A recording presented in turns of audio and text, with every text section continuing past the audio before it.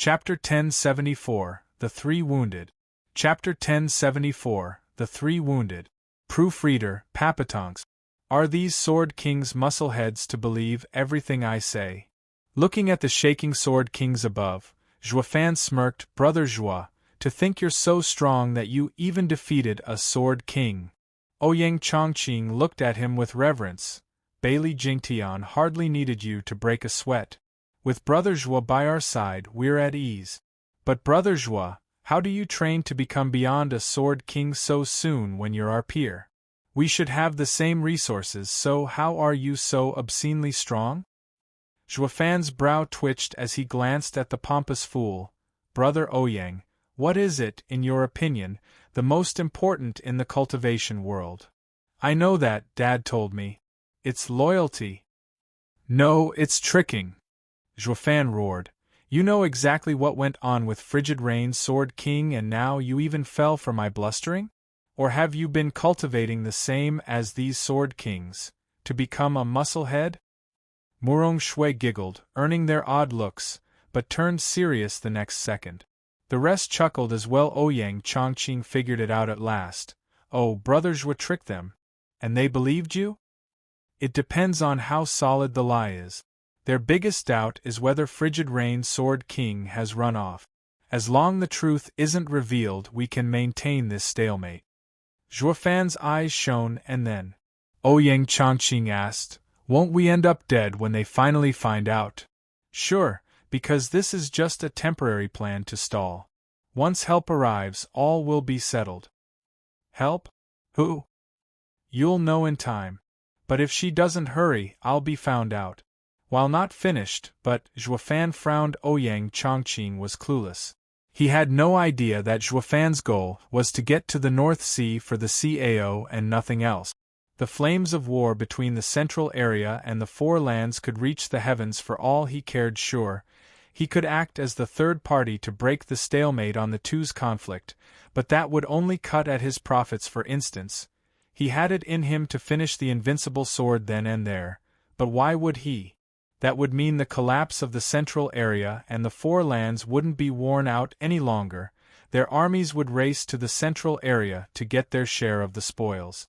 This would end in the lands winning big and him getting nothing. Only when the two sides choke each other to the last man would he have the most to gain. While the central area and the Four Lands wanted to lord over the other, Zhuofan wanted them in balance the same way he raised the Luo clan while facing tough but complex factions. It wouldn't help to break the balance until he milked it for all it was worth. Then after, rise to take it all. And that was no easy feat either, though his ambitions weren't something that any of the factions were privy to. As they spilled each other's blood, they were blissfully unaware of a common enemy cheering them on without lifting a finger to help, let alone harming a Sword King. The Four-Land Alliance would have died in regret if it knew. They invited the wolf, and even appointed him Grand Marshal. Sweating a little, the three Sword Kings above had fallen for Zhuofan's ruse. Lost as to what to do, a thin man turned to a middle-aged man. Brother Yuyun, for him to inflict heavy harm on Yuyu, he must be as strong as around 3 Sword Kings, or Yuyu wouldn't have gotten the chance to escape otherwise. That means even if we work together, we might still not take him down. Yeah, on account of his words being true. Bailey Yuyun muttered. The pudgy man with sideburns rushed to add, but his words matched the Crown Prince's story. This proves Yuyu's report was wrong. How can a soul harmony cultivator harm the Crown Prince like that? And he did it all without any trap. Yuyu must have been in the dark of his strength as well to be forced to flee in defeat. Why else would the Crown Prince say Yuyu is here only to not catch a glimpse of her? What other reason is there for not taking such credit besides being beaten back? The trio looked at each other, with Bailey Yuyun saying, "This is even worse. Devil Mountain isn't weak, but beyond strong, someone we can never offend. Yet we just did. We need to silence him." The lanky man slanted his head and spoke with sharp eyes. "None can be left alive, not even the kids. Alas, the guy's power is still unclear. Will we be able to?" Bailey Yuyun squinted, showing a crafty look. "The kid may be tough to crack, but the others are dead weight. Seeing how he's with them, there must be someone among them he cares enough to affect his calm. I'll keep him busy, testing him and drawing to the side while you kill the rest. The instant he's distracted, we'll strike him hard together. This will tell us who among them he cares the most. The faster we find his weakness, the easier it'll be to finish him. Well? Brilliant, Brother Yun. The two gave him a thumbs up. The trio then turned to their victims, no longer hesitating and ready for action. Zhuofan's heart sank. They sure are sword kings to come up with a plan so soon. This is the end of the ruse then. Having come up with a plan, there's no need for hesitation. Whoosh! The trio shot like hawks upon the kids. Bailey Yun went for Zhuofan while the other two split up and went around to target the wounded group. Even if by some miracle Zhuofan was a sword king, he'd still be stuck. He had no way of protecting himself, and everyone else. The crux was, he wasn't, and he couldn't even defend against a sword king under the bubbling pressure slamming into them. The others shivered and paled. Zhuofan frowned, touching the flickering ring with a sigh. With no time left, I have no choice but to step in. Ripples spread from his ring as immense power surges flashed. Zhuofan raised his hand, his eyes cold since they came to die. Whoosh! But then the sudden sword energies shot and forced the sword kings to slant out of the way. The sword energies cut a hole in their clothes, close to harming them. Who did that? The trio glared and turned back. A familiar voice echoed in everyone's ears. Ha ha ha, sword kings are great men, having been in this world for thousands of years, yet they like picking on little kids. Dad! Elder brother! Ouyang Chongqing and Murong Shui shouted in joy. The saviors were none other than three people, all wielding divine swords: Murong Lai, Ouyang Lingtian and Shangguan Feixiong. Though they were looking a bit pale there, even with their imposing presence, one could also not mistake the blood at their mouths, a sign of a heavy wound. Regardless, they chose to force themselves through the pain and face the three sword kings without remorse. Zhuofan raised his hand only to put it down with a sigh. Now that there's someone here to stop them, there's no need to waste energy. Brother Zhuo, you're so amazing to know help will come. With Dad and them, the sword kings can't do anything to us. Ha ha ha. Ouyang Chongqing was ecstatic. Oh, what do we do now? Look for a safe place to watch them fight or cheer them on. Brother Zhuo, with your cunning mind, what do you think it's best? Zhuofan glanced at him. The help I mention isn't them, though they're not a bad choice since they're here. So we should just run. Zhuofan shouted the last word and signaled the others to scramble after him for the teleportation array, leaving them in a daze. Reacting after a long time, they asked, Brother Zhuo, why would we run? We were dangerously close to having my trick found out. Now that someone actually lent a helping hand, only a fool would just stay to watch and die. Zhuofan urged the rest to run like hell while he barked at the pompous Ouyang Chongqing. Ouyang Chongqing was bemused. Aren't they here already? Why? Bang!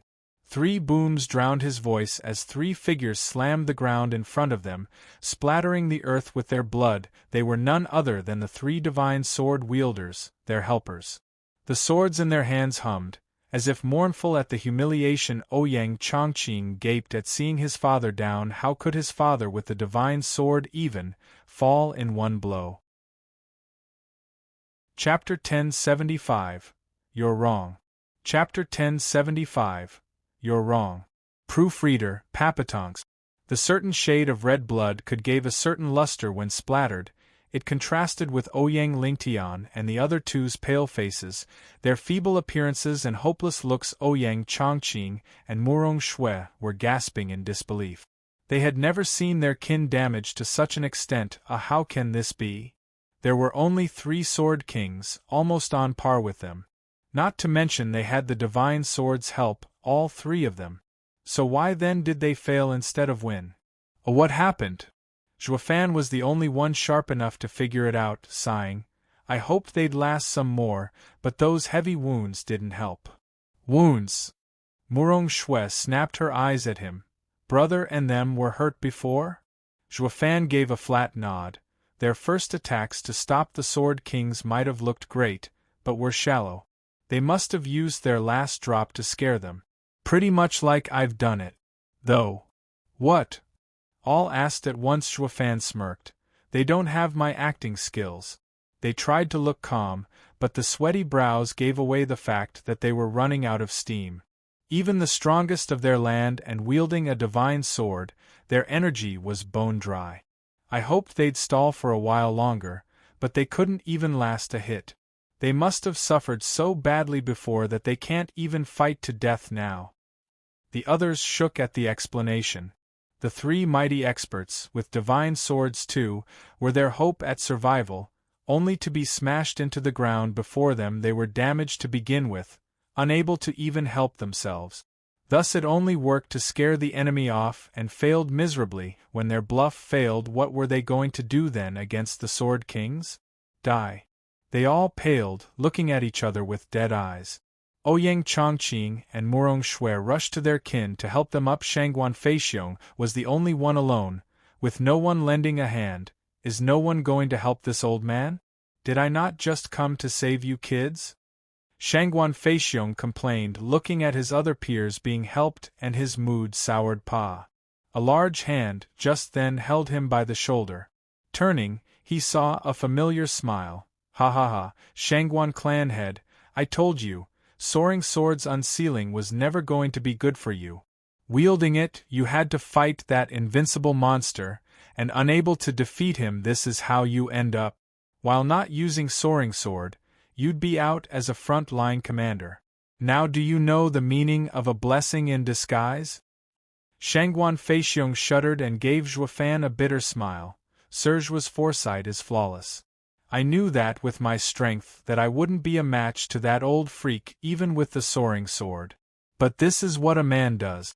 I would gladly lay down my life if it means the Four Lands will thrive. TCH, if the old geezer was that easy to snuff out, you'd never be so afraid of him. Xuefan taunted. Shangguan Feixiong nodded and sighed. I was only wishing for it. It would have been my life's glory if it worked. Shangguan Feixiong turned a deep gaze on Xuefan. Sir Zhua, from central area to northern lands, every time I struck misfortune, it's always you that lends a hand. I am touched by your friendship. As long as the Shangguan clan survives this war, my clan will never deny any of your requests in time of need, as gratitude for fighting shoulder to shoulder.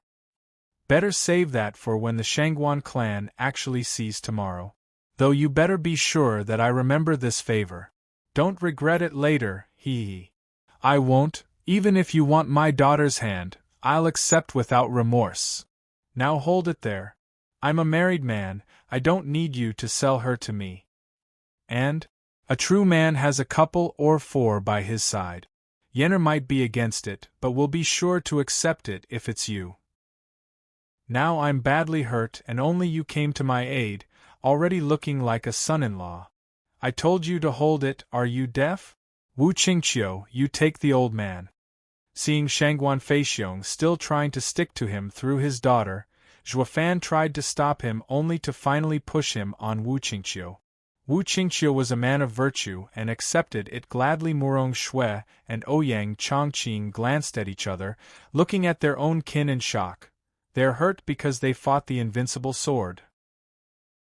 Ouyang Lingtian coughed and sighed with a lowered head, still not accepting the outcome himself. Is the invincible sword strong enough to hurt all three of you divine sword wielders? Murong Shui gasped in disbelief. The plan was to use the three divine swords against Bailey Yutian in the first place, to stall him while their reinforcements came, and then drown him in numbers. It clearly didn't work. Bailey Yutian's mere slash had them crushed, all three of them unable to stall Bailey Yutian.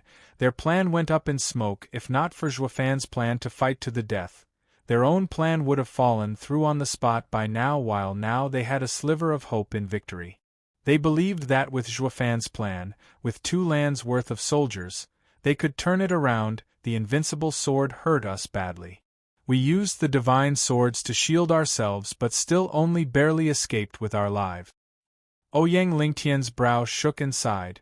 Bailey Yutian is beyond human in strength. Not even together could we touch him.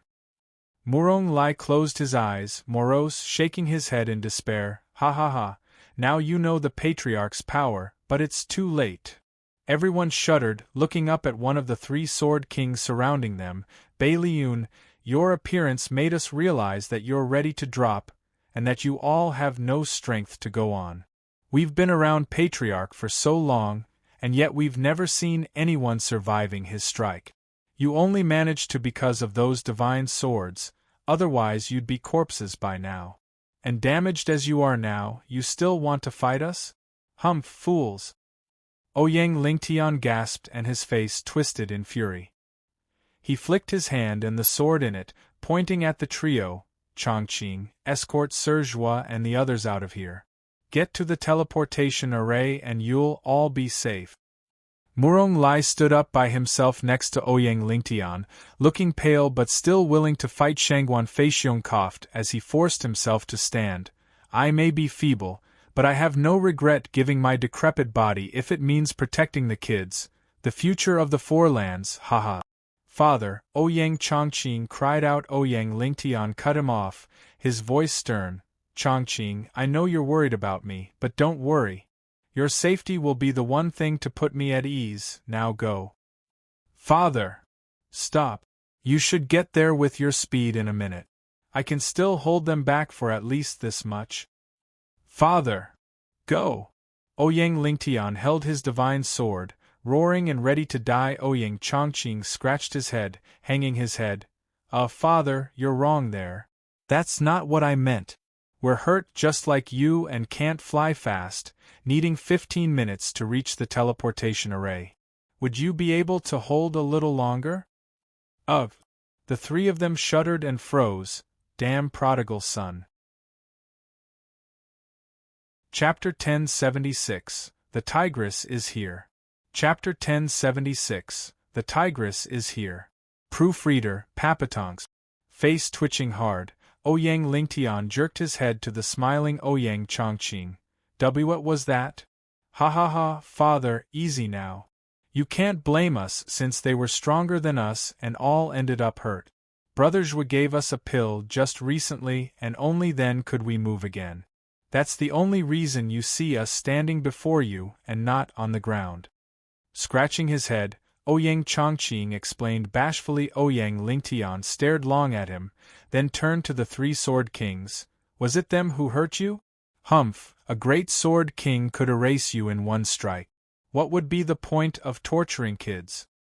Wrong, Ouyang Lingtian, we have our dignity and yet to wallow in some sick hobbies. We'd never do that to some kids? Baileyun mocked them, pointing at them. If you really want to know, just ask them.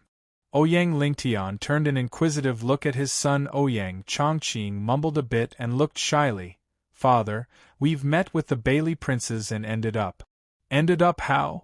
All three of the divine sword wielders asked at the same time. The kids were all looking down and ashamed, crushed.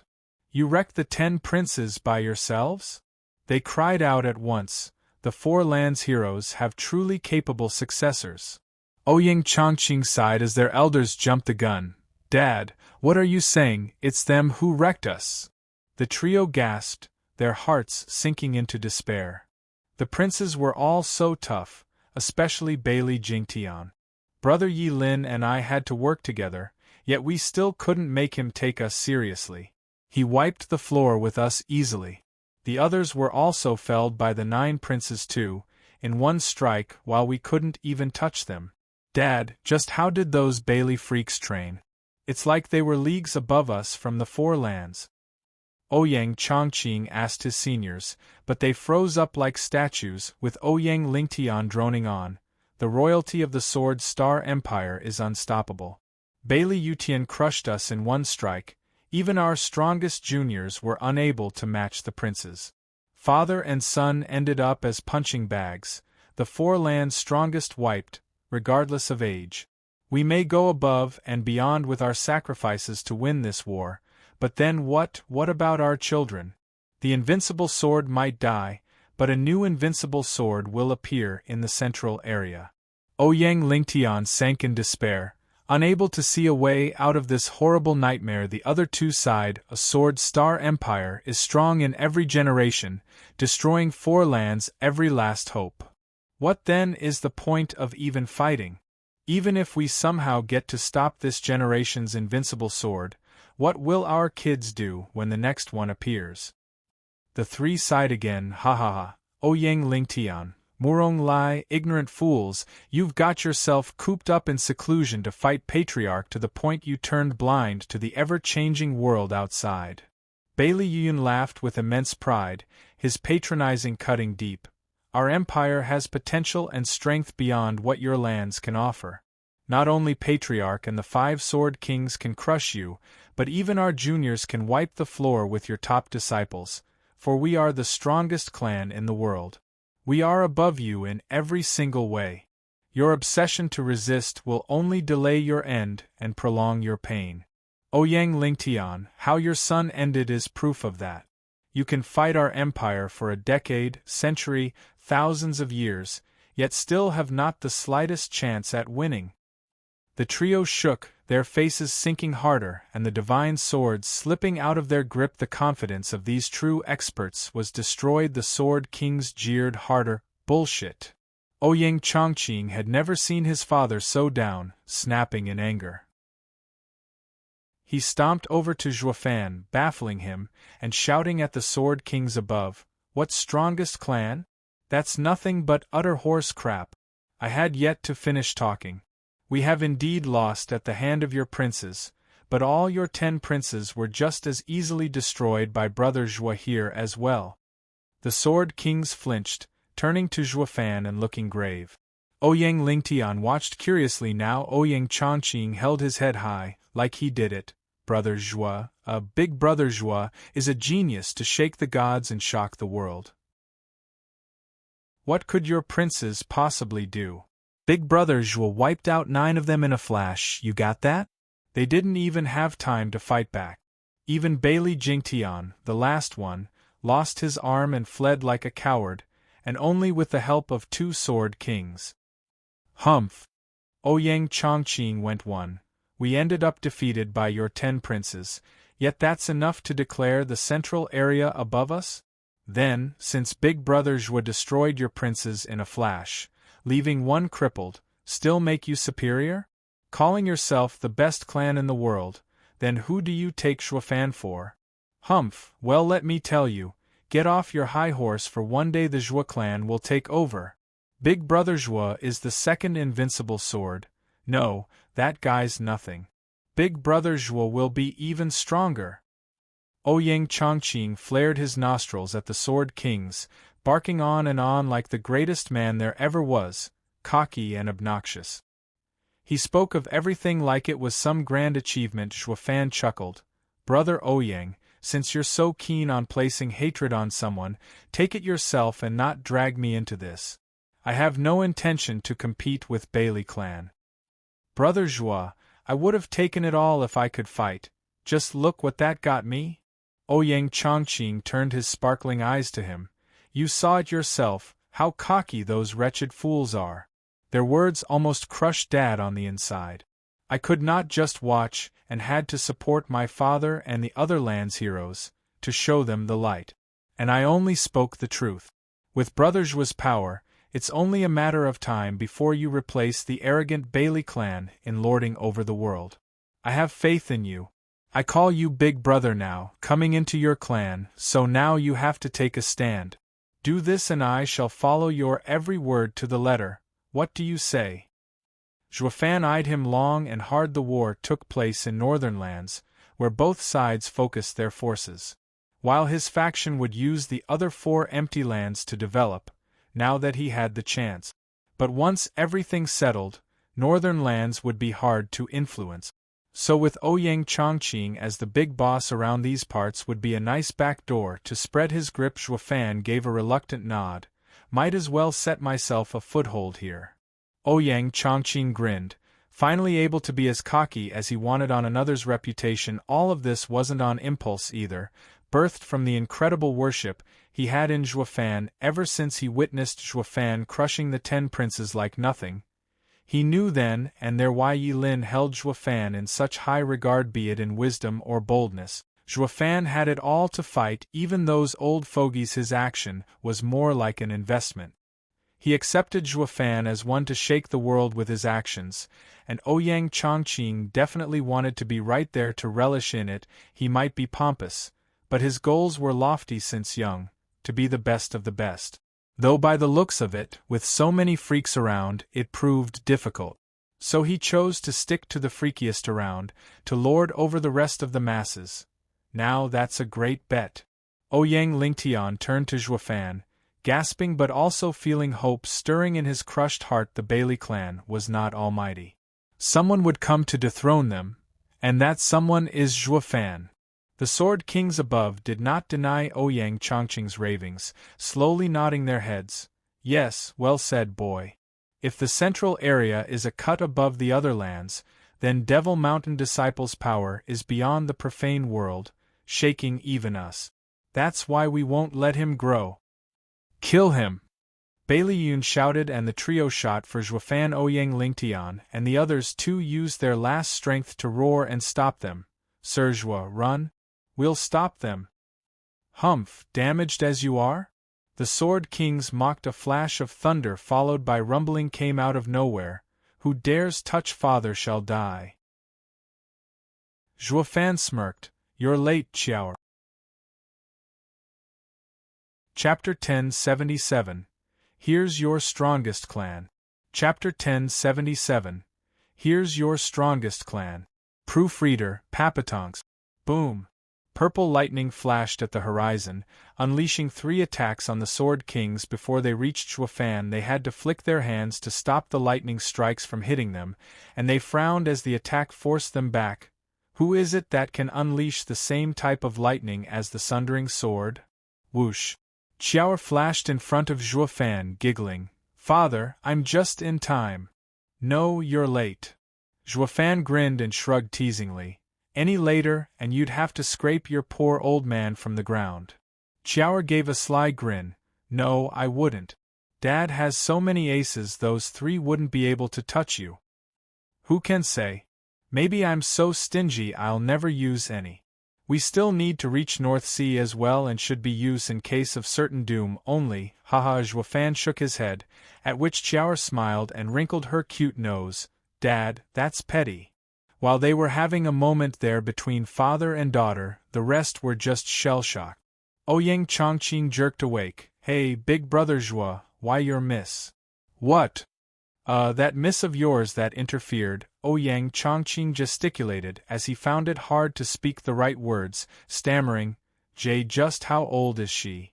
The rest gasped at the young miss in disbelief. She looked around 6, but she just struck thrice with the power of around peak soul harmony stage. A junior with that power would be a mighty talent indeed. But then what would that make her? Still a twerp, yet wielding so much power. Just what is wrong with this world? Ouyang Lingtian's team was just as stunned as the rest of them thinking about it. They had seen Zhuofan with his daughter, but was written off as extra in their minds, of no import. Only now they saw her as a real threat were all those around Zhuofan freaks of nature. Shangguan Feixiong had it the worst.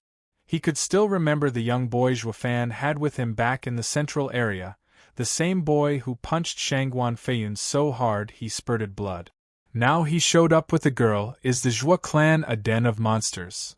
Everyone gave Zhuofan astonishing looks. Zhuofan gave a light wave, though finding no need to answer Ouyang Chongqing. Qiao, now I can rest easy with you here. I'll leave the Sword Kings to you.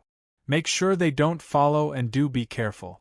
Their nature is in opposition with yours, so don't meet their sundering sword art. Don't worry, Dad, I know, hee. Qiao flicked her twin ponytails as she turned around to stare at her targets with insufferable smugness. Dad says you 3 can't pass me, unless you want to die. I feel heaven's generosity for life, so I'll make it easy for you. If you don't budge, then you get to live longer. Dong. The minds of all boomed like drums at the young missy's blustering, unable to wrap their heads around how a wee girl could be so arrogant. Then they realized, right, like father like daughter, insufferably arrogant both of them. while the next reaction was, "Is the girl crazy? She may be in the soul harmony stage at her incredibly young age, practically a miracle, but no matter how outrageous, she's no match for Sword Kings. It'd be a loss upon this world for such a gem to be nipped in the cradle."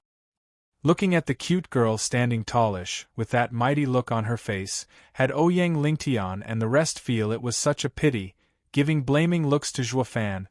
"We can understand the child being rash, obnoxious and wild, since it's her nature, but you, as her father, are supposed to act your age and not send your own daughter to her death. Why the hell would you?" Zhuofan flicked his hand, walking away. "In 15 minutes you'll all be safe through the teleportation array as I escort you. I also want to see for myself that Qingqing has left."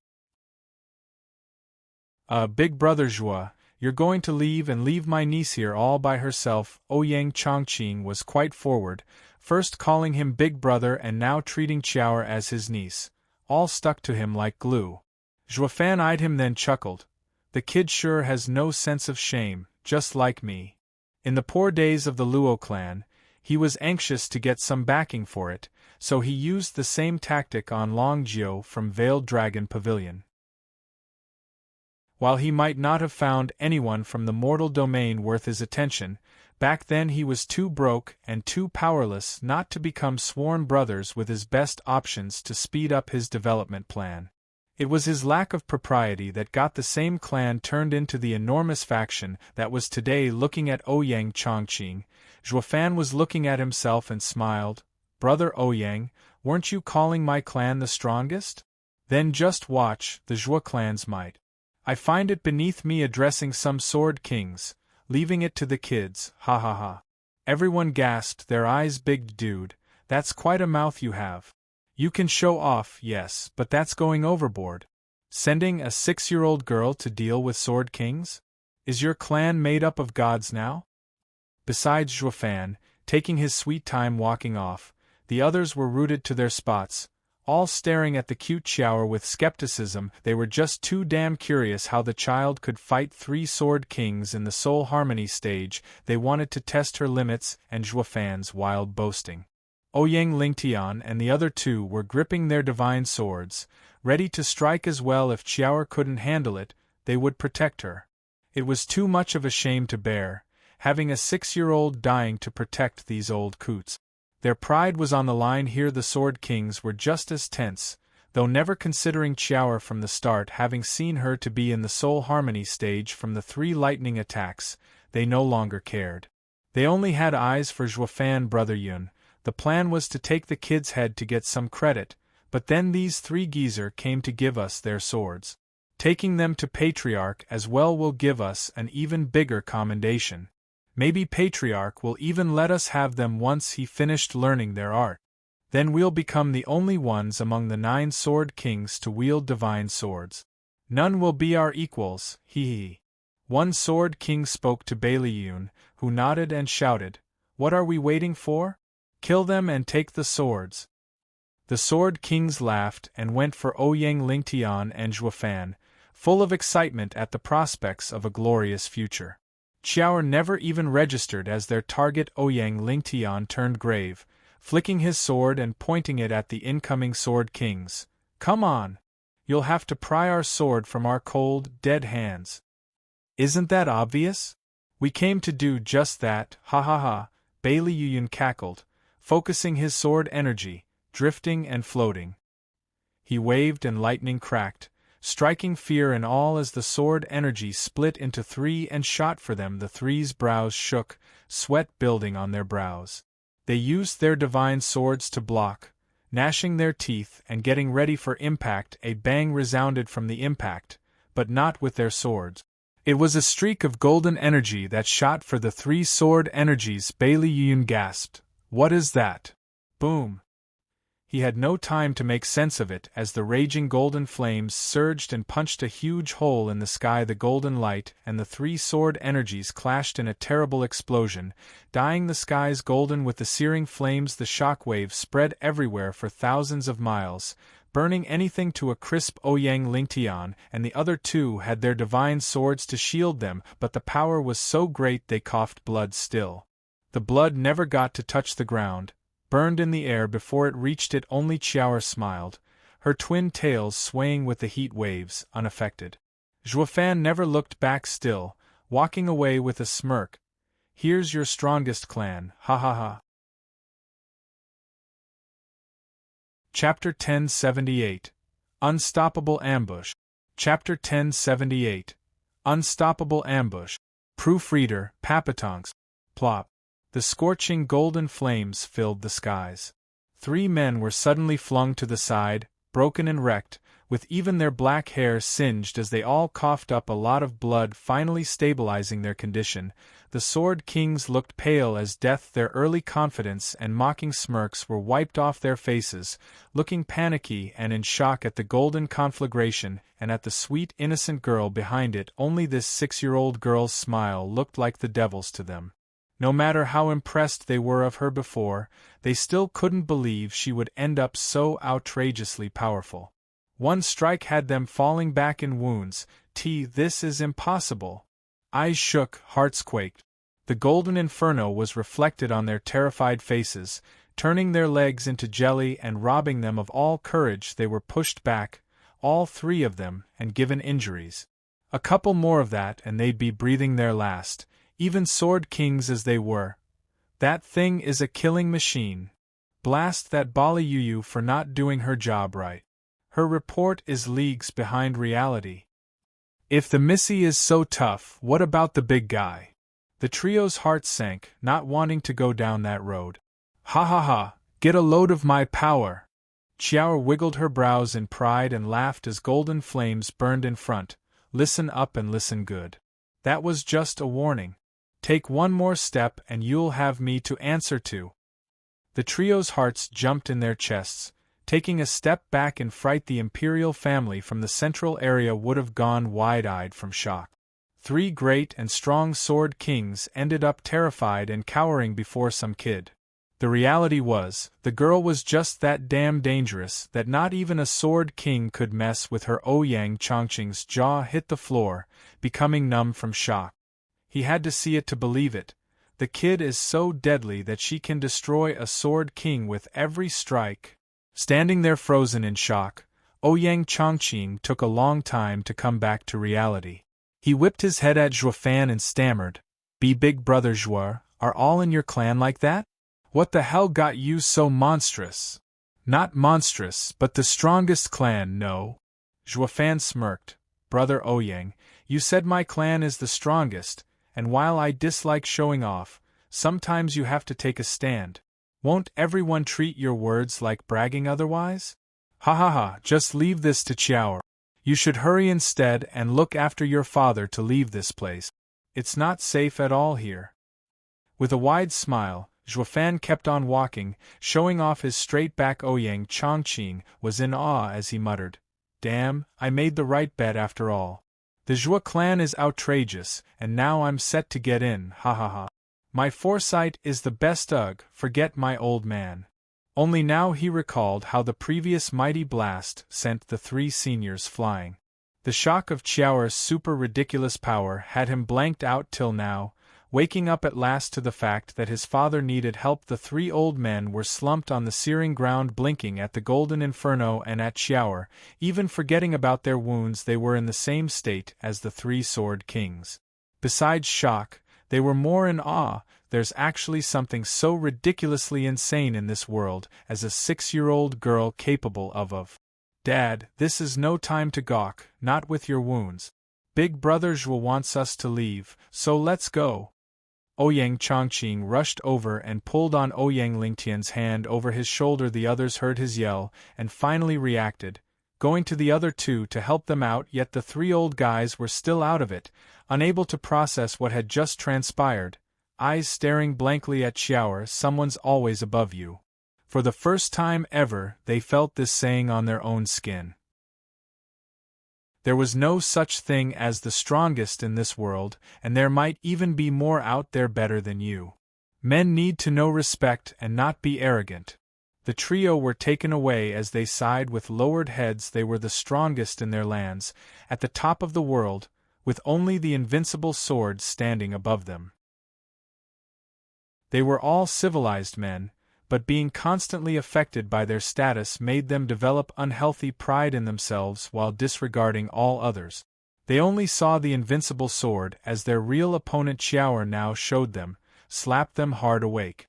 There were countless young heroes out there, beyond even what these old relics could achieve. Wu Qingqiu's team gave Xiaoer one last look before realizing that Xuefan's daughter did have the power to block the Sword Kings. Even as baffled and stunned as they were, they could not misplace the safety they felt. Without hesitating any longer, they dragged the three seniors after Xuefan. Yilin stepped livelier, catching up to him, whispering, "Elder brother, did Xiaoer use a dragon breath pill?" "Yeah. How many do you have? If she uses them all, then nothing will stop them." "Relax, Dragon Ancestor gave her 10. I bet 3 are enough to rip even those Sword Kings to pieces." Xuefan smirked in confidence. Yilin flinched and gasped, "So many? Master is playing favorite. He only gave me a couple last time and now he just gives away 10? On top of that, they're even stronger? And he even said the dragon breath pill drains him a lot." "Liar. This shows he cares more about the girl than me." "I don't think so, since I provoked him into giving them, and our mission this time is too dangerous. Dragon Ancestor just gave us a little something to be prepared for whatever comes our way." "Dangerous? Elder brother, weren't you in a rush to seal the whirlwind tunnels? Why have you come to the northern lands? Can I help?" "Most likely not." Xuefan shook his head, turning serious. "To be honest, I came to the North Sea to find Heaven Sealing Cao. But then I heard he has a foul temper, treating humans like they're his bitter enemies, so I came prepared. You can't get involved. The more we are before the sacred beast, the worse it would probably be. There's no point in wasting your life. I'll have to play it by ear, and see if I can get him to cooperate." Recalling his master's strength, Yilin nodded in understanding, then sighed and gave up, and so, the team left their backs in Xiaoer's care. As they moved with speed for the teleportation array, the Sword Kings looked through the golden firewall with anxiety and gnashed teeth. To get to them, they first had to get through Xiaoer and her cold smile, though they were feeling a bit fearful. The girl is outrageous. But the problem is her dad. How strong is he? In the case he's even stronger than her, then we have it worse. Chasing did not sound so pleasant right now. A curse you, Bailey Yu, and your rotten report. We were all minding our business and would have kept it like this instead of offending this monster pair. Now that all gloves are off, we need to finish them now or suffer later. But how the hell are we to do that?" They had deep frowns and filled with blame for Bali Yu, cursing her to the high heavens. Whoosh! A sudden gale blew and a tall figure loomed over them from behind. An aged and rumbling voice shook the air. "What happened? Why such a huge ruckus?" "Patriarch!" Shuddering, the Sword Kings turned around at once and bowed. "Greetings, Patriarch." Chapter 1079, Hard to Block. Chapter 1079, Hard to Block. Proofreader, Papatonks. Whoosh! Invincible sword flashed before the three with coldness in his eyes. "What happened here?" "Report." "Patriarch, we were stopping Xuefan and Ouyang Lingtian's group of 3 divine swords wielders." The trio tensed and answered at once. Bailey Yutian's beard shook, but then grinned. "That's great then, the heads and the swords I wanted gathered in one place. Well, where are they?" "Are ran off." The trio's faces twitched, feeling apprehensive as they glanced at Bailey Yutian, shaking all over. His features twisted as he roared, "Ran off? How the hell did they just run off?" Because. And why are you still standing here like fools and not going after them?" Bailey Yutian cut through their stammering as he raged on. The trio looked at each other with bitter gazes, when Bailey Yutian finally scrounged up his courage to point at Xiaoer. "Patriarch, we failed you, stopped by this little girl. We couldn't do anything. Please show leniency, Patriarch." "A little girl?" Bailey Yutian narrowed his eyes, scanning Xiaoer. So this is the one you say that blocked you? Yes, Patriarch, she's always been with that Shuafan. Her innocent, cute and joyful manner is just a front for the real. Bam! Bailey Yuyun and the other two found themselves flung away by a sudden release of immense power, even as he talked. They bled once more, coughing and paling. Bailey Yutian's eyes burned hot with his anger. I don't need excuses. You're nothing but dead waste for even a little girl to stop you. Yes. The trio took the critique with a deep bow. Bailey Yutian turned his attention to Xiaoer, showing off a cold smile. Ha ha ha, Devil Mountain isn't the empty lie I thought it to be. There's some truth to it, I see. Missy, you sure are something to stop these three, even if they're more or less garbage. Better believe it, Humph. Xiaoer scoffed and raised her cute face with excessive pride. Those three don't know reason, so I only set them straight. Old coot, if you know what's good for you, disappear from my sight. Dad said none of you can cross this line. Or what? Bailey Yutian smiled. Xiaoer smirked, her eyes flashing coldly. What I'm going to do to old geezer like you is cremate you. You got quite the mouth on you. Bailey Yutian shook his head, giving a scornful look and smile. He just walked towards the golden fire, one step at a time, like he was out on a stroll. Missy, you're the first to ever talk to me like that since I started on my path. Show me then, just what skills you have to back up that overconfidence. Ha ha ha. Bailey Yutian laughed, letting it loose as his bulk neared Xiaoer. Xiaoer stared at him, her face growing hard, then her hand flashed with a golden ball of fire. The violent and destructive air it gave spoke of death and horrors. Old coot, you asked for it. You only got yourself to blame for ending up in pieces by insisting on crossing the line. There's no line that can't be crossed, only the strength to do so. Glancing at the ball in Xiaoer's hand and sensing its power, Bailey Yutian was first amazed, then excited as he quickened his pace. He couldn't wait to test Xiaoer's strength, so that's what got those three fools to eat dirt. Ha ha ha, not bad at all. I can feel the flood of power coming off it. Though it's not yours, miss, but to have it proves Devil Mountain is more than it seems. I so wish I could meet a real Devil Mountain expert. It would make death worth it. Oh, you're going to see one all right now. Xiaoer's eyes flashed and the dragon breath pill whistled through the air for Bailey Yutian. Boom. The golden light shot like a start, smashing for Bailey Yutian at top speed. It followed with a tremendous explosion, not unlike the previous one, shaking the world around for thousands of miles. The golden inferno released decimating shockwaves that engulfed half of the sea-bright sect and destroyed veritable monuments, having survived for thousands of years. As for the mighty invincible sword himself, it got swallowed up by the raging flames. The Sword Kings gasped in panic. Patriarch! There was no answer, giving the sinking feeling. The old expert's body crumbled under the onslaught of fire. The Sword Kings slumped in shock. Xiaoer giggled and mocked. That's what you get for pushing it. And he still went on about seeing some Devil Mountain true expert. Happy now?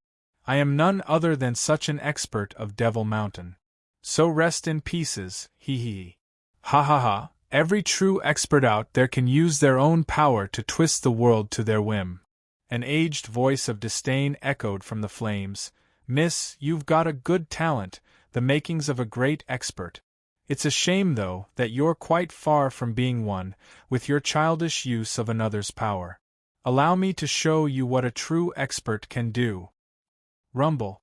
Lightning crackled all of a sudden and a savage sword wave crossed the skies and split the inferno. Invincible sword appeared in sight, taking his time as he walked out, casual as before with every step.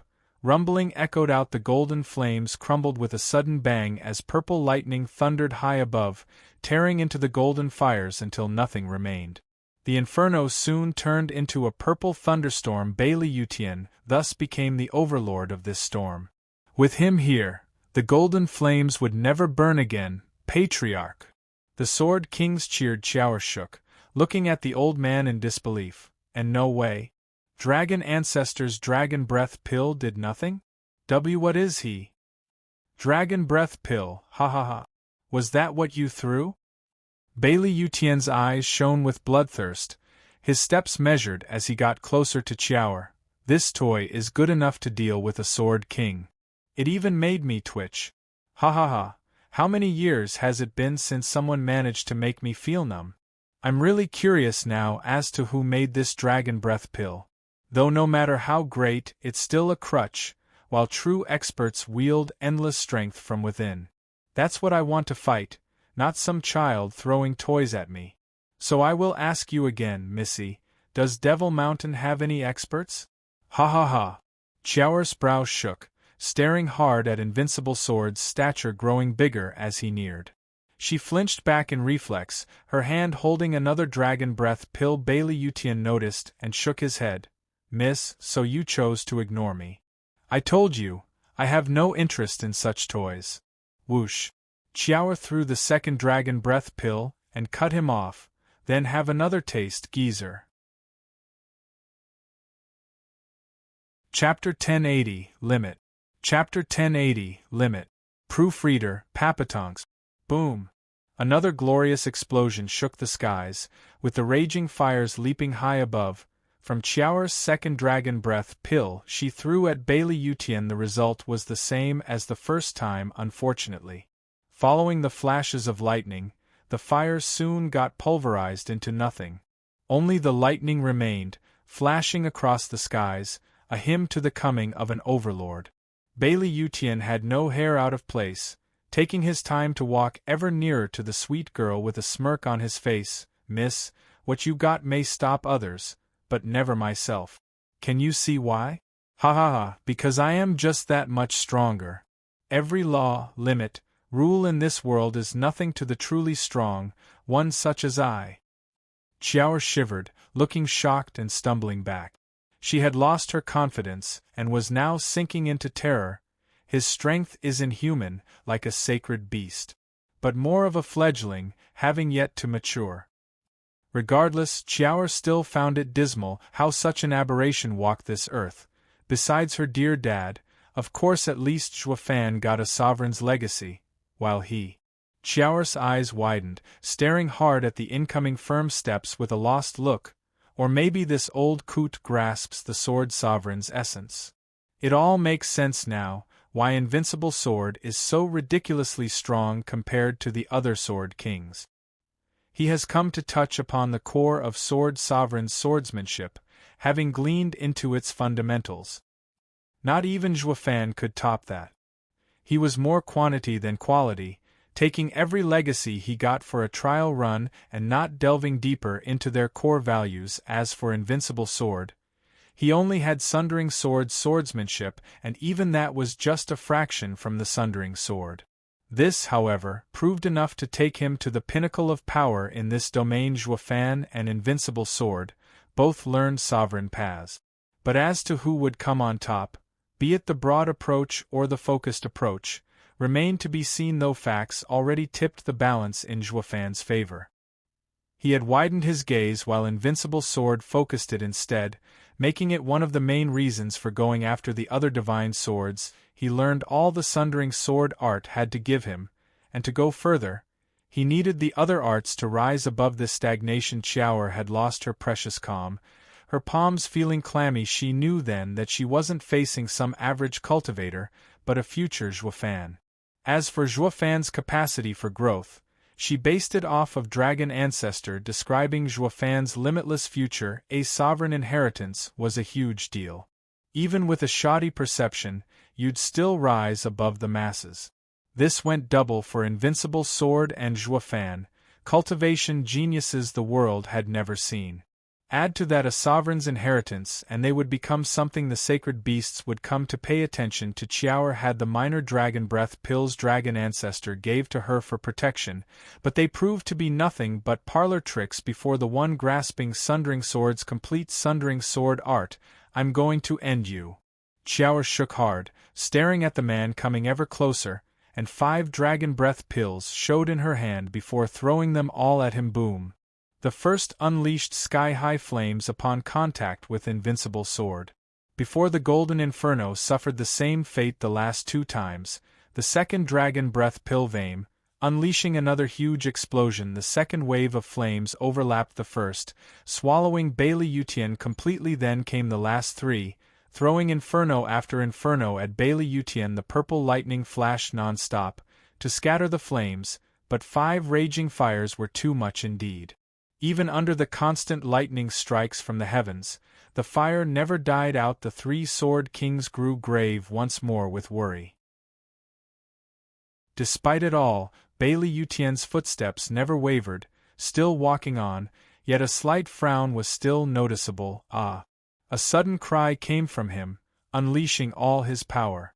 As the 5 searing waves of fire were about to enclose him, booms resounded as lightning gushed from within, tearing at the fires. The dreadful lightning flashed and punched a hole in the inferno, helping the lightning coming from above to attack it from the outside until no golden flames remained. The Sword Kings gasped, unwilling to believe what they were seeing. Patriarch's power exceeds that of the worlds? Bailey Yun glanced at the other 2, his voice shaky. Any other Genesis stage expert relies on the world's power for their strength. Even we, Sword Kings, are no different. Yet Patriarch. Yeah. Another Sword King nodded. Some say the world's power has a limit. If one comes to overcome it, they would be able to tear the world apart. I always thought it to be a myth. How can the world have a limit? Now I know that Patriarch had already attained this realm.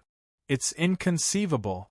We all saw how the world's power barely put a dent in the thick flames, yet the Patriarch's own strength cleaved them. What more proof is there? The other 2 nodded, their eyes shining with excitement. It was pride in their clan that the invincible sword was indeed the strongest in the 5 lands. Not even the world could stop him. They had no way of knowing that the world's power had no limit.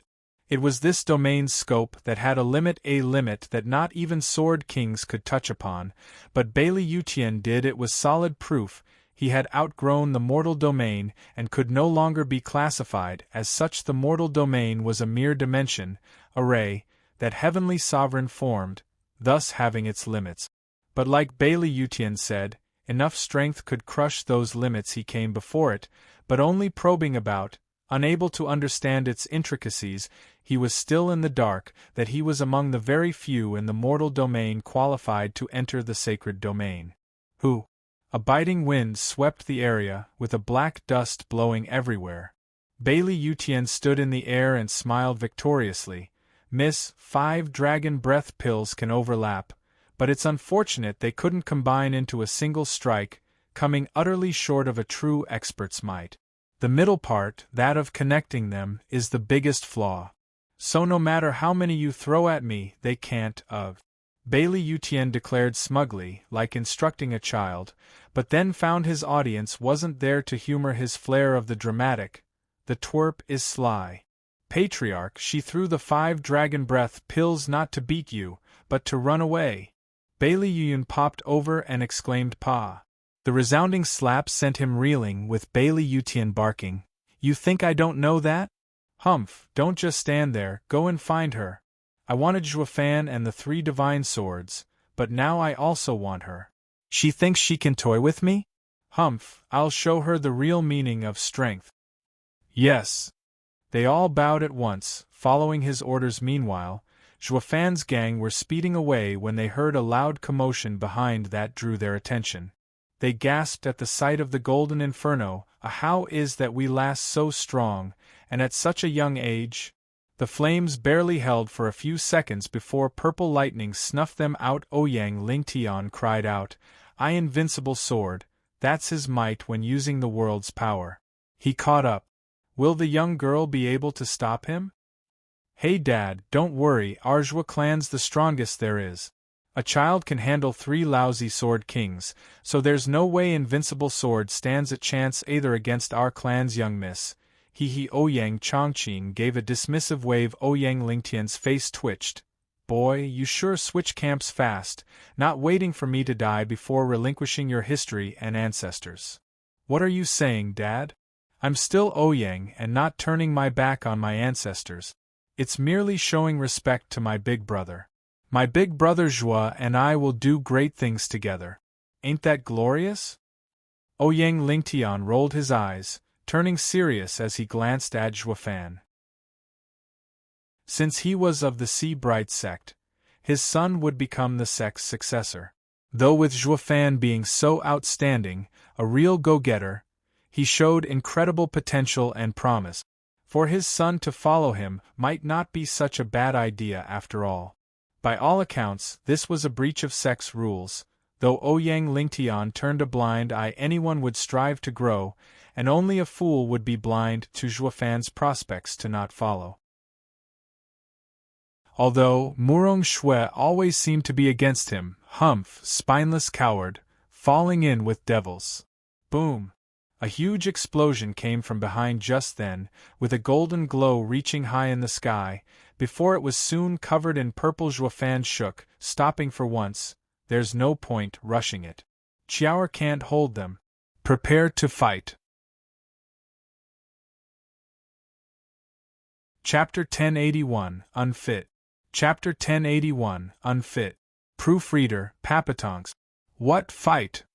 Seeing Zhuofan stop, the rest halted as well, looking grave. Brother Zhua, are you absolutely sure Qiaoer can't hold it? Zhuofan gave a curt nod. In the last two explosions, the lightning always prevailed over the inferno. It's proof that Qiaoer can't handle invincible sword. I wager they'll soon catch up, and escaping with our speed is pointless. That's why fight. Brows shook all over as faces sank in despair, balling their fists as fear creeped into their hearts. Besides the fact that all here were stragglers, not even at their best would they ever hope to stand a chance against that monster. Ouyang Lingtian was the most clear on that. He and the other two divine sword wielders' only hope was in Qiaoer's godlike talent. This, however, turned out to be a bust as well, with the old freak coming to finish them off. Everyone shivered. Big brother Zhua, what are our chances? Ouyang Chongqing gazed at him with blinding hope. Everyone turned as well with burning gazes, including the three oldies here, all eager to know the answer to that question, having lost their backbone and awaited his instructions back when he was the Grand Marshal. They could still make use of that noggin on their shoulders, considering the three orders. Now though, they relinquished their cognition in favor of following Zhuofan's orders. They were at the end of the rope, and the only way out was with help. Any that fell in such dire straits would stoop to any low, would take any deal. They would forego using their own minds in overcoming to earn another's help. The help might come from a volatile person, but no matter how wretched the character or unreliable, his words were law to them. Not to mention Zhuofan's intellect had been put to the test and prevailed. Their trust in him was blinding at this point. None had such complete faith in Zhuofan until now, especially the ever-belligerent Murong Shui. Even she found herself with her fate in his hands. Despair was among the best ways to get people to listen and obey. How else would you explain the many plebeian revolts throughout history? Zhuofan met their gaze with a knowing smile. Rest easy, with me here, nothing will happen. Big brother knows a way? You can overcome invincible sword? Ouyang Chongqing gasped, discovering another side of him. The boss is so tough he only used his pinky before, when he has the power to fight the best in the lands. Really? But we're peers, there's a limit to how strong you can get.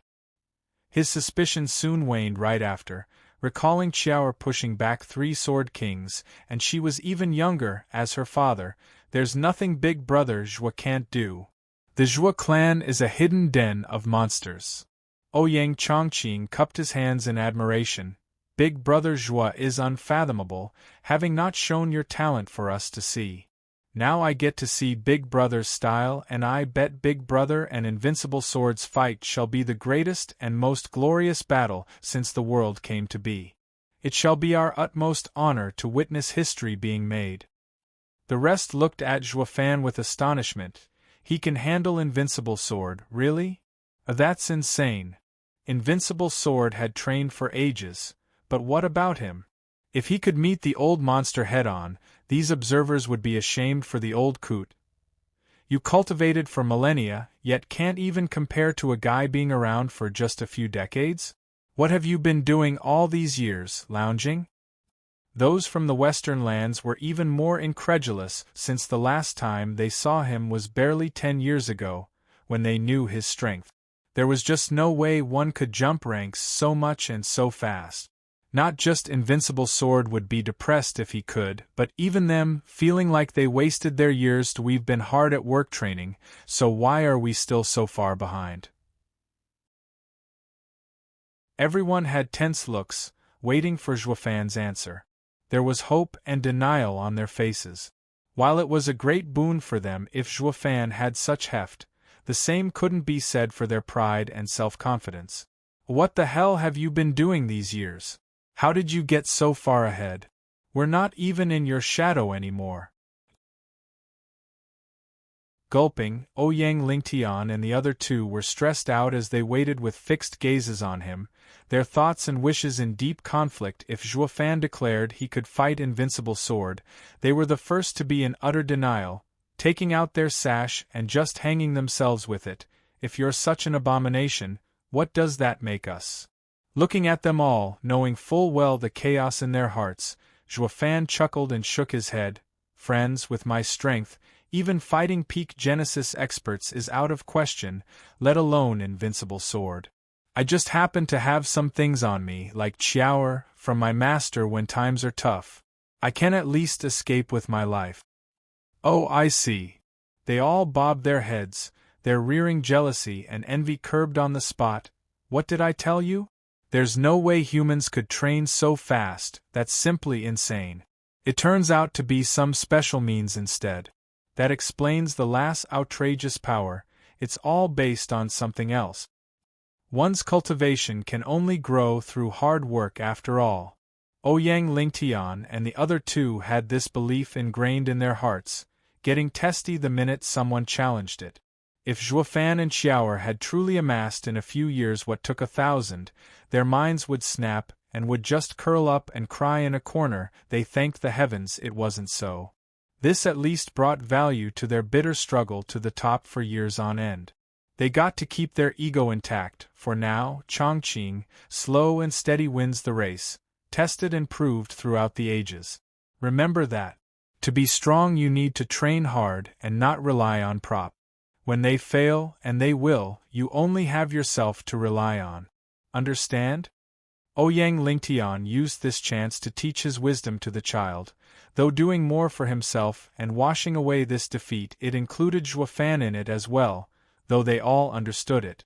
Old-timers found their limelight stolen by youth, so they could only hang their seniority over their heads to show off. Ouyang Chongqing played along by nodding, the picture of an earnest pupil, yet rotten heart of disdain. Youths were pragmatic, looking only at the end and not the means.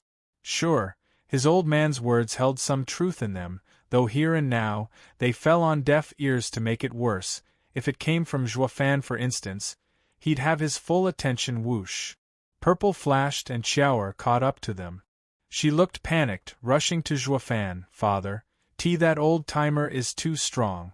Dragon breath pill didn't do anything. He's on his way right now.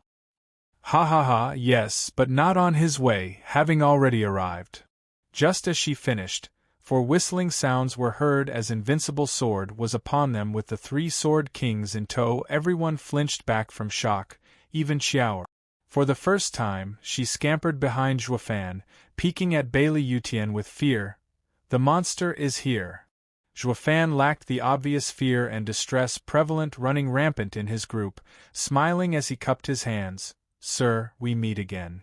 Indeed, Sir Zhuo, your absence weighed heavy on my heart. Ha ha ha. Giving a smirk, Bailey Yutian laughed. Devil Mountain is such a big name, living up to its reputation. I have now come to see it for what it is. Although, I'm afraid leaving without your head and the 3 divine swords is out of the question. Will Sir oblige? Zhuofan cocked an eyebrow, giving off a smirk of his own. Sir sure is forgetful of our deal to stay out of each other's way. Isn't it a little too soon to come for my head? Sir might want to go back on his word, but aren't you too eager, too undignified?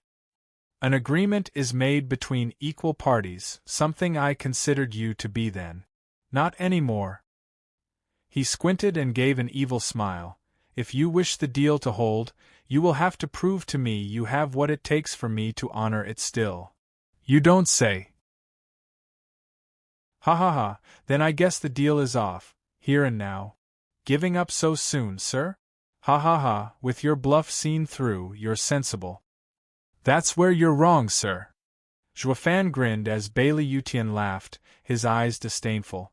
I found that from how Sir defined the deal that you're the one unfit for me to keep it. You're just too weak. Bailey Utian shuddered, his manic smile frozen on his face as his expression darkened. Humph, Sir Joa called me forgetful, when you're even more so.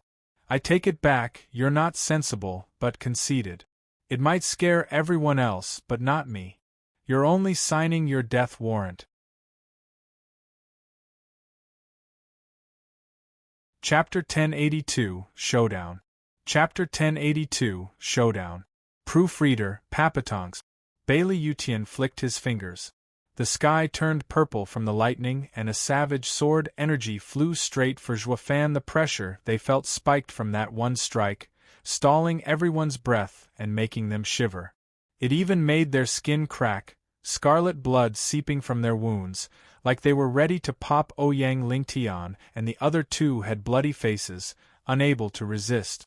Not even wielding divine swords proved enough to defend against this casual swipe from Bailey Utian, invincible sword, unstoppable and decimating. He held the greatest power in the world, relentless and crushing. Below this sword wave, all felt death breathing down their necks, turning icier and icier. Ha ha ha, Sir Joa, I just came from having tried your child's toy. Quite impressive, I might add, but far from enough to threaten me. Sir Joa, a father shouldn't be using the same method like your daughter in desperate times. You'd only disappoint me. Bailey Utian laughed with disdain. The three sword kings looked smug seeing their boss smug, cackling on the inside. Mess with Patriarch and this is what you get. None can stand up to the Patriarch. Devil Mountain's dragon breath pill might deal with a sword king, but it's only a crude toy against Patriarch. Ha ha ha. Joafan squinted, facing the fierce winds, and looked at the obnoxious four above with a cold smile. Invincible sword, don't get too happy. You're far from becoming unbeatable. I might not have such toys on me, though I'm partial to having pets. Since Sir is gracious enough to show us how it's done, I would very much appreciate your input on this little beastie. Joafan flicked his hand and the storage ring opened a portal. A fierce gale blew and the ground shook. The sword energy was right on top of the group, about to take their heads, when a huge sharp claw lashed out at it. The explosion rumbled out and the invincible sword's energy remnants faded off into nothing. A chilling wind passed as a wind shadowed the sun and the skies in its entirety. A single flap crushed stone and broke mountains. The endless purple lightning around got snuffed out as well under the biting gale. The invincible sword's dominance over the sky had been cut down to half its size as a three-headed humongous bird with an azure flame on its forehead presented its glorious size to the world. It shrieked, the piercing sound deafening and reverberating in all directions. All spiritual beasts within 1,000 miles cowered in fear, prostrating before their king. That's. All gaped in shock and terror, including even Invincible Sword. Could this be the legendary imperial spiritual beast of the 9th level, the three-headed crow?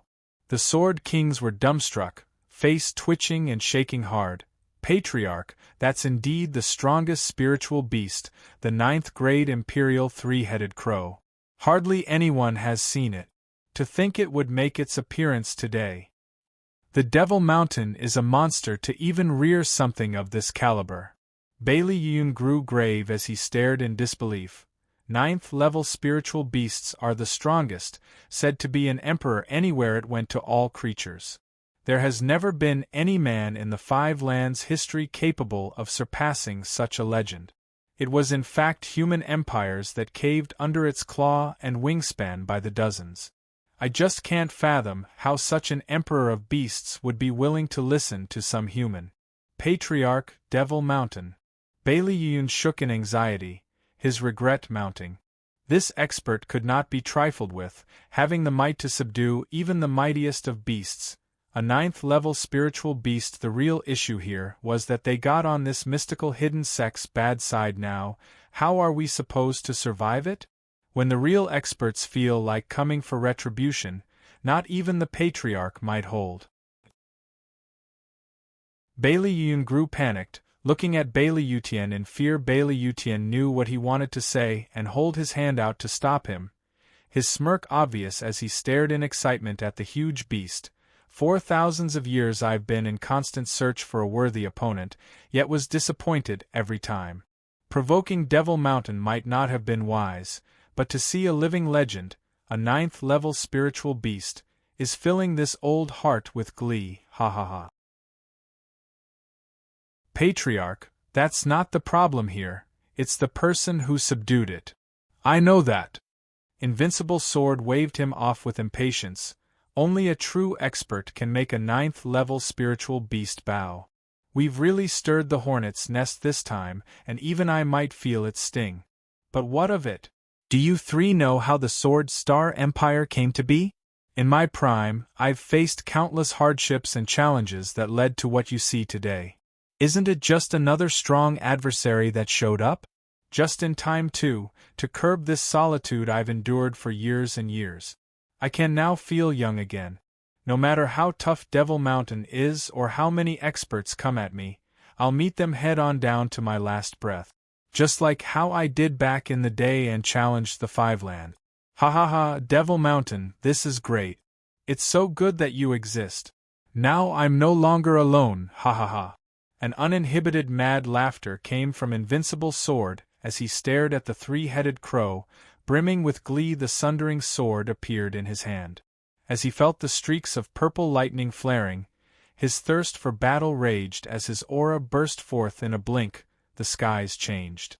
Lightning crackled, purple fighting to wrest control of the skies from the black winds. The Sword Kings fell back as Patriarch grew more and more excited, having never seen him so wild and violent. Now that the 9th-level spiritual beast appeared, it could handle all his power and he could finally let loose. For a man so crazed about being at the very top, it was the greatest stimulant. The three-headed crow started, hardly believing what he was seeing. Not even it had faced such a strong human.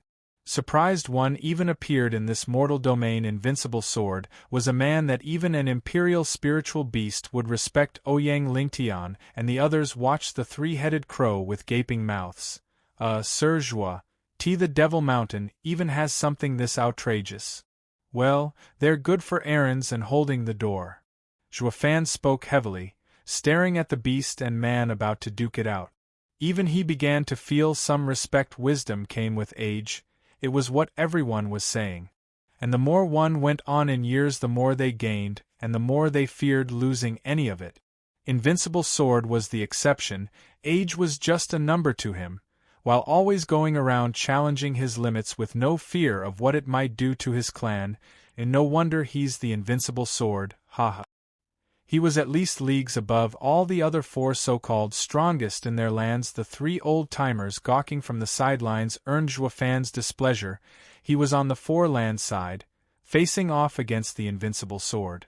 Yet when it came to respect, he found the enemy far more worthy of it. It was all due to these mighty experts cowering in the face of their enemy, while the Invincible Sword relished the challenge. That's what separates the strong from the weak. Propping doors? Sir Joie, just what the hell is Devil Mountain even? Lingtian cried in shock. Joifan smiled, his focus never leaving the fight that was to commence. He noticed the three-headed crow was shaking, looking just as thrilled. The 9th-level spiritual beast wants to put the Invincible Sword's title to a real test, ha ha ha. How foolish. Joifan shook his head and continued to watch. He shouldn't be belittling the three, not when they were heroes of their own areas. But now, when life was on the line, in the face of this showdown, they only cared about self-preservation, although quite a logical action too. While he had no worry since it was all going as planned, the rest were on a razor's edge, from one situation into another. How could they handle that? He always emphasized on their toughness and bravery, but he was asking too much from them. Zhuofan emptied his mind then, finding a new world view then and there. Opening his eyes, all were just too focused to notice his changed gaze, with even Zhuofan unable to understand what realization he came to. Chapter 1083, Man and Beast. Chapter 1083, Man and Beast. Proofreader, Papatonks. Whoosh. Holding the sharp Sundering sword, Bailey Yutian glanced with excitement from the crow to Zhuofan below. Ha ha ha, Sir Zhua, I must thank you for giving me such a great adversary. I'll be sure to show my appreciation by giving you a proper burial once I slay it and keep your head. I'm humbled, which is why I'll be sure to gather your pieces and send them back to Sword Star Empire once my spirit animal tears you apart. The least I can do is not let your corpse be ravaged by wild beasts, as a token of our brief friendship, ha ha ha. Zhuofan looked perky as well. The two stared at each other and burst out laughing. The audience was left dumbstruck, none able to understand what was happening, not even the three sword kings. They both talk about the other's demise, but what's the deal with using such a friendly tone? What baffled the sword kings more was how their patriarch sounded even genuine. It held no sarcasm, but true in his intent to pay back the favor. Who in the world is kind to their victim? Since when is giving them a burial being nice? Invincible Sword was just that content with saying such dreadful words, making all others numb. Ouyang Chongqing wanted clarification. Big brother, were you cursing each other just now? Of course not, we're just having a friendly chat, finding common ground even. Friendly? Common ground? I don't see it. Ouyang Chongqing was stumped. Zhuofan sighed. You haven't been around much, and have no clue about a practitioner friendship. Being part of this circle of practitioners, you don't get to choose. Each of us wants the other dead, driven by our own interests. That, however, doesn't stop us from having mutual respect as well, showing it by looking after their corpse. This is how you treat an honorable opponent, completely natural. How's that natural? I didn't understand any of that. Ouyang Chongqing scratched his head. Clueless still. Ouyang Lingtian took a moment to mule his words and then bowed to Zhuofan. We all admire Sir's conscience. Dad, you got what he said. Of course. The three old men laughed. Practitioners don't get to choose, ha ha ha. Smiley face. The author is taking the idiom literally, with the implied meaning that they don't get to choose where to die or if they get a burial. They turned serious then, their smiles falling, turning to the man and beast above with nothing but respect. Self-preservation no longer dominated their actions, standing tall like a true top expert of their land. Zhuofan nodded. No wonder they understand, being the head of their land. A practitioner must be willing to challenge, that's what makes him a fighter, rather than stretching his time on this earth for as long as he can. They sealed it off in their hearts, sealed themselves from the Tao in the secular world. This may be why their insights in the sacred weapons lack, compared to the invincible sword. Their hearts were confined with trifles. Now their hearts are open. Whoosh! The three-headed crow flapped its huge wings, sending fierce winds around. It then shot for the invincible sword, talons at the ready to tear him apart, whistling through the air. Patriarch, look out! Rip him apart! The Sword Kings cried out while Qiaoer cheered for their house pet. She was getting more than a little kick out of it, seeing Invincible Sword about to get it after picking on her clang. The Invincible Sword squinted, flicking the sword to block the claw, letting out a grating sound. The power exerted was absurd, cataclysmic, with Invincible Sword forced back as he defended. His arms bulging from strain and sweat formed on his brow. Having never seen Patriarch in such difficulty in battle, the Sword Kings were panicking. The rest, by contrast, were wild with joy. Ouyang Chongqing skipped over to Zhuofan to exclaim, Big brother, if you had that precious, you should have taken out from the start and saved my dad and others the effort. I wanted to wait for the perfect timing to catch the invincible sword by surprise and end him. Now I had no choice but to let them face off. Juefan made up some lie on the spot. He couldn't outright say, "I was waiting for both sides to be crippled." That would be most rude. The excuse sounded clever too, with none judging his intellect. After all, he had done all the thinking for them all this time. No matter how suspicious this reason was, since Juefan said it, they had to believe it. Who here was the Grand Marshal anyway? Only Ouyang Lingtian and the old-timers understood that the war didn't matter, only this battle. A howl echoed as the invincible sword tensed his legs and stood firm to stop his retreat. The invincible sword then pushed harder, flinging the humongous bulk of the three-headed crow back, making it roll in the air a couple times. The three pairs of eyes looked back with shock. "You're quite strong for a human. It speaks just like that sea demon." Ouyang Chongqing shrieked.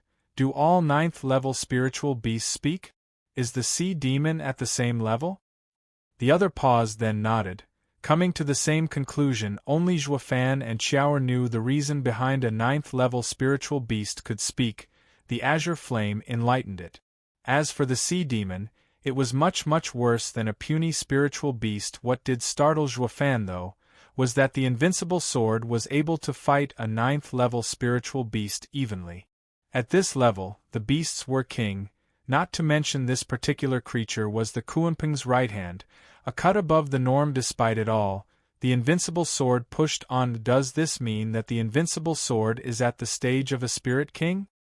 He's not one in the truest sense only because the domain blocks him?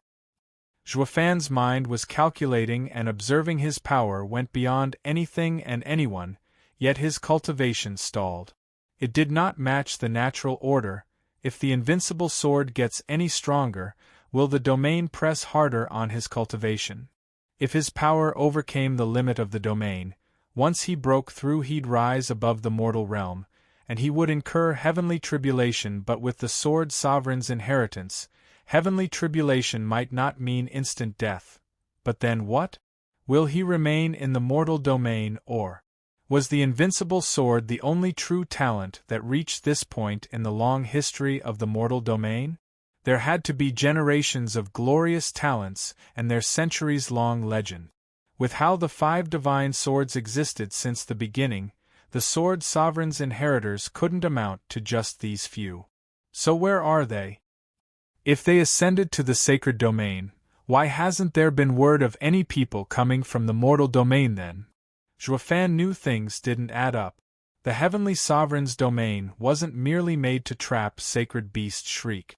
The sudden cry pierced the skies and the ears of everyone. The three-headed crow cried out at the indignity of having a human push it back. Its huge wings sent swirling black winds straight for Backlash. Any hill or rock in their path were reduced to nothing, the wind holding the power of decay as it ate through anything it touched. Even the lightning streaking across the skies fared no better, turning the purple-hued heavens black from the winds. All felt a sudden chill as it whistled in their ears, their blood running cold. It was all done to swallow Backlash. The Sword Kings cried out once more, worried for their patriarch. Everyone else was in grave disbelief a Sword King would act like that, though it became clear from the display that not even the best in the world might fare better against a 9th-level spiritual beast. As the darkness and the winds surrounded him, the invincible sword's eyes flashed and lightning sparked across the sword. Chapter 1084, 3 Sundering Sword Strike. Chapter 1084, 3 Sundering Sword Strike. Proofreader, Papatongs. 3 heads, be sure to give that old coot a good smacking for me. Xiaoer cheered from behind Juefan once she saw the dreadful powers clashing in the sky. 3-headed crow turned grim at its master's order, flapping his wings hard. Black astral wind annihilation. Rumble. The winds flooded the sky like a stampede, encroaching on invincible sword, trapping him within and closing in to seal his fate. The pressure was enough to stick the robe to his body, pushing harder and harder on him. Even his bones were creaking. Patriarch!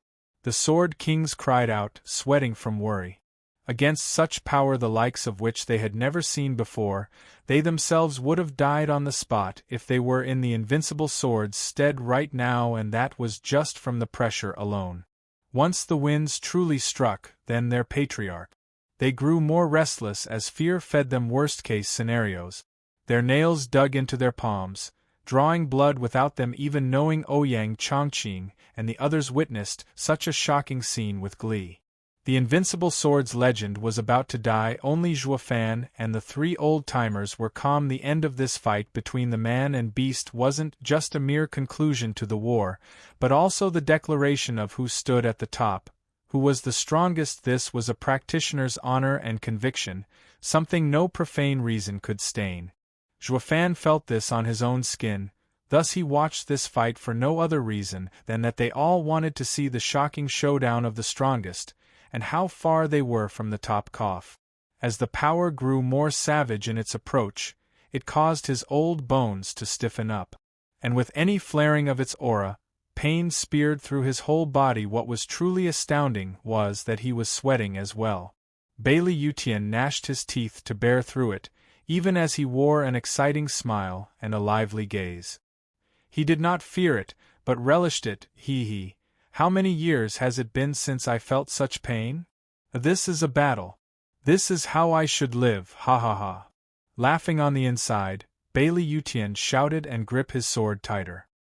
His whole body shone purple while the Sundering sword flickered with lightning, first of the three Sundering sword strikes, all-conquering.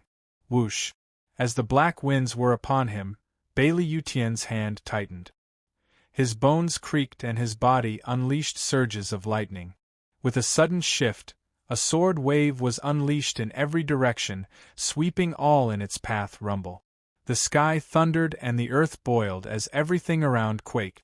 From the invincible sword, a powerful purple lightning storm spread out, and as it met the black winds, they stalled for a second before decimating the winds. The purple lightning destroyed everything in its path, retaking back control of the skies, bringing back its purple hues. The terrible lightning slammed from up above, like performing a victory dance. Bam! Three-headed crow was flung back, flipping a dozen times, his eyes wild from shock. How can a mere human? Pa! It was too soon to be amazed as a sudden explosion came from its body, burning through his feathers.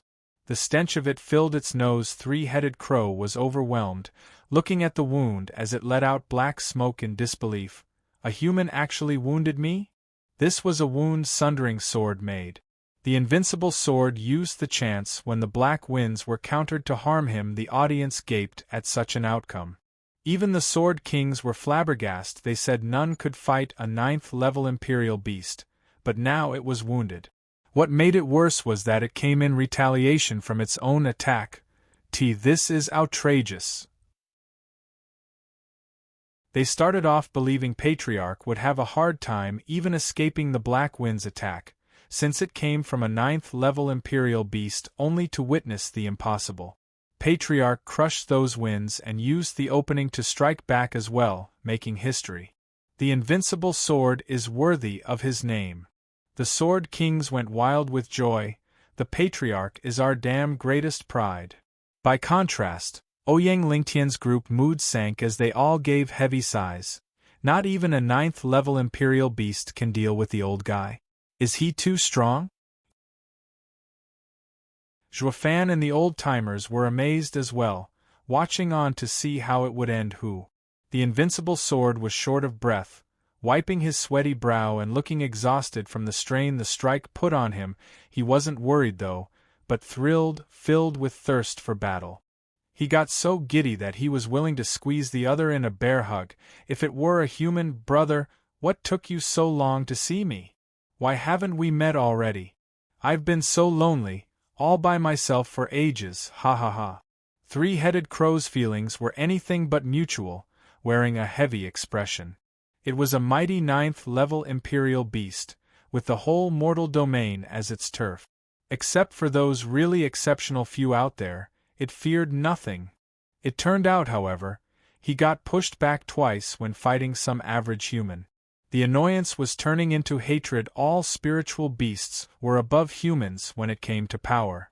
Spiritual beasts of any grade were seen as either inferior, average, or superior. The first two could match a peak human expert, while the superior beasts were a cut above even that, able to stand against those truly strong humans. Three-headed crow was a 9th-level spiritual beast, beyond superior even, the best of the best. In Kunpeng's teachings, it was no longer limited to the mortal domain's power scale.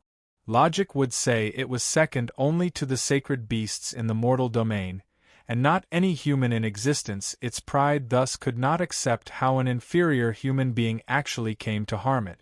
Where would its dignity be among fellow spiritual beasts?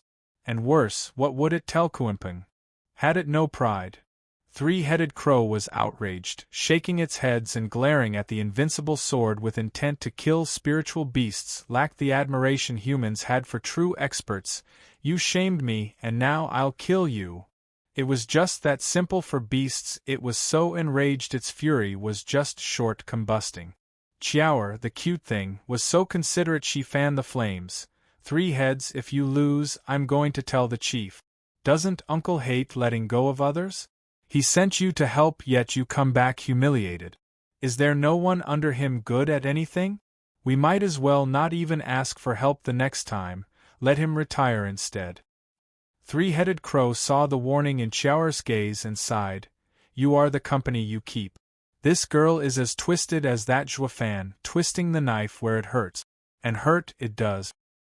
Three-headed crow feared nothing but the sacred beasts.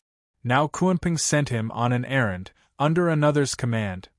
It looks like having this lass fanning the flames will make my life hell. Curse you, spoiled brat, getting so smug for having the Sundering Thunder Phoenix inheritance. Stop playing cute with me, you're nothing but a 6th-level spiritual beast. You dare tell me what to do? Your mom was shivering every time she saw me. Why not me instead? We're both birds, so why can't I catch a lucky break? It pisses me off. Sighing hard, Three-headed crow's mood sank as his thoughts took a worse turn. Though not like it could talk back to her, since things were different now, a reborn phoenix and all that nonsense, the lass will soon be just another boss. Three-headed crow's cold eyes turned to its only target, the invincible sword. It's all his fault, and today he'll die. Chapter 1085, Fatality. Chapter 1085, Fatality. Proofreader, Papatongs. Who? Three-headed crow's azure flame above its forehead flickered wildly like candlelight. Its eyes, however, were cold and icy, focused solely on the invincible sword who stood across from it picking up on its thirst for his death. Bailey Yutian grinned, holding his sword in both hands fully intent to match it with his own lust for battle. Come, foul beast, try my second attack of the 3 Sundering sword strikes. How dare you? Three-headed crow shuddered, shrieking. A wretched human dares challenge my authority? You have a death wish. Three-headed crow shook and the azure flame on its forehead expanded in size, like an explosion, before shrinking back to cover the crow who, with a mighty cry, the crow had turned into an azure firebird. Judging from the pressure increase, it had to be 10 times as strong. At least it left the audience gasping, and wide-eyed Ouyang Chongqing and the Sword Kings were equally shocked. The crow was strong enough as it was, yet here it went going even further in displaying its complete superiority over them. The invincible sword barely fought back against it the first time, which meant now he would fall short. Ouyang Chongqing and the rest's faces shone with hope, while the Sword Kings sank in the pits of despair, high-strung and worried. Patriarch Bailey Yutian stared at the huge bird of fire, eyes calm and gesturing. Come, foul beast! Pretentious fool! Three-headed crow squinted in anger, shouting as it flapped its wings to rush Bailey Yutian. Human, bear witness to a king's might, earth-crushing claw. Whoosh! As it dived to attack, 2 claws formed from azure flame, bearing down on Bailey Yutian. The air warped as it traveled, giving the illusion that space itself was melting. The azure claws of fire arrived in an instant, the blistering heat twisting the robe on Baliutian, about to burst into flames. Not even the Yuan Qi protecting the best in the world could fend off this deadly fire, and its effect. The Sword Kings were frantic. What fire is that? Why can't Patriarch fend off the heat? Once it explodes, then Patriarch. A heavy frown set in, their minds filled with disastrous scenarios. Ouyang Chongqing clenched his fists hard, beyond thrilled. The old monster is done in at last, ha ha ha. Zhuofan and the old-timers remained silent. Second sword of the 3 Sundering sword strikes, obliterate. As the fire claws neared, Baliutian's eyes shone and gripped his sword with conviction. Following his shout, the sword slashed forward with all the might his aged, yet fit, body had to offer. Whoosh. Unlike with the previous flashy and spectacular strike, Baliutian released a thin sword energy this time. Despite its dull and flat appearance, this sword energy felt to have contained even more power than the last. It was also made evident from Baliutian huffing for breath at the exertion. All looked curious. How could such a plain sword energy take so much out of him? It was made apparent soon enough. The sword wave clashed with the flaming claws, with everyone expecting to see nothing more than a blip where the small attack hit the claws. Of no effect. What followed instead was endless explosions, as violent lightning ran rampant from within the flaming claws, swallowing them from the inside. This was just the start. All watched in stunned silence as the tiny sword energy shot in and out of the fire claws, leaving behind a streak of lightning that consumed the skies. Not even the azure flame stood a chance against the ever-encroaching purple. As the lightning grew, the huge flaming claws were swallowed in it, while the sword energy shot through them. And for the 3-headed crow, how is this possible? 3-headed crow's eyes widened from shock. As the purple sword wave came head-on, it raised its own fire claw to grab for it. Rumble. On contact, the tiny sword wave exploded in a glorious fashion, unleashing a thunderstorm like no other, singeing the crow's body as it struck and swallowed it. The startling and frightening explosions that followed only amplified the dread felt from seeing lightning engulf the skies and the humongous crow along with them. The others stared blankly, incredulous how so much destruction could be packed into something so tiny. Why did that old guy's attack look so plain yet so devastating? Did the 9th-level spiritual beast fall for it? Zhuofan mused and nodded in realization. So that's why it's called obliterate. All power is focused on one spot, followed by a violent release that can submerge and destroy everything. Smiley face. He analyzed the individual characters that make up the word. First means bury, cover, submerge, etc., while the second means exterminate, destroy, etc. Yes, the Sundering sword is essentially a tool for pure destruction. The invincible sword's insights are worlds beyond ours. Ouyang Lingtian sighed, seeing that focused destructive force only proves it, needing an amazing talent to control such wild power. The invincible sword is worthy of his name, the peak practitioner. The other two nodded with utter calm, despite this meaning that the invincible sword won and would spell doom to them all. They had broken off from the mortal affairs, gleaning into the world's nature. Whoosh. A black shadow streaked across the endless lightning above as 3-headed crow used its powerful bulk to fly out. It had lost its majestic air from before, however, now looking worse for where the only azure flame remaining burning was the feeble mote on the forehead. Even its plumage was singed, stripping away more of a 9th-level imperial beast's prestige. All of this was caused by one man. The strongest human 3-headed crow felt its entire honor had been dragged through the mud. Its eyes burned with hatred for the old guy, screeching, "Rotten human, you have slighted me for the last time. Now you die." 3-headed crow shot for the invincible sword. Its speed belied its now worse state. Filled with power and vigor, humans had spiritual beasts beaten when it came to smarts, but their bodies were leagues above. It had suffered an affront to his dignity with the invincible sword landing 2 strikes on it, but at the end of it all, the damage it suffered was only skin deep. The invincible sword, instead, was the one who neared exhaustion from those attacks, panting. This was a gap between spiritual beasts and humans. The spiritual beasts' bodies were just too damn tough. Sword Kings knew this too and cried out, "Patriarch!" Whoosh! Bailey Yutian's wave cut them off. Taking deep breaths, he forced himself, although with a pale face and weakened body, to stand tall. He even smiled in excitement. "I have roamed the world undefeated with these 3 strikes, only ever forced to use the first. Never has the chance presented itself, or required, the use of all 3. It's because no one could take them on. This time, ha ha ha, I'm relishing the fact I can use them all. Truly a joy, ha ha ha.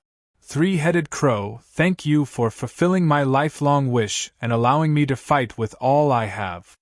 Bailey Yutian held his sword, his eyes sharp as he gave an effusive smile. Third sword of the 3 Sundering sword strikes, Fatality. Chapter 1086, Apex Battle. Chapter 1086, Apex Battle. Proofreader, Papatonks. Whoosh! The Sundering sword in the invincible sword's hand flashed purple and lightning snaked its blade. His eyes stared at it, and he started fading in and out of sight right under everyone's eyes. It gave off the feeling that the world was going along with this strike's build-up. Ouyang Chongqing slapped his head. What kind of skill is the old guy using? Why is his body warping like that?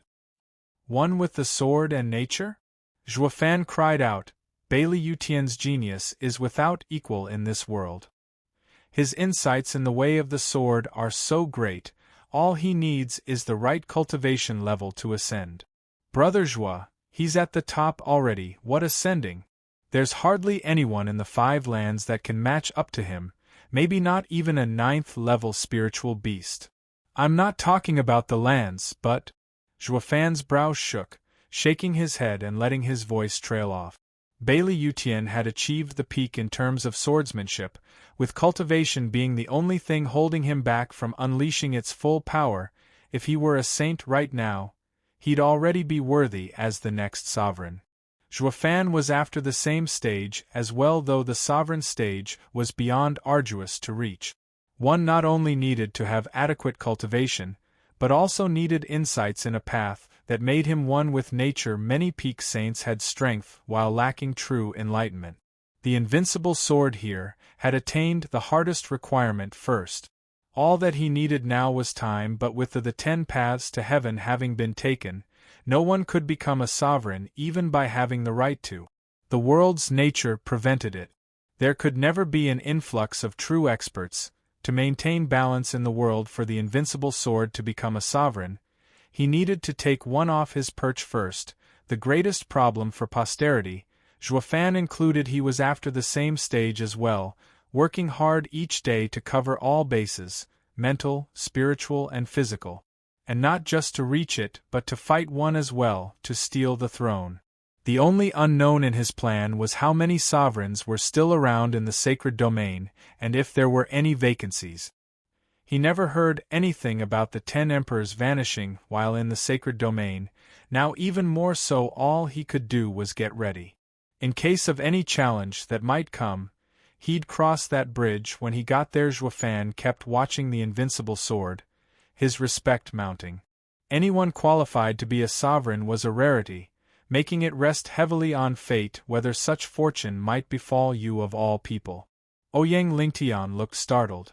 The old-timers, having trained in the sword, could sense more than any just how incredible the invincible sword's attainment was, never leaving him out of their sights. Who, sending biting winds, Three-headed crow charged head-on with its sharp claws primed to tear Bailey Yutian's skull off his shoulders. Bailey Yutian heard the whistling of the wind, and the sword finally moved.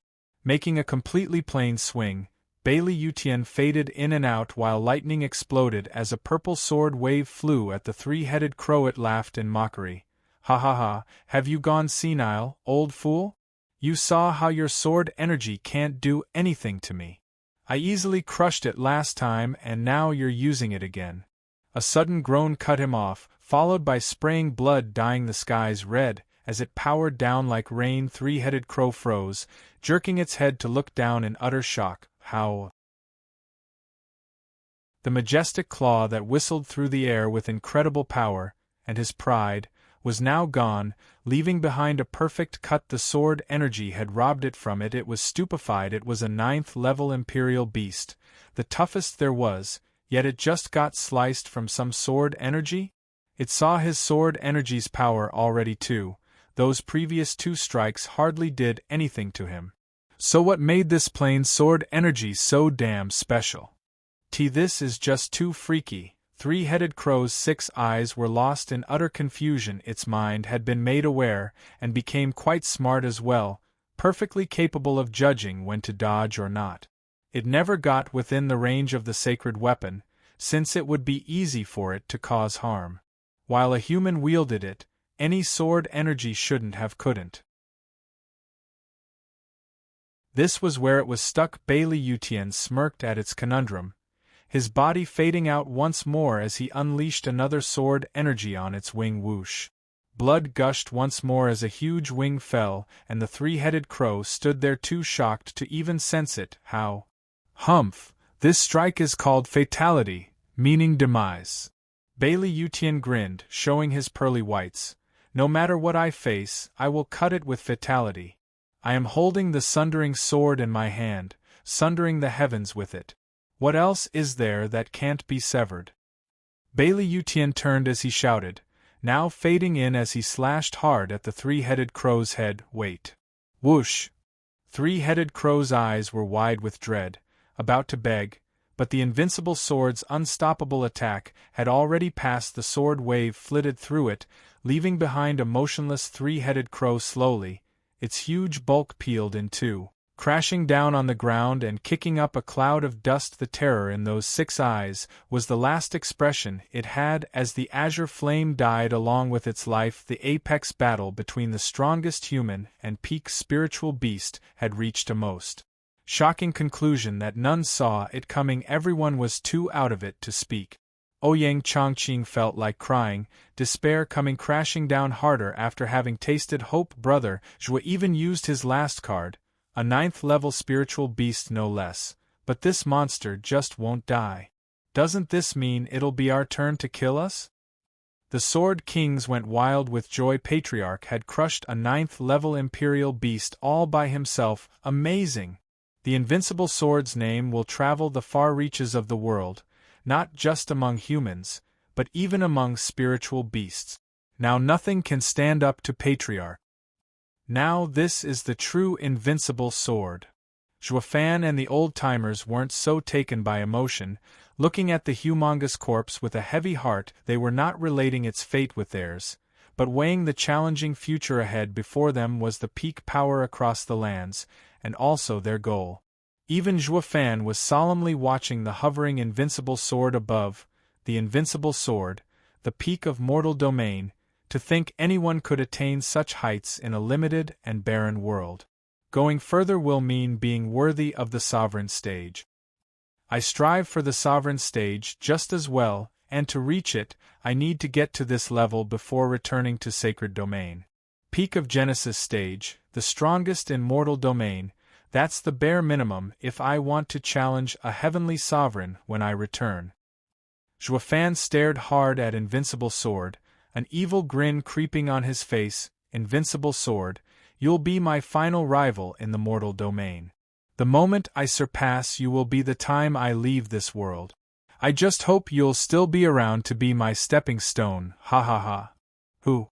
Oblivious to Zhuofan painting a target on his back, Bailey Yutian's breathing was ragged, paling harder as he became weaker. Using all 3 strikes took a toll on his aged body, feeling how much it really was for the first time.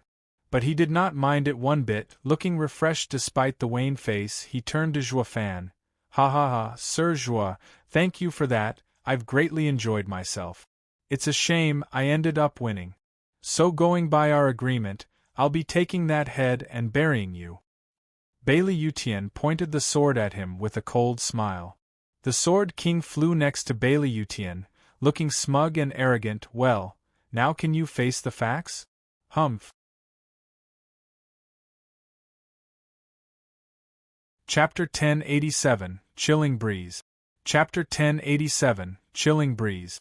Proofreader, Papatonks. Hearts sinking, everyone flinched back from fear. Now that this evil was coming for them, they still gave Zhuofan hopeful looks, like looking at their last lifeline to save them from this despair and terror. Bro, do you have anything else? Zhuofan muttered under his breath, then raised his hands to give a light clap, not looking the least bit terrified like his peers' clap. Ouyang Lingtian and the old-timers stood at his side with a grave look, picking up on his intent behind such a gesture. The invincible sword's brows shook, looking confused. Sir, you're too nice, and the right thing to do is thank you for such a favor.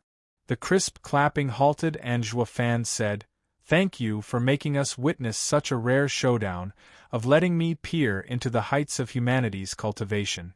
It allowed me to have a clear goal, and for that, you have my deepest gratitude. Zhuofan leaned and offered a sincere bow.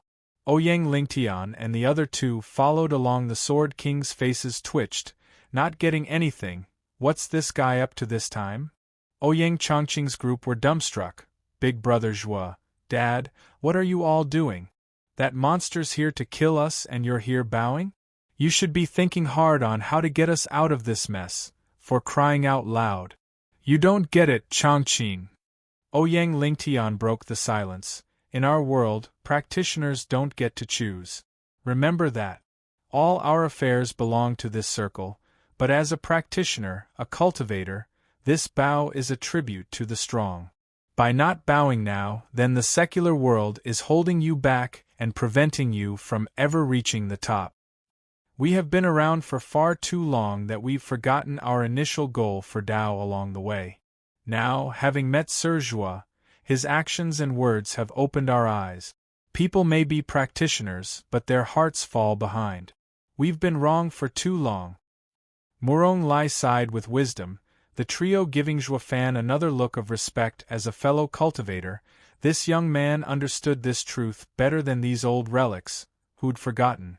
That was why they fell short. Ouyang Chongqing gave them a blank stare, then jerked, recalling the monster hanging over their heads. The invincible sword looked to be sympathizing with them, his gaze showing a rare and calm expression, actually coming to see the four as equals. This never would have happened before. The invincible sword was the best of the best, be it among humans or beast. Who could be his equal? This time, however, he had such a gaze. His sword kings were baffled, putting away the sword. The invincible sword cupped his hands, filled with respect. I've been roaming the lands in solitude, but now I've finally met true fellow practitioners. Sir Zhuo especially, so young yet so enlightened to Tao, neither arrogant nor impulsive. You have my respect. It's a true loss that our intentions align, but not our positions. I am thus forced, by our circle of practitioners, to take your heads. Especially, Sir Zhuo, yours is an absolute must. It has been my greatest fortune to have met you today, Sir Zhuo, but now it's time to say goodbye. Bailey Yutian sighed one last time in regret, but then his eyes steeled, pointing the sword at Zhuofan with the intent to end him. Ouyang Chongqing was on the verge of crying. He still thought Zhuofan was taking the refined approach with the invincible sword, appealing to his heroism to instill fondness in another hero so they'd all make up in the end. The thing was, the old freak was buying it. That was until he flipped and drew his sword. Brother Zhuo, he ruined your last feelings, so what do we do now? If only I knew this, I wouldn't have complimented him and just died. Now I'm not just ashamed but also getting killed. How could he possibly understand these true practitioners' feelings? At the very least, they were all clear on their grudges and affairs, public and private, and respect had no part in this at all. By refusing to admit the opponent's strength, you yourself would never grow either. Your potential would be crushed by your own denials. Easier said than done, such people being rarities. As Zhuofan took the lead, Ouyang Lingtian and the old-timers realized this truth as well, earning them the invincible sword's own respect as well, but also fueling his desire to kill Zhuofan. He knew the youth would soar and one day would threaten him. He might be searching for a good opponent, but finding one with the potential only filled him with fear. He had to snuff it out. A human heart was wrecked with contradictions and dissonance, something not even the best could escape from the invincible sword's sword lifted, humming softly, the eulogy of all here into hell. Ouyang Lingtian was wounded heavily, but felt no fear, pointing his sword at the sky. The old-timers were finally doing this not for anyone else, neither to defend, but to challenge the very top, for their own path forward. A Tao heart warded all fears, for having the world within. One understood all here and now. The top of their respective land finally showed the strength they should have. The Sword Kings could even sense the trio's change, despite how weakened they were. It was as if energy gathered around them from the world. The same with Patriarch. Their hearts had grown. The Sword King's brows tense, hearts sinking. They must die here and now, before they grow so strong they might even surpass Sword Kings.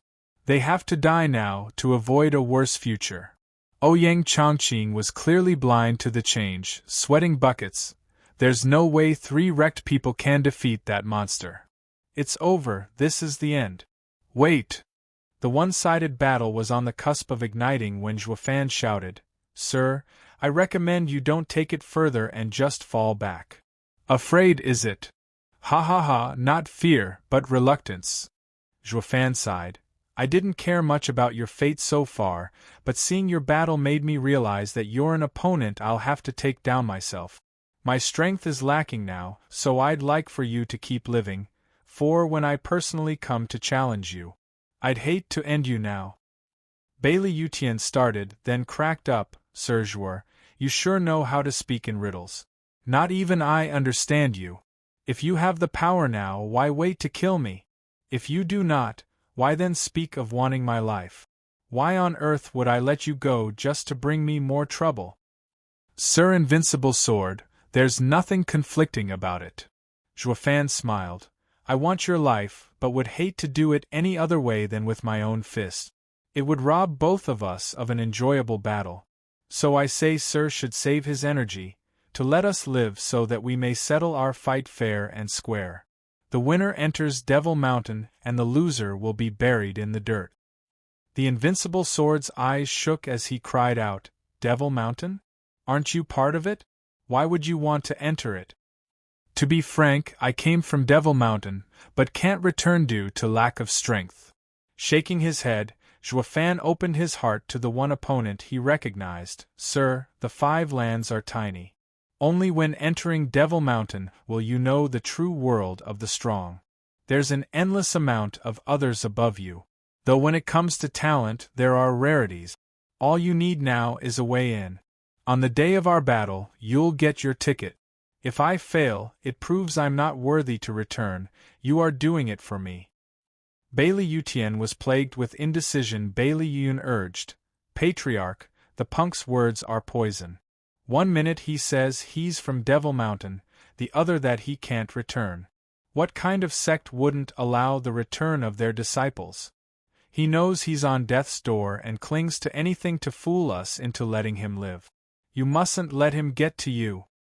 Bailey Yutian glared at Zhuofan, though deciding still came hard. Devil Mountain is filled with experts. Beyond anything you can imagine. Zhuofan nodded, looking nervous as he recalled those days.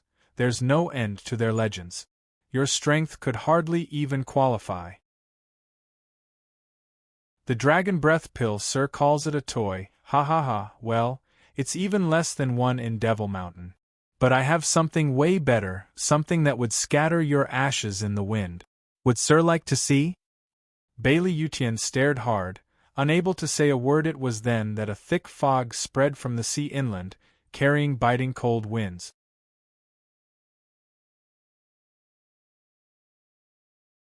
Chapter 1088, Ice Mountain. Chapter 1088, Ice Mountain.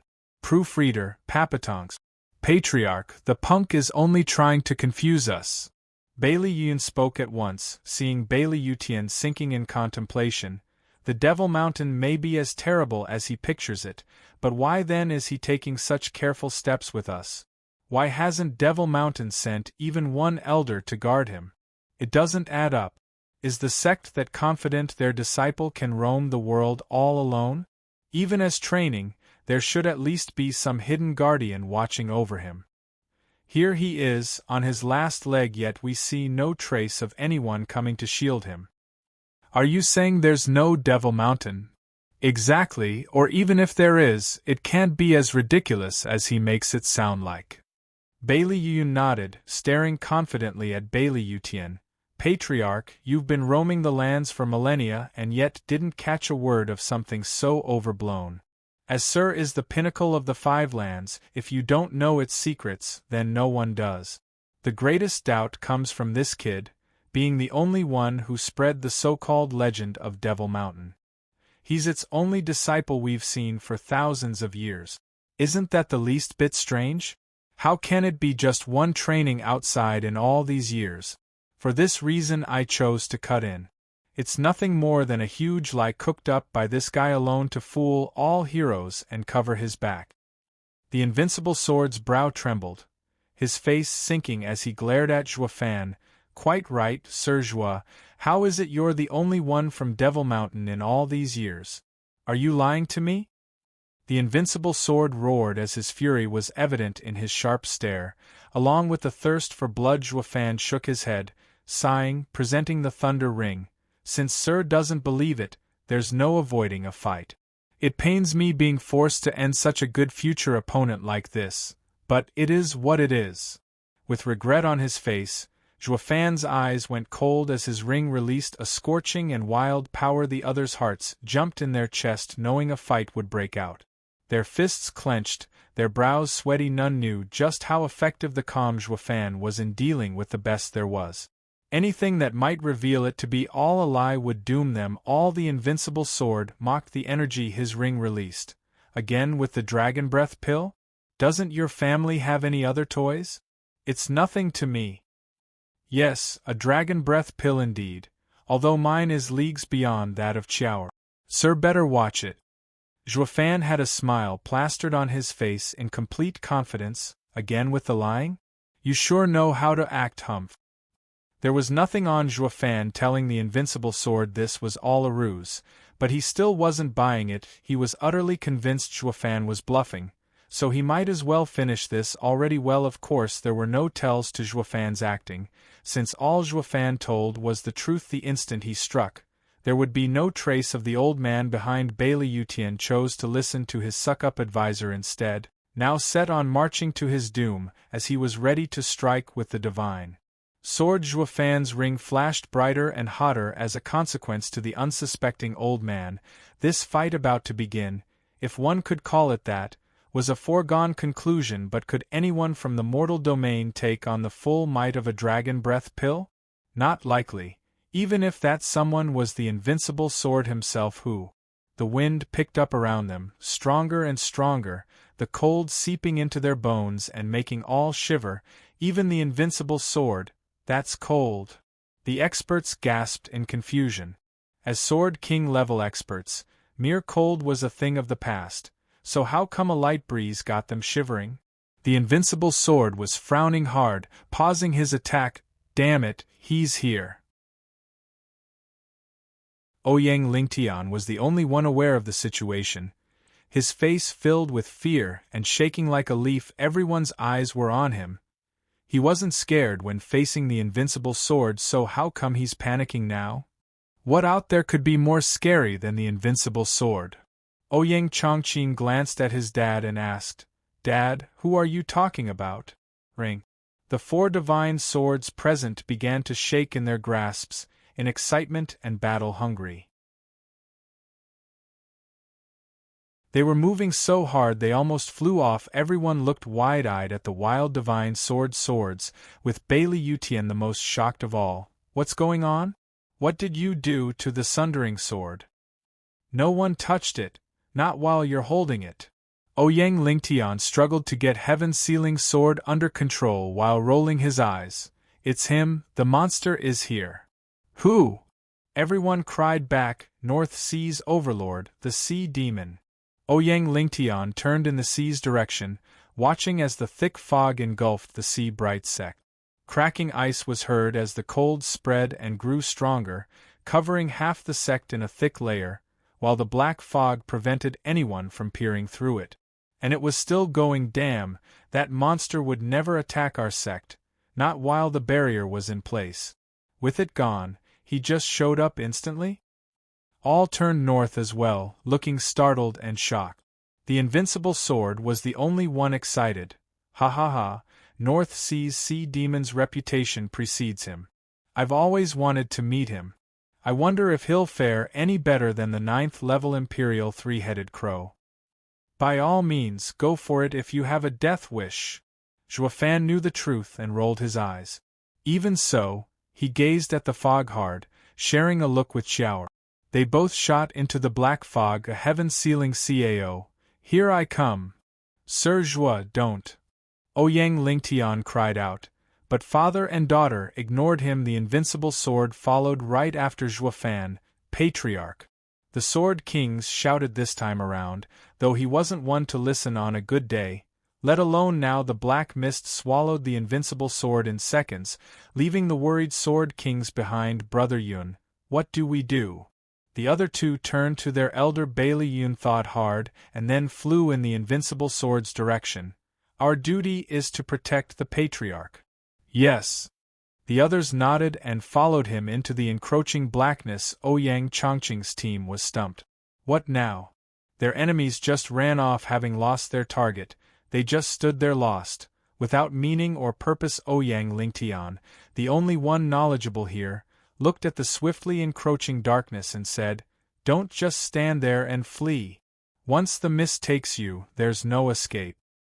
Then Brother Zhuo. Sir Zhuo came to the North Sea for the sea demon. The rest is up to him. Ouyang Lingtian sighed and turned to the juniors. Go, I'll use the heaven-sealing sword to stop the black mist from taking you. The sea demon is unlike the invincible sword, harder than you will ever know. Now run.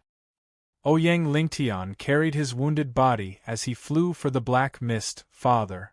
Ouyang Chongqing cried out, but he was gone. The other two old-timers shared a nod and spoke as they flew. We'll lend Brother Ouyang a hand. All of you need to leave. Brother! Murong Shui shouted after him, but darkness already took him. The juniors looked at each other with clenched teeth, resolved to run away. They could not let their senior's effort go in vain. Zhuofan felt like he entered a new world, one of snow, ice and water. Is this Ice Mountain? Zhuofan was stern as mist formed while he was speaking.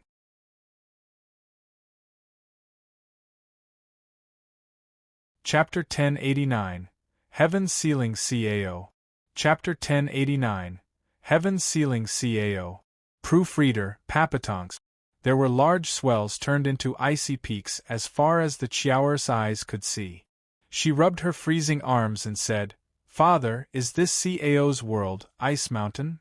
It's one of the 3 deadly danger zones that takes most lives. He turned his eyes from the white skies and the constant snowfall to clear frozen sea, like a huge mirror.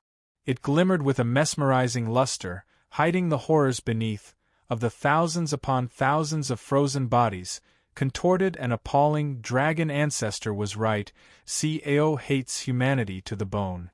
Any man-eating beast would just be following its nature, and not toy with humans for one's twisted amusement. His heart is so sick it makes me wonder if he'll even let us talk. Father, don't forget about me. I'm no human. He's bound to listen to me. Qiaoer stuck out her head, putting on a cutely smug look. A creepy cackle echoed all around them in reply. Hi hi hi, all flee at the sign of my coming, yet you just came straight for me. Is it bravery or recklessness? It turns out that you knew my nature and came to find me. You also know the old dragon, I take it. This should be good. The two jerked and perked up as they nodded. They figured it had to be Heaven's Sealing CAO who spoke to have mentioned dragon ancestor like that. It showed some kind of friendship there. Maybe this won't be too hard. Since he came with words and not to attack, negotiations were still on the table. Senior CAO, I am Zhuofan. I have come at Dragon Ancestor's recommendation to ask Senior's help in saving my son. You will have my eternal gratitude. Zhuofan cupped his hands at the sky. CAO let another cackle, followed by his eerie voice. Saving? Hi, why should I? If dragon ancestors sent you, then you know humans have cut me deeper than I could heal. Now a human has me trapped in this place, fearful of leaving lest the 5 swords turn me into a sieve. I and humanity are mortal enemies. No amount of killing will ever quench my hatred. And you came to me for help? What a cosmic joke, ha ha ha. No, Senior CAO, he is no human, but my brother. Xiao rushed to explain. CAO taunted. Thanks for reminding me, girl. Weren't you saying just moments ago that I'm bound to listen to you? You sure are cheeky, I'll give you that, ha ha ha.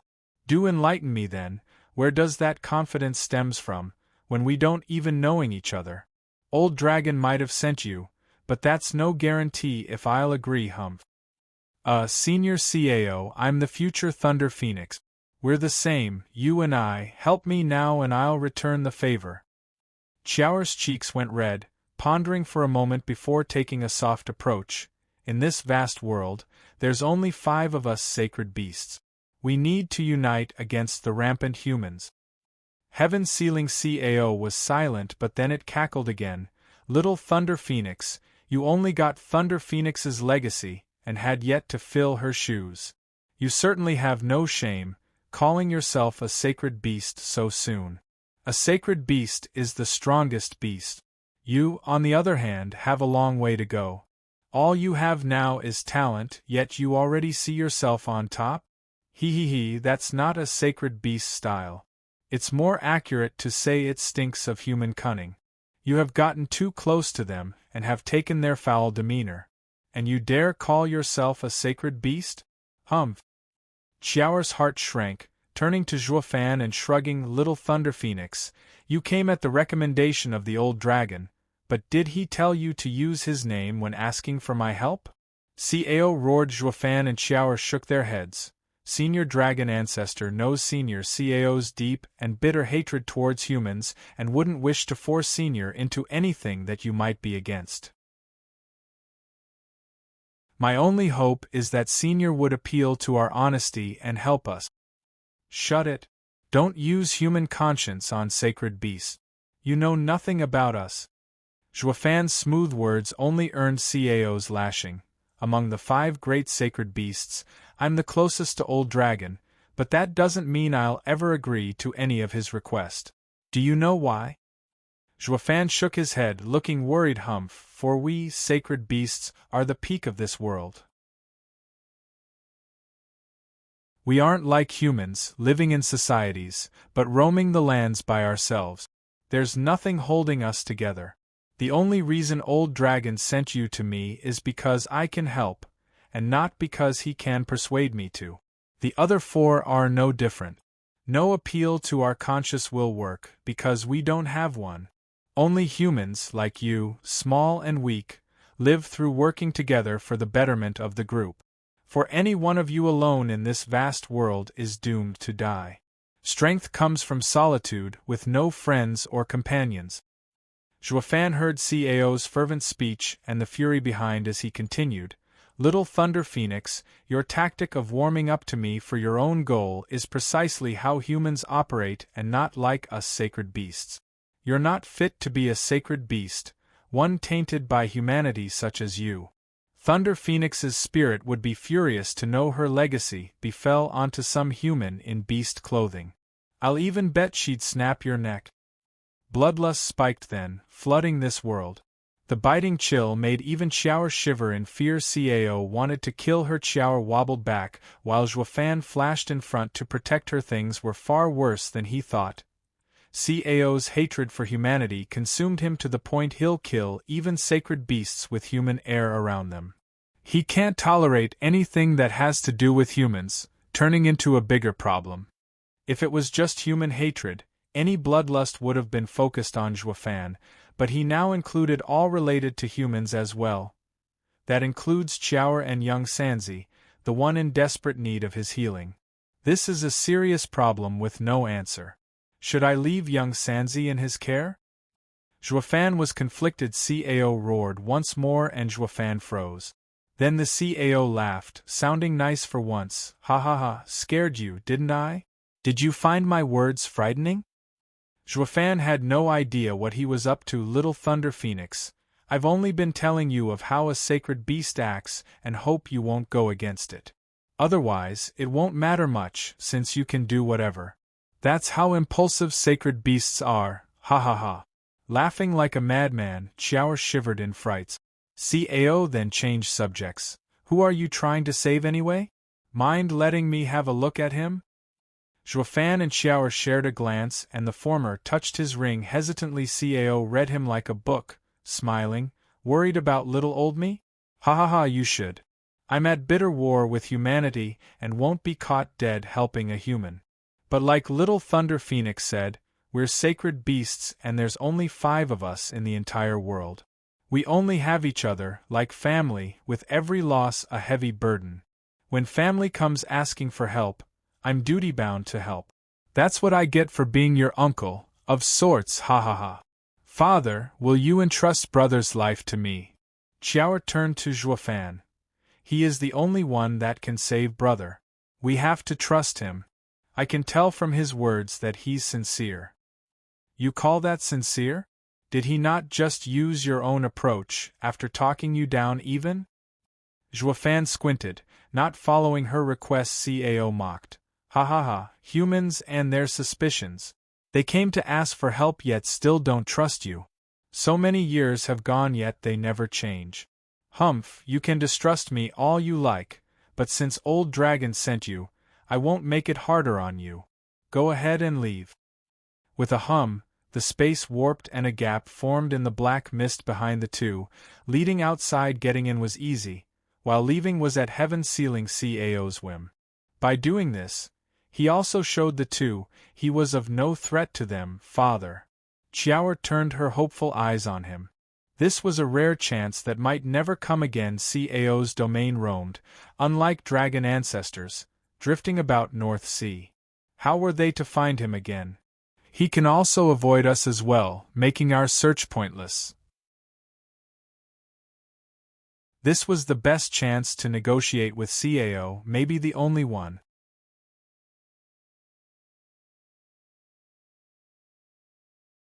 Chapter 1090, Malice. Chapter 1090, Malice. Proofreader, Papatonks, who, a huge bird of hundreds of meters, was perched on a cliff in Allbeast mountain range, black as night and eyes like ice. On its head was a mote of azure flickering about, the chaos flame. Such a beast was being deferential. A tall man stood before it, taking his finger out of the azure flame, none other than vaulting Kunpeng. The huge bird coughed twice, then tested its human speech. Its eyes shone with joy, its face smiling as it bowed before the man. Thank you, master, for imparting me your wisdom. I shall never forget such kindness. I'm only doing this because I have a certain need for you. Kunpeng sighed. Midnight War Owl, you're a 9th level imperial beast like 3 heads, and I've been considering you along with it when I chose my aid. Now you shall represent me when leading the beast.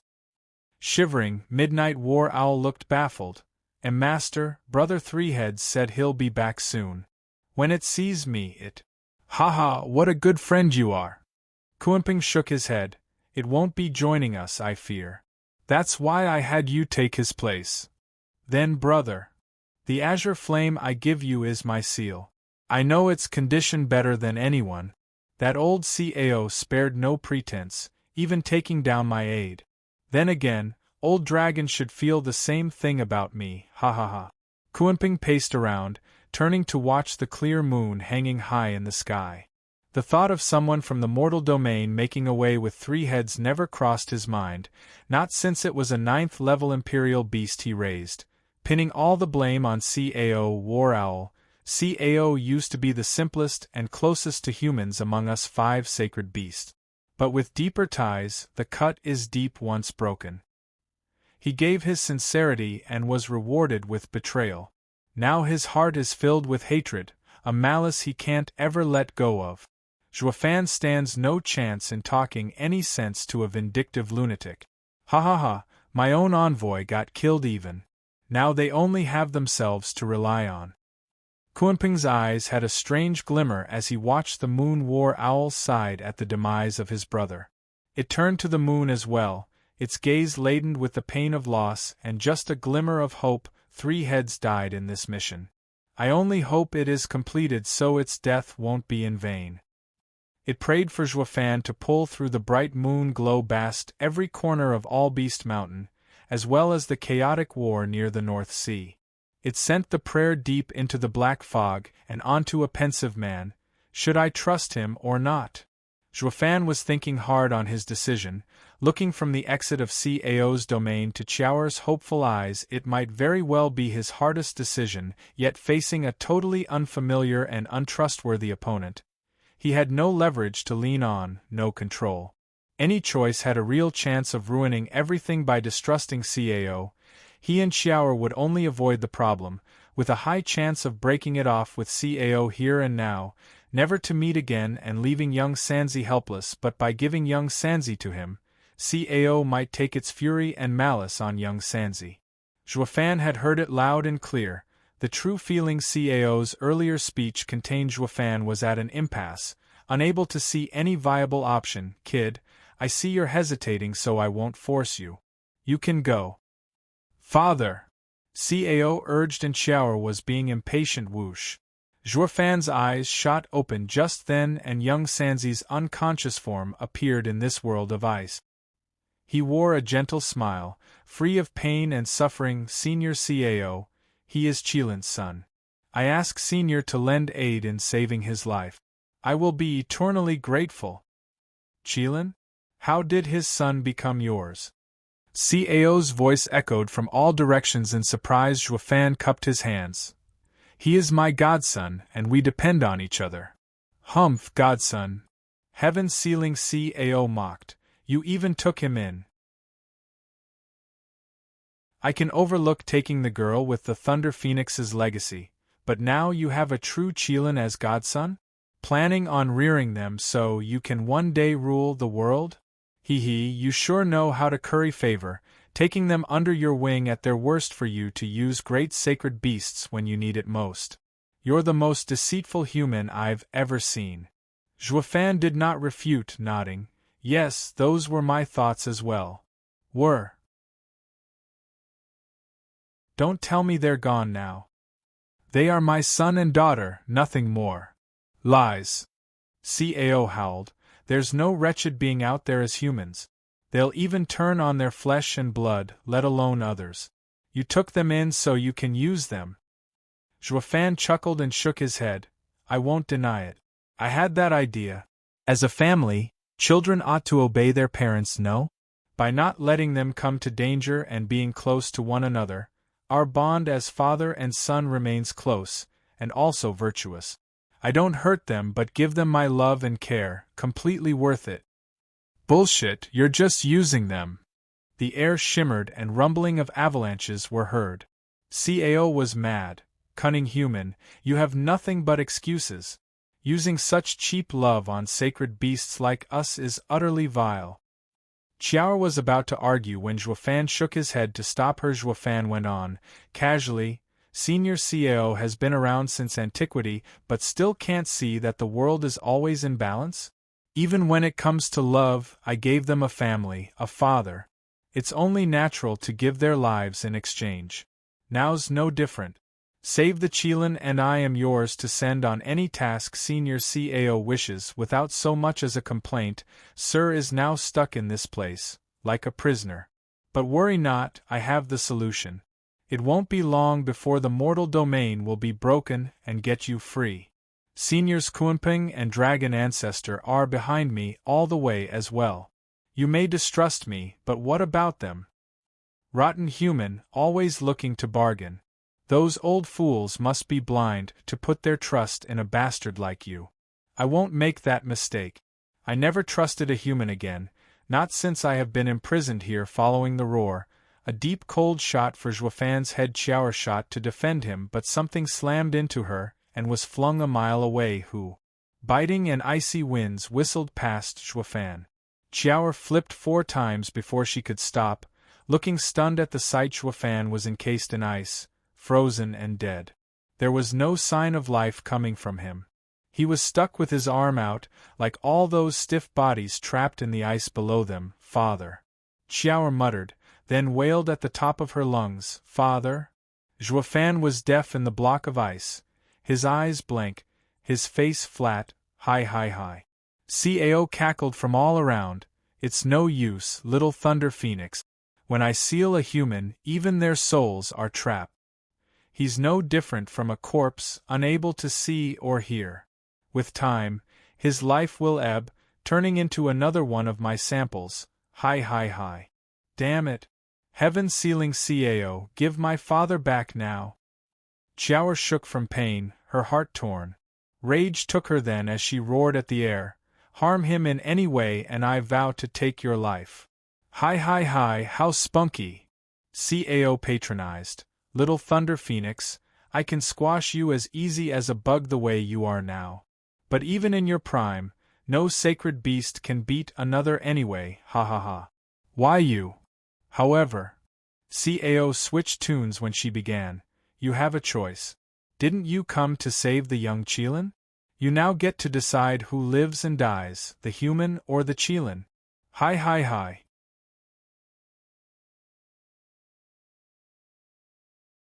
Chapter 1091, Choice.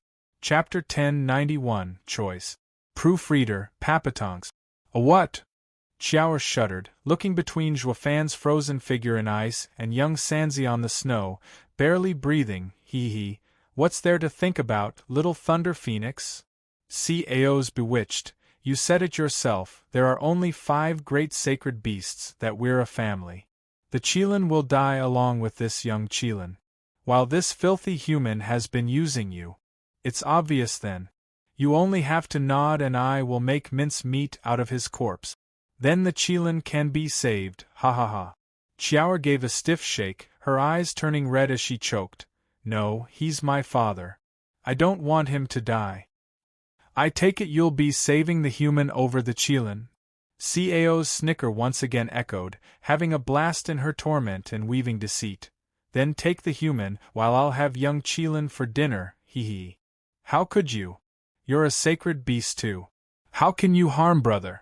And you aren't? Why then do you choose a human over him? Xiao was stuck, unable to reply as she looked between her father and brother with pain and sorrow. Whoosh. 4 figures then flashed in her eyes, led by the best in mortal domain, the invincible sword looking at the prevalent white and the boundless ice. Bailey Yun was baffled. That's strange, we've been running around the mist forever. Where did we end up this time? Why is there a world in the black mist? Patriarch, do you know anything about this place? It feels familiar. I seem to have heard about it once. Bailey Yutian frowned, looking just as puzzled at the ice and snow, but then he noticed someone. He shot straight for Xiao with sword kings in tow. Lass, why are you alone? Where's Serjua? Xiao's lip quivered, pointing with bleary eyes and a frail voice, there. The 4 flinched as they saw Zhuofan encased in ice. What on earth? What happened to Serjua? And they then looked down and noticed the sea ice below them holding scores of bodies. Bailey Yun turned to Xiao in panic. Girl, you wanted to come here, right? Then you must know where we are. D-Dad called it Ice Mountain. Xiao strained to speak through her pain. It's what everyone is calling it. One of the 3 danger zones, Ice Mountain. SSS. Bailey Yun gasped, his heart stuck in his throat as the news scared the life out of him. Anyone knew that no one came out of the 3 danger zones alive, and now they ran into one. The 3 sword kings were now tearing up as well, lamenting their fate. That was why the brash and cocky lass turned so meek and distraught.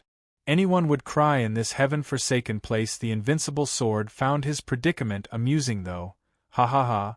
I've been roaming around for thousands of years and yet never stumbled upon any danger zone, only now ran into it. Though what makes this place so bad to be called a danger zone? Lass, what's so dangerous about it? Bailey Yun got the hint and turned to ask Xiao. In such a bad place, being in the dark as to what might attack them was the biggest danger. Xiao sniffed, pointing at Zhuofan. In other words, that's the danger, so watch it. Bailey Yun bobbed his head and asked, How did Serge turn up like that? From the looks of it, the ice mountain made it very easy for one to end up sealed. The problem is how. Xiao was the only one to see it happen to Zhuofan, and so the Sword Kings got over their rivalry and asked Humph, "It's obviously the work of that wretched heaven-sealing CAO. Heaven-sealing CAO, the hell is that? The North Sea Demon." Xiao rolled her eyes with a huff. The three exclaimed. The Sea Demon sealed the crafty punk. Bailey Yutian's eyes shone, the thirst for battle reignited. He looked around and shouted, "Sea Demon, I've long heard of you and have come for a challenge." Patriarch. The Sword Kings looked tense at Invincible Sword, sweat trickling down their brow. The Sea Demon was famed for its savagery, and challenging it before knowing its strength was ill-advised. Patriarch, you just finished fighting a 9th-level Imperial beast, and are exhausted. You'll only be worse for wear if it turns out the Sea Demon is to be at the same level. Best you rest a couple of days, then challenge again for best chances. The strong had a powerful drive to challenge the stronger. The Invincible Sword was called such because he had been through countless deadly fights, but always prevailing where was the challenge in fighting a winning battle. The old guy had a nasty temper too, eager to throw himself into the fray against the Sea Demon, regardless of its power. "Sea Demon, I'm the strongest in the 5 lands, the Invincible Sword. Show yourself now, or are you afraid? Ha ha ha, then you should be running back to the sea, not coming to shore." "Hi hi hi, yokels are the most ignorant." CAO's creepy voice crackled. "I'd have turned all you humans to pieces if it weren't for that heaven-sealing barrier. Now someone comes to run their mouths? You have a death wish." Bailey Yutian's eyes shone, resolved to fight no matter what. Anyone can talk, but hardly anyone can put their money where their mouth is and fight me. Stop hiding like a coward and yap along. That's the way of the weak. You call yourself strong? Hi hi hi. Heaven-sealing CAO laughed louder. "Foolish human, if you're strong, the crickets and bugs ought to kill themselves in shame, ha ha ha." Bailey Yutian turned cold, brandishing the Sundering sword as he shouted, "Sea Demon, enough talking. Show your face if you dare, so I can kill you." The Sundering sword. The Sea Demon cried, "So that's why, you're the Sundering sword's successor." Bailey Yutian spoke coldly, "I've been using the Sundering sword's art for thousands of years, reaching perfection. Scared? Ha ha ha, scared? That swordsmanship can't harm me. The scared one should be Little Thunder Phoenix. The 5 sacred weapons might look intimidating, but they hold no sway in my domain.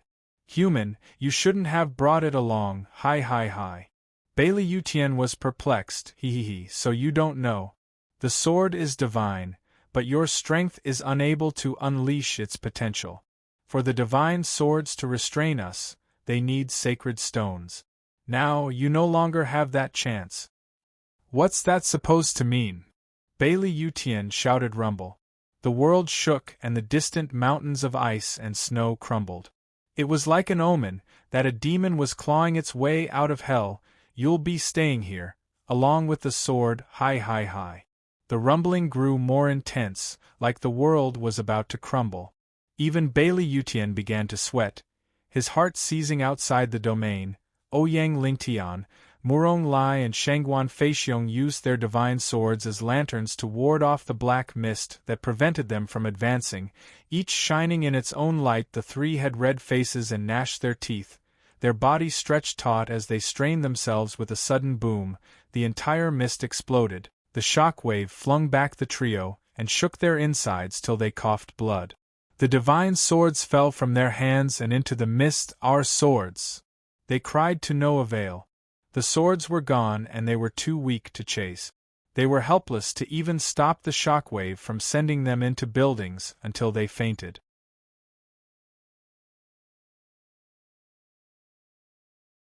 Chapter 1092, Welsher. Chapter 1092, Welsher.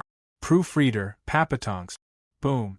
Everything shook around Bailey Yutian, making him grip the divine sword harder while looking on edge as he scanned all around him for anything suspicious. It had been thousands of years since the last time he felt like a prey, like he entered a hunter's domain. This was exactly what he felt from the sea demon, making him both nervous and excited, but most of all, thrilled. This is too damn nerve-wracking. While he relished in the challenge, the Sword Kings weren't so quick to agree. Just how absurd this sea demon is to make such a scene. Too much, and that'll mean we're just throwing our lives away. Wiping their sweaty brows, the Sword Kings felt for the first time like they were in the eyes of a hunter, making their blood run cold. This is too damn dangerous. Xiaoer had a deep frown, still overwhelmed by Cao's choice to the point she blocked off what happened around her boom.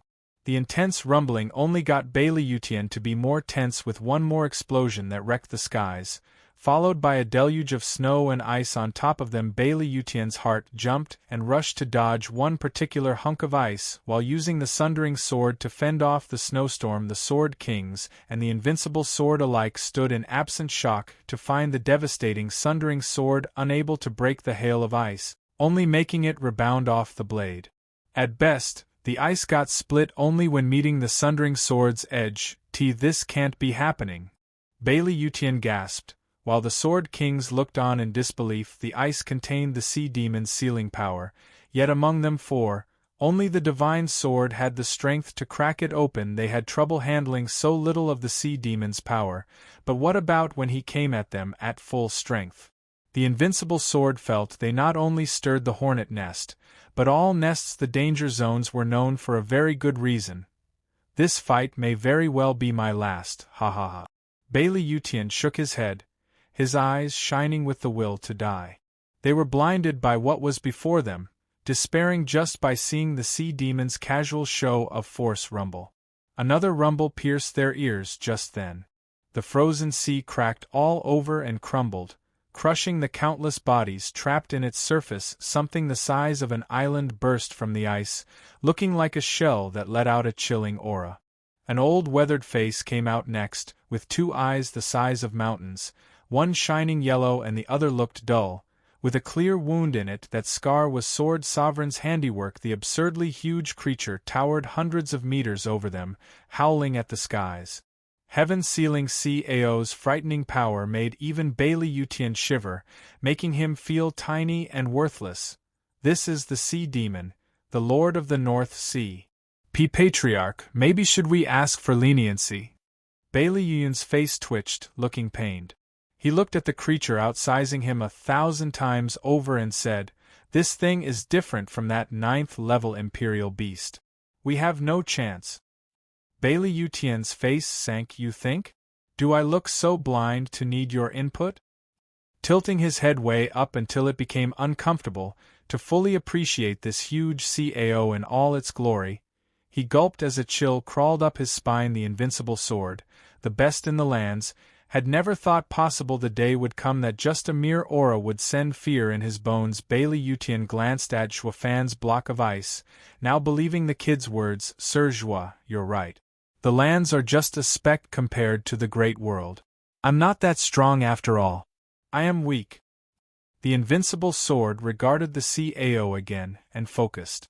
He lifted the Sundering sword and charged for the demon's head. "Patriarch." The Sword Kings cried out behind. Invincible Sword had made his mind, focused completely on fighting as he roared, "I admit that I am very weak, but my will of being strong hasn't changed. Sea Demon, show me a peak expert's power." "Who?" The invincible sword psyched himself up, yet Cao's reaction was to flare its nostrils, sending a chilling air at him. The invincible sword seized on the spot, unable to move. With a thump, a clear block of ice slammed the ground, containing the invincible sword with the Sundering sword in his most heroic pose. Not even Sundering sword could fight off the cold, slowly halting its ringing dong. The sound rang through the Sword Kings' minds, numbing them.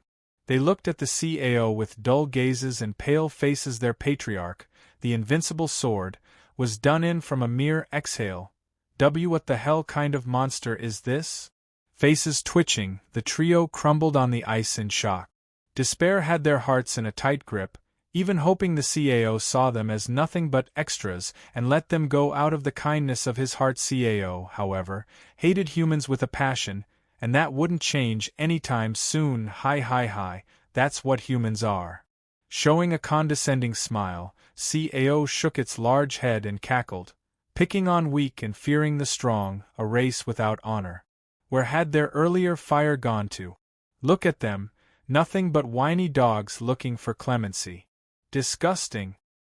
CAO's voice released a wave of cold. The Sword Kings turned to flee, but the cold swept them in an instant, leaving behind 3 more sculptures. 5 more vivid ice sculptures had now joined the endless others and, unfortunately, might have the same sordid end as well. In pieces. Chiao's heart was wrecked with anxiety. CAO chuckled, "Little Thunder Phoenix, now do you see humanity's ignorance? Now choose, will it be your human father or your Chilan brother?" CAO dove back into the sea, enjoying himself as he pointed out the Zhuofan sculpture and unconscious Gu Santong. Chiao looked left and right, unable to make a decision. Father would have definitely saved brother, because that's why we came here in the first place. But my brother wouldn't want father to be in danger. How is this a choice? You're overthinking it. CAO snickered. Humans forget kindness and are adept in betrayal. This man admitted to using you too. What's so hard about casting him out? You're only tools to him. Why would he care for some tools? Sacrificing yourself for him is not worth it. Chiao sank in a long silence, but then she nodded. I've made up my mind. I want to save brother. Good choice. Humans can't be trusted and should be abandoned. No! CAO laughed, but Chiao cut him off with conviction. Not abandoned, but chosen. I know father would choose brother, so I won't disappoint him. The cackle stopped, with the CAO giving her the cold eye. You're saying you're choosing the human? Chiao flicked her hand. I've made my choice, so save brother. This is what my father and I both agree on. Father's spirit would be gratified. Just how father saw mother losing her mind over him. He would be torn with guilt knowing he lived while brother died, a fate worse than death. Bull. Those vile and dishonorable humans can't feel guilt. CAO roared, with Chiao pointing at his nose and shouting back. I made my choice. Are you going to do it or not? Are you a Welsher? So humans are bad like you say, but aren't you the disgrace of sacred beasts for not keeping your promise? CAO squinted and cracked a smile, revealing a deep chill. Using humans as reverse psychology. Good one, little Thunder Phoenix. Having come to this, if I don't agree, what will change? CAO mocked and opened its maw to bite on the ice. Just that where he bit, young Sanzi lay. CAO ate young Sanzi in one gulp. Chiao was too stunned to react.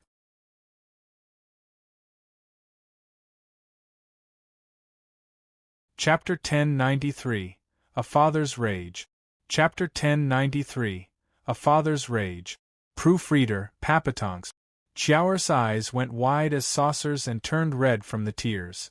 She pointed a trembling hand at the devious and smug CAO, her lip quivering. Why, you lied.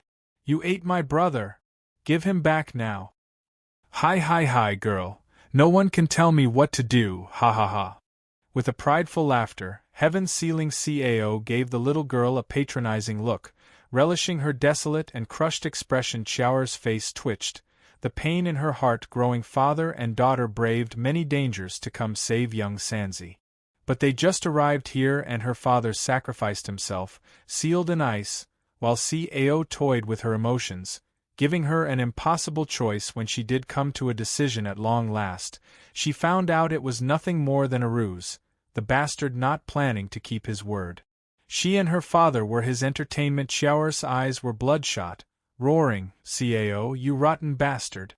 You used me. You broke your promise. You're not worthy of being a sacred beast. Hi. I sure had to mess around with you. What of it? Don't you humans use these petty tricks all the time? I'm only responding in kind. What's wrong with that? But my brother and I aren't humans. You've been corrupt from being around one, which makes you human all the same. Xiao raged, but Cao went cold and flashed its fangs with killing intent. I've said before, that no sacred beast reeking of human stink will be a sacred beast again. You, the Qilin, and that human father you all attach to are nothing but humans. As long as I'm around, no human will ever leave my presence alive, you included. Who? Cao breathed out a wave of frigid mist, turning into a tornado as it shot for Xiao. Xiao was unable to move from shock. She had no chance as she was against the heaven-sealing Cao, since she hadn't matured. The three of them would find their end on this very day. Ice spread over her body, creaking as it formed. Xiao stared into space, her eyes filled with tears of despair. Forgive me, Father, I failed. I couldn't save my brother. You and I are helpless as well, with me about to join you. Father, brother, see you again below. Xiao closed her eyes, having given up all hope, and sank in despair. All that remained of her defiance were those hot tears, evidence of the indignity she suffered. Cao mocked as she turned to Ice. Hi, I told you, little Thunder Phoenix, I never planned on helping either one of you. All I did was use you for the best entertainment. Sorry, but it seems I've given you false hope, ha ha ha. I just love to see my prey squirm, the thrill of seeing that hope broken, the horror is to die for, hi. Ah! Xiao cried out in powerless defiance, feeling victimized. She hated Cao and his guile. He never planned on letting them live, yet he imposed on her an impossible choice. He made her see her father and brother as they would die. And when she did finally decide, she came to realize that it didn't matter. She felt utterly powerless. It was better if all three of them had been sent to the hereafter from the start. At least they would go together. Now, she had went through all that torture for nothing. Xiao cried out her pain, only feeding Cao's twisted hobby. The cold winds soon took her, about to encase her in ice bam. A black sword with black flames then shot from the ice, and shielded her. The frigid winds struck the sword instead of Xiao, letting out loud hissing of steam instead of freezing over. The tornado was now turned into steam that spread everywhere, enveloping Xiao as well. Cao's mad laughter came to an abrupt stop, its eyes shaking as he gave an odd look at the sudden steam. The mist soon cleared and Xiao was safe and sound, with a black longsword covered in black flames hovering in front. It gave off an aura that struck fear even in the heaven-sealing Cao. Where did the sword come from? Who did that? Heaven-sealing Cao flinched, turning grave. Xiao looked at the familiar blade and hope rekindled in her eyes, muttering, Father SSS. The hissing drew their attention to a block of ice, now sporting webbing cracks with black flames seeping out of them, only to explode at the very end. Someone walked through the ice pieces and stood next to Xiao. He reached out to take the sword and grin. Xiao, forgive me for putting you through that. Leave the rest to me. Father! Xiao cheered. You're all right. Not possible. I sealed you. I did. How did you break out? Heaven-sealing Cao gaped in shock, its claws slamming the icy sea, sending violent winds in all directions. Shuafan had been sealed, yet now was standing like nothing happened. He grinned, but his eyes were cold as ice. Senior Cao, I've been nothing but courteous ever since I came to Ice Mountain. You wanted to kill humans and iced me. You wanted Xiao to choose and she did. But even after a little girl did all you ask, you just go back on your deal just to toy with her innocent heart? That's where I draw the line. How are you any different with your slyness? If you'd have been sealed, you'd never know what happened after. Cao glared at Shuafan and roared. Shuafan smiled. I have the Thunderflame's protection. It's impossible to seal me. But that's besides the point. What matters is that you've been nothing but a disappointment, Senior. You have made Xiao cry. And nothing just. Shuafan's eyes flashed with bloodthirst. He flicked the sword, pointing it at the huge head. You stirred a father's rage. You toyed with my daughter and took my son. I'll have you pay for that. Heaven-sealing CAO eyed him, then cracked up in disdain. Ha ha ha, you make me pay? Getting out of my seal changes nothing. I hardly need to lift a finger to squash bugs like you. You can't do anything to me. I'm not trying to, only letting you know that toying with your adversary must come while aware of the situation. Some people should never be fooled, Senior CAO.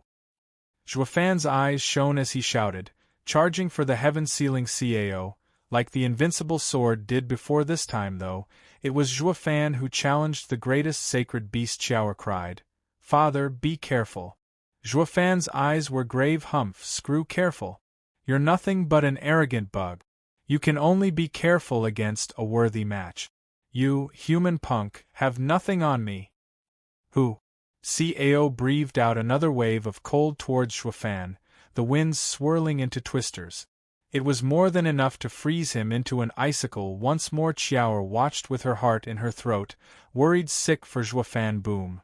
Zhuofan had no intent to even dodge, slamming into the twister with a bang and letting the cold seep in his bones. That's that. CAO smirked in disdain, then felt the need to gloat over Xiao as well. He didn't get the chance as a figure dashed through the twisters enveloped in writhing black flames.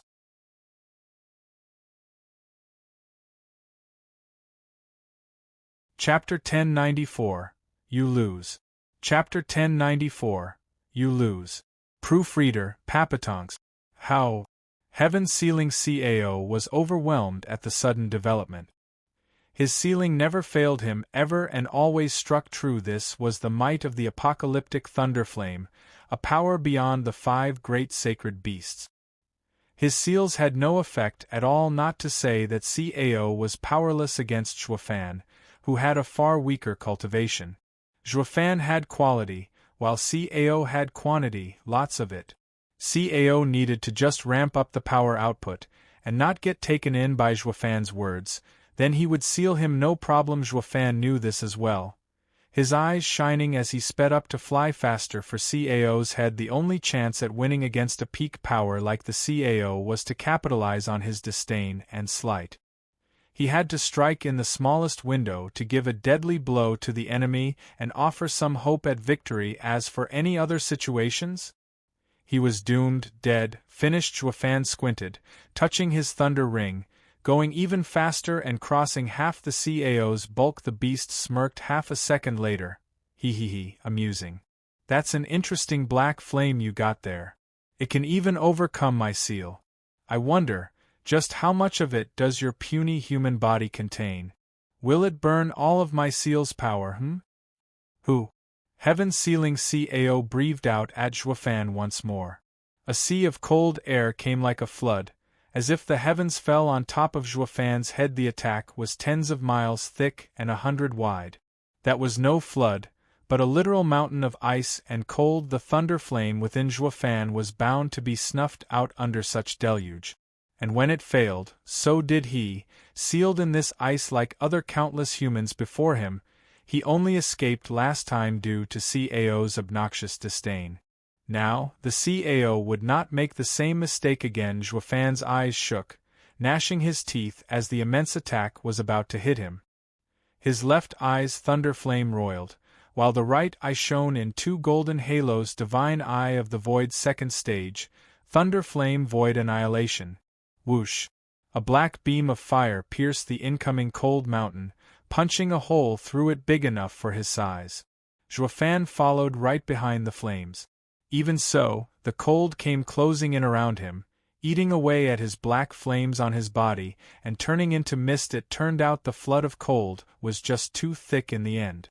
The thunder flame gave signs of dying now and then, but Zhuofan used his eye to get it burning again. He did it despite the strain it put on him, making his eye bleed. For the second the thunder flame halted was the moment it was all over for him. There was no room for error on the edge of the knife. Xiao was anxious, unable to provide any bit of help to her father. CAO rose an eyebrow, looking piqued. Why is his skill so familiar? Where have I seen it? Bam! The beam of black flames punched through the thick deluge of cold. Zhuofan flew right out, covered in sweat and huffing. His left eye was bleeding hard, erased as it met the black flames. Xuefan still charged ahead recklessly, without regard for his safety. He was at chest level of Cao, and next would be his target, the head. That would be when he had the advantage to grasp victory. Xuefan stepped forward, while ignoring his exhaustion. Qiao eased a heavy breath, now knowing her father had come through. Right, Heavenly Sovereign. It's Heavenly Sovereign's divine eye of the void. A howl of fury wrecked the world as Cao's bloodlust spiked. Why, you're with the Heavenly Sovereign. I'm going to crush you to a pulp. Cao slammed with its huge claw, making it look comical compared to the bug-sized Xuefan. With rage burning in his bloodshot eyes, it roared, Heavenly Sovereign trapped me in here all my life. I'll never forget this debt for as long as I live. For being Heavenly Sovereign's inheritor, you shall die all the same. I'll ground your bones to dust and throw it all away. Who? The huge claw whistled through the air, its pressure stealing Xuefan's breath away. He then felt his sternum snap and had to spurt blood from the damage. Shocked, Xuefan turned grave. Just his pressure made me suffer already. That means the moment the attack lands, there'll be nothing left of me. Sweating buckets, Xuefan was at an impasse. Qiao paced in worry, powerless to help. She could only watch and pray for him. Xuefan was now near the neck. Just 1,000 meters to go. Xuefan's right eye shone with one golden halo whoosh. Cao's claw slammed down, hitting nothing. Xuefan had jumped on top of Cao's head with an evil grin, divine eye of the void's first stage, shift. Cao cried out. It had let anger get to him, and Xuefan's action slipped unnoticed. But then his intact eye squinted and yellow shone from it. Humph, rotten punk, don't think for a second that popping around the place will stop me. Your skill is crude at best compared to Heavenly Sovereign's. Void seal. Ripples flew in all directions, giving Xuefan the impression there were walls all around him. Now there was no way of escaping through shift, not that he cared, having reached his target. He smirked in glee, his hand touching the thunder ring. Cao was clueless to his intent, merely laughing at the fact the rat was trapped, laughter laced with sorrow. Ha ha ha, let's see you run now. There's nothing you can do. You can't harm a hair on me. Conceited little shit. Just because you got a taste of Heavenly Sovereign's inheritance you think you can blow your horn in my face? The only reason you survived so far is because I never saw you worthy of my attention. Now that you're with Heavenly Sovereign, you'll feel all my wrath. Heavenly Sovereign, you son of a she-dog, I can't take it out on you, so I'll crush your successor to soothe my hatred. Cao cursed and shouted, snapping his head around and opening his maw to bite at the space-locked Xuefan. Rotten punk, I'll make mincemeat out of you, and there's nothing your master, Heavenly Sovereign, can do about it. Ha ha ha. Cao, hold on. My father has nothing to do with Heavenly Sovereign. You're wrong about him. Qiao cried out, but Cao was past listening, his eyes red with sweet retribution. He wanted the kid eaten to quell the hatred festering within. So what if he got it all wrong? The target was human, wasn't he? All humans deserved death in his book, father. Qiao's worry for Xuefan only mounted. Seeing he wasn't listening, Xuefan ignored everything, only focused on the ring shining on his hand. As the abyss that was Cao's maw closed in, his grin only grew eviler. Heaven sealing. Cao, your loss today is all because of your conceit. What? Cao reacted out of reflex, still going in for a bite. Xuefan had a strange spark in his eyes, his snicker growing to his ears. I'm saying thank you for giving me this chance. You lose. Whoosh. Xuefan flicked his hand and a miniature sun appeared, scorching and terrifying.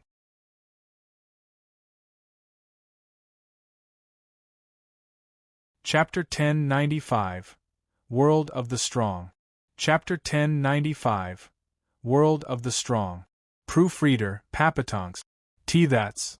The huge eye squinted and heaven-sealing Cao gasped as he shouted, Old dragon's full-powered dragon breath pill? Why would he give it to you, heavenly sovereign's successor? Ha ha ha, he'd never trust me if I really was heavenly sovereign's successor. But there's a difference between being a successor and learning his ultimate skill. I agreed to help him and he shields me. Like you said, they're all after something and not noble like you. As for now, Zhuofan's eyes shone cruelly, ready to throw the dragon breath pill. Cao was shaken up, scrambling to flee. He rushed to close his mouth and stammered, "Now hold on, let's talk about this." "Don't. Talking only works among equals. But you, sir, are too strong." Zhuofan didn't fall for his stalling so he could escape, so Zhuofan threw the fireball without qualms, shouting coldly, "Here's my gift, Senior Cao, for looking after my children. Also, Senior Dragon Ancestor sent his regards. May you eat well and stay healthy, ha ha ha." The dragon breath pill crushed any barrier in place as it swirled straight into Cao's gaping abyss. Boom. Everything was dyed orange as the flames unleashed a sea of flames. Dragon Ancestor's full-powered dragon breath pill went off in Cao's mouth, and the raging torrents of heat and fire shot in every direction. The terrible flames melted all ice in an instant, turning the sea into steam before it as well was erased in the scorching heat. Cao's fangs broke off then and there, ruined. The fire made its way deeper and into his body, every nook and cranny, engulfing his organs in boiling lava. Only when all his being was saturated with fire did it leak out, sending plumes of blood high in the sky in a mist of red. His body was now in dire straits as tons of blood spewed out of his mouth. His proud visage now paled greatly, his scales black, singed or burned with one strike. Zhuofan was close to taking his life as Cao was on the same level as Dragon Ancestor. Taking such a blow had serious consequences. Only this time it was even worse. The only way Dragon Ancestor could reduce Cao to such a state was by risking his own life in battle. It all came down to how cautious they were of each other. When fighting, they always kept their senses sharp, while Zhuofan was fairly easy to look down on, being a puny human and all, working in his favor. He used his own weakness to his advantage, making the other show the perfect target to strike by opening his piehole. This was something no being in the world, and in their right mind, would make such a monumental mistake. The inners would always be weaker than a thick skin. If left with no choice, taking Dragon Ancestor's full-blown attack on his body was much better. At least it would leave a bruise or a cut. As for taking it out with his mushy insides, that was positively life-threatening. Then again, who could blame Cao if in his shoes? Zhuofan was just too weak to even tickle his stomach if he detonated inside. Who'd ever saw it coming that he'd deliver Dragon Ancestor's attack instead of himself into the maw of the beast? It was no different than Dragon Ancestor breathing fire down his gullet in a duel of peers. Why would one expose their weakness? To die. Zhuofan hit him more than good this time, practically destroying him, since that was the plan all along. Using Dragon Breath Pill from the start would hardly make Cao even twitch, only making him angry. Instead, the best course was to be a patient hunter for the right moment to strike. As he did, his plan involved using 2 Dragon Breath Pill, one on the face to pry the jaws open, and the second down the hatch. It was like a boon from heaven itself how the guy simply offered himself from the start. That was why Zhuofan even drove the nail in by saying he lost, since he exposed his weakness. And now Cao was paying the full price for it. Heaven sealing. Cao roared in pain, tearing up even. He swore on his life that such disgraceful defeat had never happened to him in his long, long life. He never suffered so much ever. Yet the day finally came that a bug from the mortal domain did him good. He, the overlord of the sea, a sacred beast. He was enraged, he lost all his honor and howled with bloodlust, "You little shitty bastard! You're not getting out of here alive! Ha ha ha, Senior Cao, do you think you're in any position to make threats?" Zhuofan mocked as he watched the black scales fall off the maimed body, and smelled the burn coming out from that blood spurting from him with another spray of blood in tons. The sea took darker shade of red. Heaven-sealing Cao glared at Xuefan. "Don't get cocky, bastard, I haven't keeled over just yet. Wounded as I am, it's still more than enough to deal with the likes of you. Die." Heaven-sealing Cao reached with his claw to slap Xuefan out of existence. Bam. All Cao did in the end was break an iceberg into ice cubes. Xuefan flashed on the singed and wounded claw, sporting a smug and evil grin. "Ha ha ha, Senior Cao, I see you don't feel like talking. The feeling is quite mutual, I assure you. I have no intent of settling this peacefully, our debt is far from over." Xuefan's eyes shone and waved his longsword. The black flames on it roiled as he then shoved the pointy end into the claw paw. The deadly black flames and the sharp edge of the sacred weapon went through the tough scale without a hitch, letting out booms after booms. "This is for young Sanzi." "Even more wounded," Cao wailed. He slammed with the other claw, but Xuefan was long gone, now appearing on a shoulder. He slashed this time, and the black thunder flame licked the scales and blew many away. That earned another howl from the sacred beast. "This is for Qiao." Pitiless, Xuefan lashed out all over the huge body and leaving gaping bloody wounds in his wake. Xuefan was not about to let this bastard toy with his own daughter and had her suffer in vain. "Senior Cao, you're hanging by a thread at this point and can hardly muster the strength to seal me at 'tis point. Your huge body now became a burden. Now I ask you what you asked me, what can you do to me?" "Ha ha ha!" Xuefan cackled, buzzing around the huge Cao like an annoying flea, slashing and poking at every chance. Cao was powerless to swat him. Reduced to roaring and crying in pain, he was a proud sacred beast, among the best in the sacred domain. Even the sovereigns were weary of him. His stride must have come to an end, since now even he ended up toyed by a nobody. It was a disgrace. No matter how humiliating it felt, he could do nothing, for he was on the verge of dying. And that was due to Xuefan's grace too, or he could have just thrown another dragon breath pill and be done with heaven-sealing Cao. He would be the first in the mortal domain to kill a sacred beast. His name would go down in history. Ha ha ha! Ah! Xuefan laughed like mad while Cao cried out in pain. Thanks to the early searing heat wave and the endless rumbling, the four sealed experts were thawed. The invincible sword gripped the Sundering sword and suddenly coughed blood with ice and fire. The Sword Kings had it worse, spurting a couple more times. They turned worried towards him. "Patriarch, are you all right?" "I'm fine, just a serious wound." The invincible sword took a deep breath and spewed blood with flame and ice again. "What happened anyway?" The trio shrugged in confusion. Right as the symphony of wails and laughter reached their unfiltered ears, curiosity got the best of them, and now they were witnessing a most bizarre play that left them dumbstruck. Before them was a battle of the strongest.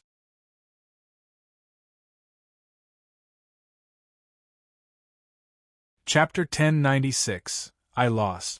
Chapter 1096, I Lost. Proofreader, Papatonks. Ah!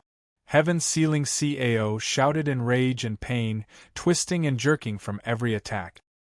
He flayed his tower-sized claws around in a futile attempt at ending his torment and squashing the bite-sized interloper. But the meal just wouldn't stay put, having also learned to bite back and hard at every chance it got. The end result was mounting wounds, tons of blood loss and excruciating pain for the overlord of the sea. Xuefan cackled all the while, his eyes savage and sadistic each time his blades sunk into Cao's flesh. Ha ha ha.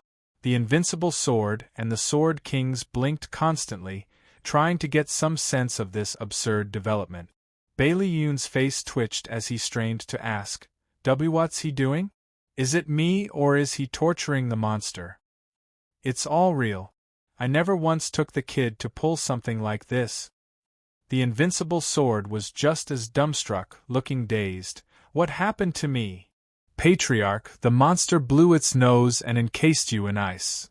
And then, what happened after? We got frozen too and don't know." Bailey Yufeng looked on stiffly as he gave automatic and flat replies.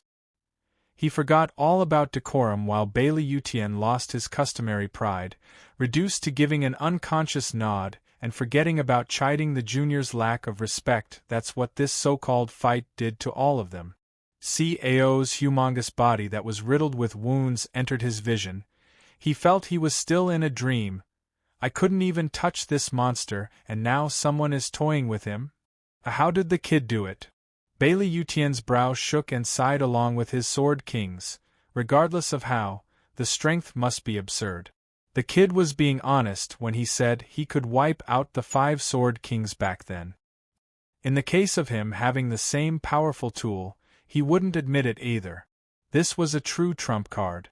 If it could cripple the likes of CAO, then who in this world could withstand it? I was a dreaded existence, yet humiliated to such a degree. Thank heavens we have yet to reach a point of no return with him. The Sword Kings sweated buckets, and the invincible sword squinted as his jaw set in defiance. Boom! The powerful shockwave spread everywhere and picked the 4 off their feet, flinging them all over the place. They slammed into the ice hard 1,000 meters away, heavily bleeding and looking much worse for wear. Looking back at the main event, they found the source. CAO wanted to squash Zhuofan, and this had resulted in them suffering for it. Zhuofan made a quick escape out of the attack's reach, popping on the beast's head and using the flaming sword. Ha ha ha, Senior CAO, with this strike, I give you my blessings. Bam! Ah! The black thunder flame flashed across the head and made blood spurt out of it. Heaven-sealing CAO howled once more, in anger and pain, but mostly futility. A sacred beast like him couldn't do anything against some lousy brat. He waved his claws again, trying everything to slap Zhuofan out of the air, but all he got was laughter for his efforts as the bug used these chances to dodge and slash twice more. CAO unleashed twisters with every wave, shaking the world around him, but what gave the greatest horror was the constant cackle of Zhuofan from within the winds. Like a devil from hell, he clawed his way out to toy with his prey while flaying it alive. The Sword Kings gulped hard, their hearts running wild, as they made sure to dodge an errant ice block blown their way while keeping their eyes on Zhuofan. What was most prevalent was the terror in their eyes. Why didn't anyone tell us this kid is a freak of nature? The monster is like a child compared to his sadistic streak. Is he the devil? Patriarch, we'd better run before we get caught up in that kid and sea demons battle. Looking behind, he saw the thick black fog filled with holes from the searing heat wave. Bailey Yun perked up and urged Bailey Yutian. Bailey Yutian cursed. Humph, are you in that much of a rush to flee for your life, you weakling? In all my long years roaming the world, I've not once feared another's fight. You're right, Patriarch. No man in the 5 lands can stop Patriarch, but these 2 are anything but humans. Better to be safe than sorry, sir. Bailey Yun was hopeful as he shook all over while pleading.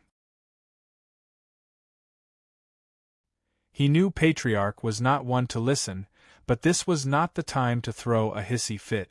They were all sporting deep wounds and they might very well meet their end from CAO's stray attack. Patriarch, let's just go, please. Bailey Yun was sweating all over. Bailey Yutian turned from him to the battle between man and beast and sighed. We're leaving. Great Patriarch! The trio cheered. Ding. Bailey Yutian paused, looking at his hand to find the purple Sundering sword shaking, while pointing at the CAO with hunger. Invincible swords had a pained gaze. Sundering sword, you want to fight, don't you? Ding. Sundering sword gave a jerk in response. I'm afraid we can't. That fight isn't one we can meddle in. That is the world of the strong, a world I have yet to even enter. Bailey Yutian sighed, sapped of strength while tightening his grip on the sword. The moment I held you in my hand, I vowed to the heavens to take you to the summit. You made the right choice accepting me. Over the following millennia, I never stepped back against any that faced me. I'm sorry, but now I understand that I've yet to take you to the peak. I am truly weak. But rest assured, my promise hasn't changed. The day will come when I will take you into such a peak fight. For now, we must withdraw as we don't qualify to join it. Ding! The sword was restless still, though it soon quietened. It had now forgotten its mission of killing the sacred beasts. Even with one before it, wounded as it was, the Sundering sword still gave up. It had long since become one with this human expert. The invincible sword's wish was the sword's. It wanted to challenge a sacred beast while being held and not go take one down by itself. The invincible sword smiled. Thank you. He flew out of the mist, with the sword kings behind him. But not before he gave Zhuofan one last look, shouting, Zhuofan, don't you die on me! I will one day rise to the top, and for that I need that ticket in Devil Mountain. Bailey Yutian then vanished in the fog. Zhuofan shook and smirked. He shifted out of another claw and popped next to Qiaoer. Stop, I lost. Cao, in the middle of his craze, jerked to a stop. He turned a confused eye on Zhuofan. What's with him? Why give up? I might be strong and look tough, but he has dominated the fight all this time. Why then?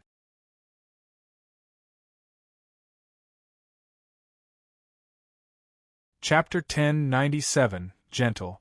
Chapter 1097, Gentle. Proofreader, Papatonks. The humongous creature plunged into the sea, sending a tsunami in every direction.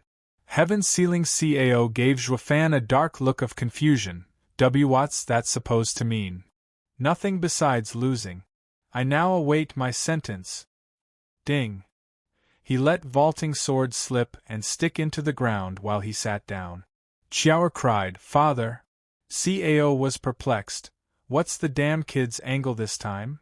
Zhuofan had a genial smile on his face. Gone was the mad and sadistic expression, now looking like a real gentleman that wouldn't hurt a fly, preaching love and peace. A disturbing silence ensued. Heaven-sealing Cao was still tense and on guard at the sudden change. His fury now cooled down to a confusing calmness. All that he could think of were questions upon questions. He even forgot what he was supposed to do. His brain stopped working the minute Zhuofan gave up out of the blue. Why, you don't want to punish me? I take it we can talk then?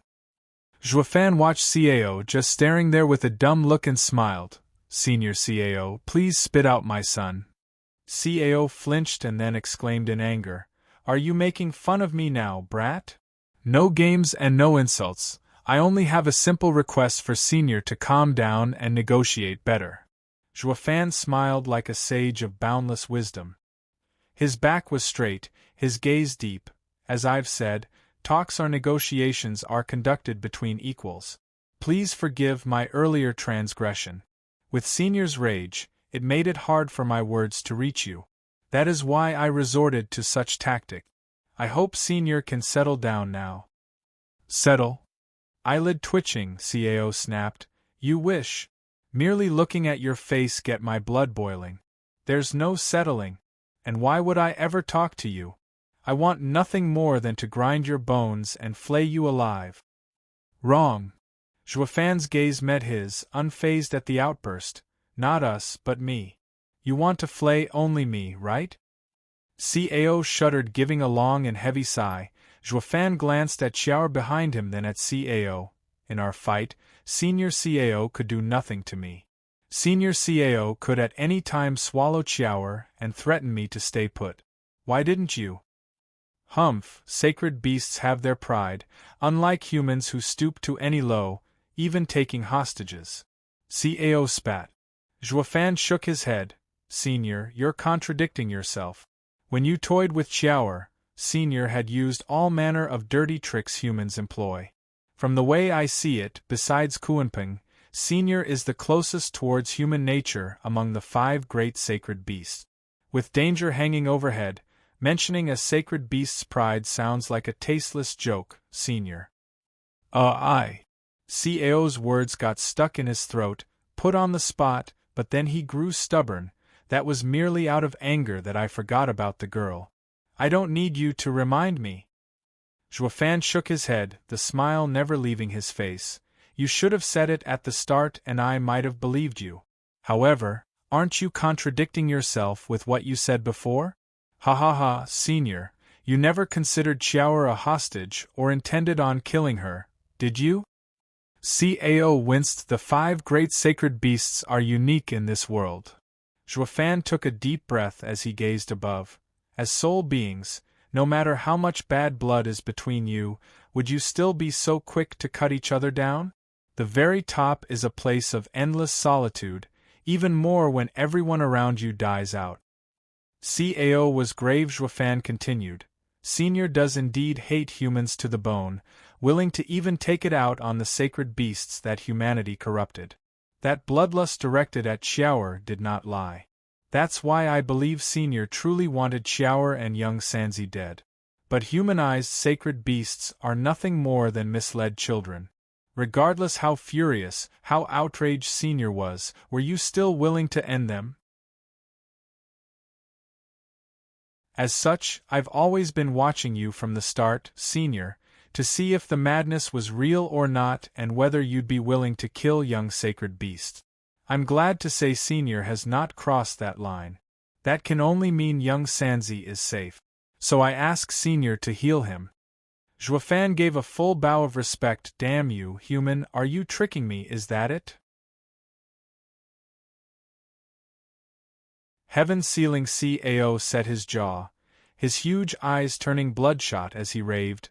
Over many years, I've seen more people than I could count and know the darkness that lies in a human's nature, but you are the most sinister and cunning of all. I knew it the moment you used Old Dragon's attack. Now you're breaking my principles, twisting my beliefs so you can get your young Qilin back as good as new. No, I will not listen to you. Come fight me if you dare, but I will never do what a human asks even if it kills me. Xiaoer's face fell, looking worried at Zhuofan. He shook his head. Don't say that, Senior. I said it's my loss already. You call that a loss? Look what you did to me, and you're holding all the cards. You can leave when you want or even kill me. Why is it I can't see you lose out on anything? I lost from the very beginning. Zhuofan sighed, saluting. Young Sanzi's Qilin shield is damaged and Senior is the only one that can restore it. I brought him to request your help. This put me at a loss from which I could never recover. The only thing left for me to do was not to suffer a total defeat, losing even that with which I came. Nothing I could do will ever change Senior's refusal to help. That is why I ask Senior to lend a hand for the sake of the 5 sacred beasts. Heaven-sealing Cao gave him a long look, then snickered. Hi, after all that yapping we've finally reached the real issue. Let me tell you. Senior. Zhuofan's shout cut him off, his gaze steeled in determination. Senior won't heal Qilin all because of me. Let me bear all of Senior's loathing towards humanity. As long as Senior agrees to save him, Senior can take a life for a life. Father! Xiaoer cried. Heaven-sealing Cao shook, his eyes having a strange glint. Senior might deny all you want, but know that you can't do anything to me unless I let you. Qilin and Xiaoer are both your juniors and can't do anything to stop you. I am the one who earned your ire, your bitter enemy. If you want to take it out on someone, would you feel better killing me or them? Zhuofan smiled. Senior's malice needs to be let go and I'm willing to be the means to do it. On the condition that Senior lends a hand. Xiaoer quivered, her tearing eyes never leaving Zhuofan as she bit her lip, drawing blood. She knew no one could change Zhuofan's mind once he was made up. This was also his only option. Cao was stunned, suspicion flashing in his eyes. Then he cackled. Hi, you're just too shrewd. Are you up to your mind games again? He. You think I'll sympathize and won't kill you? Wrong. I will definitely crush your bones and scatter your pieces everywhere. Cao slammed his palm on Zhuofan's head. The violent winds were sharp enough to rend the ice around. Xiaoer's tears flowed down her cheeks. Wait. A shout came just as the palm reached Zhuofan. The heavy palm grounded to a halt. Cao parted the claws to peek at Zhuofan with a mocking smile. Hi. I just knew you were working an angle. You played the noble sacrifice thinking you could earn my sympathy. Once I save the Qilin, you can just use it for your mind games, making these two pups want to die for you. Sneaky human, I've seen this old trick already and it won't work on me, ha ha ha. Senior, that's not it. Since Senior mentioned trickery, Senior ain't exactly trustworthy either. Zhuofan's eyes shone, taking off his ring and throwing it to Qiaoer. My sacrifice can't be in vain. Once I die, Senior Cao must save young Sanzi. But if Senior breaks his word, there's another dragon breath pill in there you can throw immediately in his face. He'll be sure to join me and young Sanzi in hell once he takes another one. Just remember not to waste words or listen to him. The instant he stalls, throw it.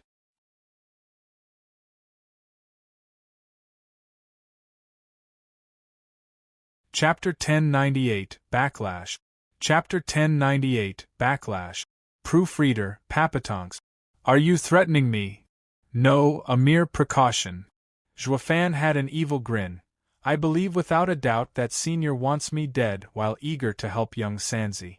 The human heart, a complex concept, appears similar in some aspects to Senior's actions. As such, I am unable to confirm whether Senior would keep his word or not, contradicting himself once more. While I'm most sure that people won't readily give up their lives out of stubbornness, we all know that the true winner is the one living. You kill me then die yourself from a tantrum? What's the point? Ha ha ha. Cao stared hard, his eyes flashing with bloodthirst. Fine, now can I get on with it? Are you that willing to give your life for the young Qilin? He's my son. There's nothing I wouldn't do. Zhuofan showed a bright smile. Cao's brow shook and the claw resumed its savage descent. Great, now die, human. Whoosh. The thick bloodlust bore heavy on Zhuofan's shoulder. Father. Qiaoer cried out, holding the thunder ring tight. Her body was shaking all over and her heart was ready to break. Her father was about to die for young Sanzi's sake. Zhuofan sat with his back straight at the coming winds. His eyes crystal clear. The palm halted at the very end for some reason. Cao shifted it back and looked coldly at the unfazed Zhuofan. Kid, there's no chance of winning this fight. You won. Bam! Cao slammed the claw into the water, sending a huge wave all around. Zhuofan smirked. Thanks. Father. Qiaoer was stunned. Sure, she was thrilled Zhuofan hadn't been splattered all over the place, but a large part of her was plagued by confusion and doubts. Cao lowered his eyes and said, Little Thunder Phoenix, I knew from the beginning this human was sly, but you two children meant the world to him. Under my taunts, any other cunning man would fake sincerity and gain my sympathy. He acted like he was after something to provoke me into being savage and cast all my hatred on him while leaving you and the young Qilin out of it. You're wrong there. I really was after something. That never changed. Zhuofan threw his 2 cents. Cao shook his head. It takes a lot of nerve to admit it to my face. The fact that you were willing to take all my hatred for the children made you grow in my eyes. Zhuofan nodded. I never imagined you'd then come out of my seal and reduce me to such a state. I knew it was all to enrage me so you could give your life for Qilins, but you really went all out. You are one shrewd prick. You almost had me fooled as well. Cao continued. It then occurred to me, wasn't I making a mistake perhaps? Weren't you afraid I'd kill you then forget about saving Qilin? As you sacrificed yourself, I then realized all of it was nothing but a grand scheme to you. You angered me just so I'd give value to your death in exchange for Qilin. With one minor detail. Zhuofan scratched his nose. I did aim to garner Senior's rage, but when I rained havoc on Senior, there was hardly any planning involved, doing it for Qiaoer's sake. It felt great too, ha ha ha. Cao stumbled and then glared at him. It only proves your genuine feelings. Why get so angry if you never saw the children as your own? The victim in all of this is my weary old body, now wrecked. But with all of these, I still couldn't believe you. What had me stop my desire to end you were your eyes. My eyes. Yes. Cao sighed. I once caught a youth who had the same look as you, calm, peaceful and steady. He only moved with the purpose of understanding the world, the Tao. He did it in the end, becoming a sovereign, becoming a dear friend of mine. Then why would he betray this bond? I never fully understood and have been in constant search of this gaze. One after another, people came, soon turning into millions upon millions, but not one proved of help, on the verge of death. Everyone has anxious looks to some extent. Those self-righteous zealots are no different. So how then could such a gaze exist in the first place? Human, why didn't you have any hesitation beneath my palm? Did you truly believe I wouldn't kill you? You may be an expert in mind games and seeing my intent, but is your heart that steady even in death? Juefan mused for a moment and shook his head. An unsteady heart is born out of regret. Regret gives rise to fear, anger, and many more raw emotions. I had none as I sacrificed myself for my son. I had no true regrets, just some qualms. My promise to my wife and the promise to battle with another would not be fulfilled. So that's why. Cao sighed. The Tao can be split in two, obsession and detachment. The obsessed can't achieve it unless they let go. You have detached yourself from life and death, but cling to your vows. It's rare to find such a combination of characters. Kid, you have what it takes to become a sovereign. I'm sure of it. Now it all comes down to you if you can grab one of the 10 paths to heaven. Juefan nodded. Cao raised its head and, with a rumble, something flew out of his mouth. A blue and clear ice landed on the ground in the 1 by 2 meters. Young Sanzi rested. Brother. Xiao cried in joy. With Juefan looked on with hope. Cao wiped his mouth. He only survived by luck. I put him inside a pocket in my body, or he'd have died from the dragon fire. Senior. My stomach makes the heaven-sealing coffin, Cao said. His Qilin shield is damaged, and to heal it I needed my gastric juices to permeate his body. The child will stay in the ice coffin for 49 days. The moment it thaws will be the day he is healed. Juefan bowed and cupped his hands in gratitude. Thank you, Senior. I shall never forget this. Xiao bowed as well, all smiles. You were right. As a sacred beast myself, we're unique, and it would bring me solitude in a world less of one. But us, old ones, are stuck in our prisons and can't look after them and need someone reliable. Uncle Cao, weren't you hating humans? Now you're entrusting us to one? Xiao started, then giggled. Cao shook his head. This is hardly a solution, forced into taking the lesser evil. Humans are hateful, but having been so close to them at some point, I could feel their deep love and sense of duty. For my hatred to be so strong, my love had to be just as strong. In any case, it's better to give you over to someone I can trust than to some twisted people. Juefan, these 2 shall be in your care. In this whole wide world, there's only 5 of us sacred beasts left. Senior, be at ease knowing I only have them as children. Juefan nodded. Cao nodded and smiled back. This human is similar to the first, both pursuing Tao. I hope he'll never change. Pa. A sudden sharp sound echoed and Juefan's eyes bled out. What's wrong, kid? I don't know. Juefan's brow shook, his face hard. Pa. The second time, Juefan felt his eyes burning in their sockets and held them. Again and again, cracking sounds echoed, with the black thunder flame leaking from between his fingers and going berserk. It spread like a tide of destruction as it covered Juefan, just how when he fought Cao only this time, the thunder flame was out of control, the pain growing so bad he had to wail, ah! Apocalyptic thunder flame, something that should never be in this world ran amok.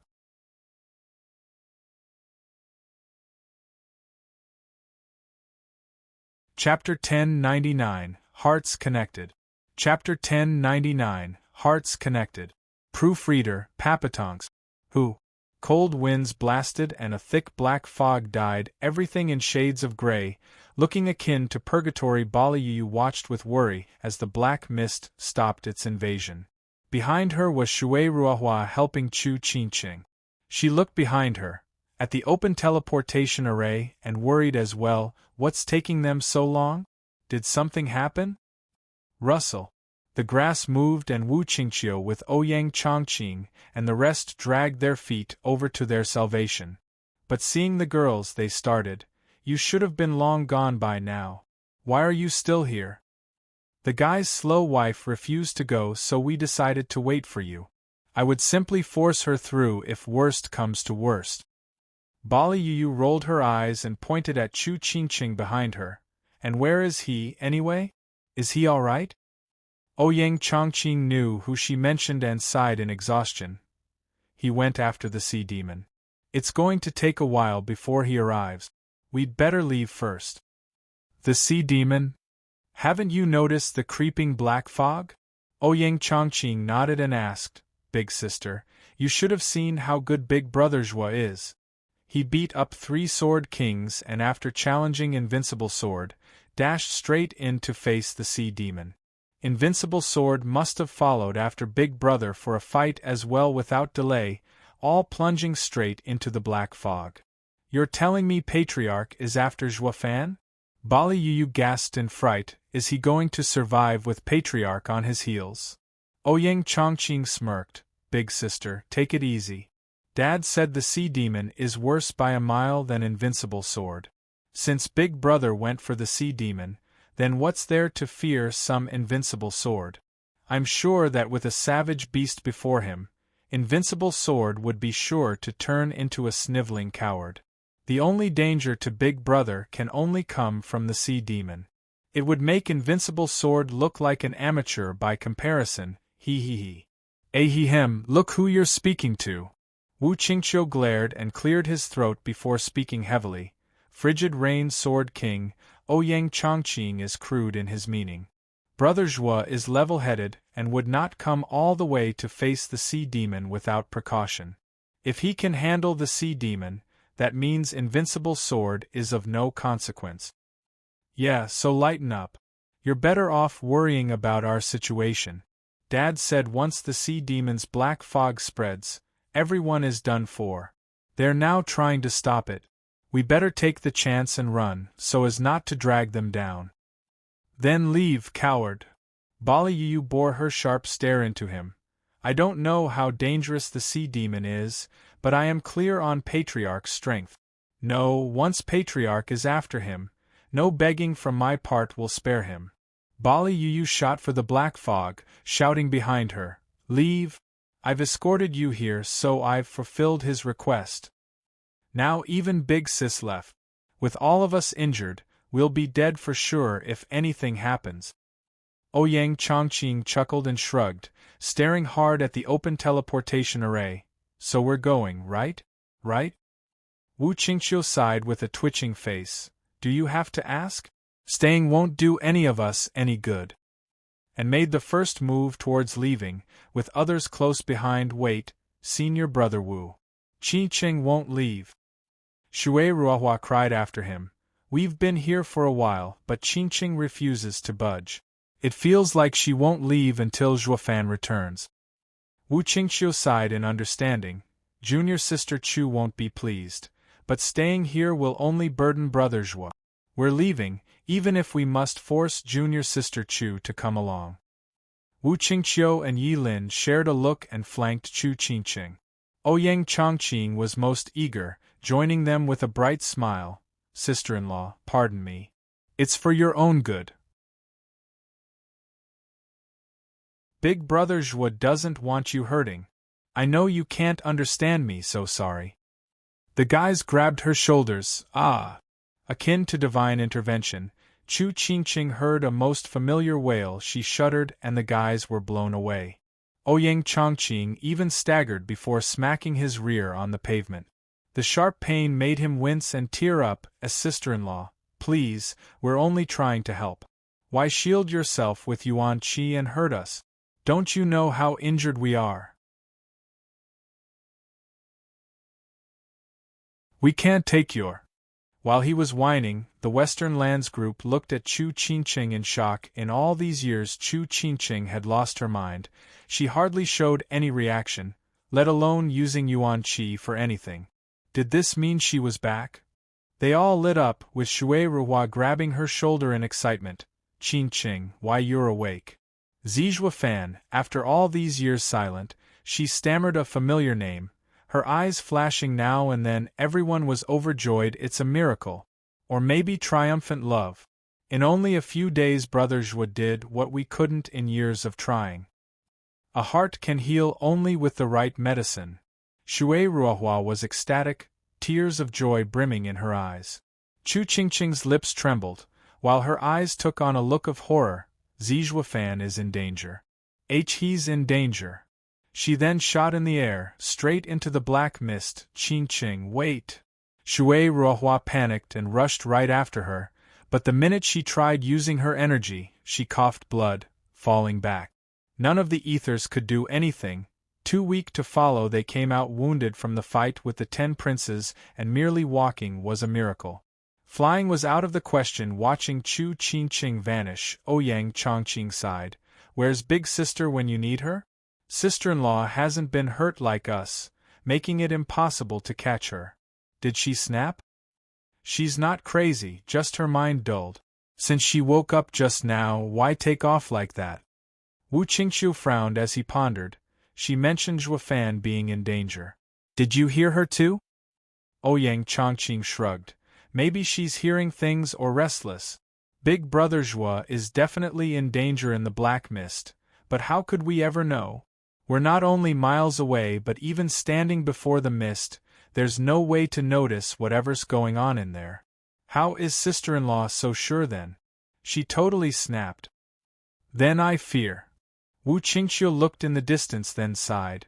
Their hearts are connected. That means Brother Zhua is in serious peril. The rest tensed, looking grave and worried. Baliyu was rushing through the dark fog when she stumbled upon 4 people flying out. She gasped in recognition. Ugh, can I just pretend I didn't see them? Baliyu shook, conflicted between Zhua Fan in the mist and the 4 people. She wanted to make sure Zhua Fan was safe, which was impossible if the 4 caught up to her, so she spotted some ruins around and wanted to avoid them like a plague. But that blasted Baileyun just had to spot her just then, shouting, "Is that you? Come quick, Patriarch's hurt."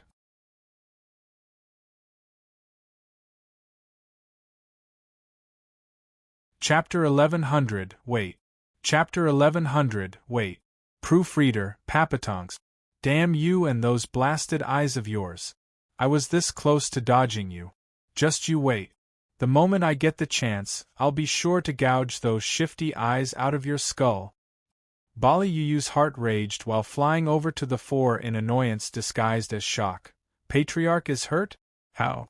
Is this how you 3 protect him? Baileyuyun sighed. Not even our best was enough. The sea demon is absurd. He couldn't even touch him. The SC demon is that strong, for even Patriarch too. Baliyuyu's heart sank, knowing Zhua Fan was in there alone with that beast. How could Zhua Fan stand a chance where Invincible Sword failed? Filled with worry, Baileyuyu turned to the black fog with tense fists. Baileyutian failed to notice Baileyuyu's shift. Maybe the deep wounds scrambled his senses. He coughed iced and burning blood and sighed. I've never seen strength like the sea demons. I have suffered a complete defeat. But this is only the beginning. One day, I will come to challenge Ag-Ugh. Invincible Sword coughed fire and ice again. His face white as paper. Patriarch, don't speak. We better look for a quiet place to heal. We can't ignore your wounds. Baileyuyun urged. Invincible Sword waved him off, sighing and looking at the black fog behind with determination. No, I'm staying. I have lost, but I want to see with my own eyes the result of such a powerful showdown and its victor. Powerful showdown. Baileyuyu lit up. Patriarch, is someone still in there fighting the sea demon? Baileyutian took a deep breath and nodded. Baileyuyun sighed with a grumble. Yuyu, speaking of, I have something to say to you. How in heaven's name did you even do your investigation? Because of you we were this close to making a mess of this and getting wiped out. What did I do? Baileyuyu was baffled. Baileyuyun spat. You have the nerve to ask? Did you not say that Joie Kid is in soul harmony stage at best, a trifle? Yeah, why? Why?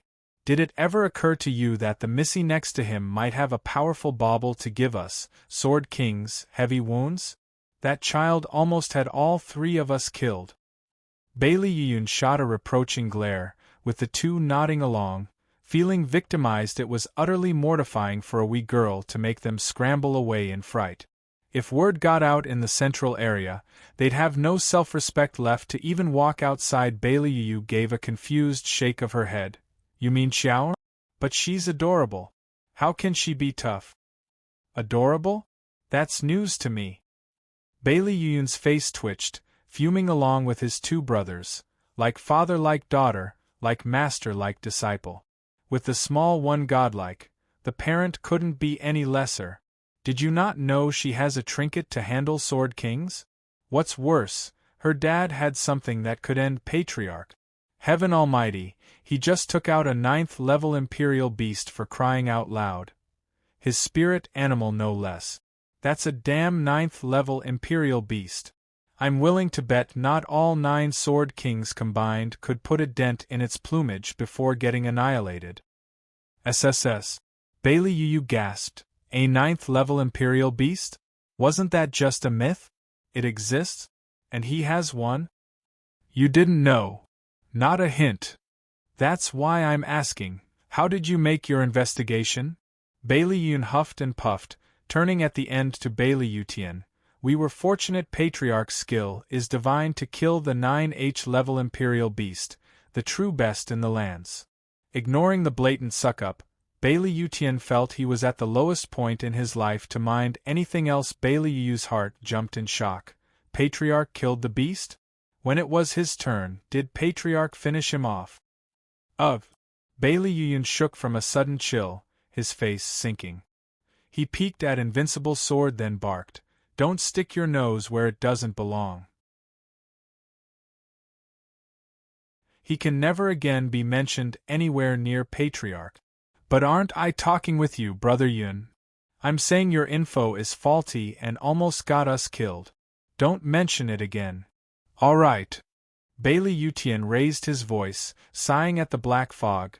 I was about to fight with him when the sea demon arrived. He was after the sea demon, and I wanted to meet it too. All of us entered its domain. I arrived there just to see him frozen by the sea demon and challenged the beast. It ended with me frozen as well before I could even get close. By the time I woke up, I'd found myself gravely wounded along with the 3 of them. But I witnessed a most shocking scene, one that I would never forget for as long as I live. What? Bailey Yu was nervous, eager to know Bailey Yutian's side. Zhuofan and the sea demon fought. He was clearly not to its level, but thanks to an ingenious skill, he was slowly gaining advantage. The sea demon was forced to just take his attacks. That happened after Sea Demon was gravely wounded, near death. I don't know how he did it, but I'm certain he was behind it. It was thanks to his showdown with the Sea Demon that a heat wave blasted over us and thawed the ice while also leaving us with deep wounds. With how the Sea Demon suffered at such a blow, it's clear that once the 2 of us fought, I'd have been reduced to ashes.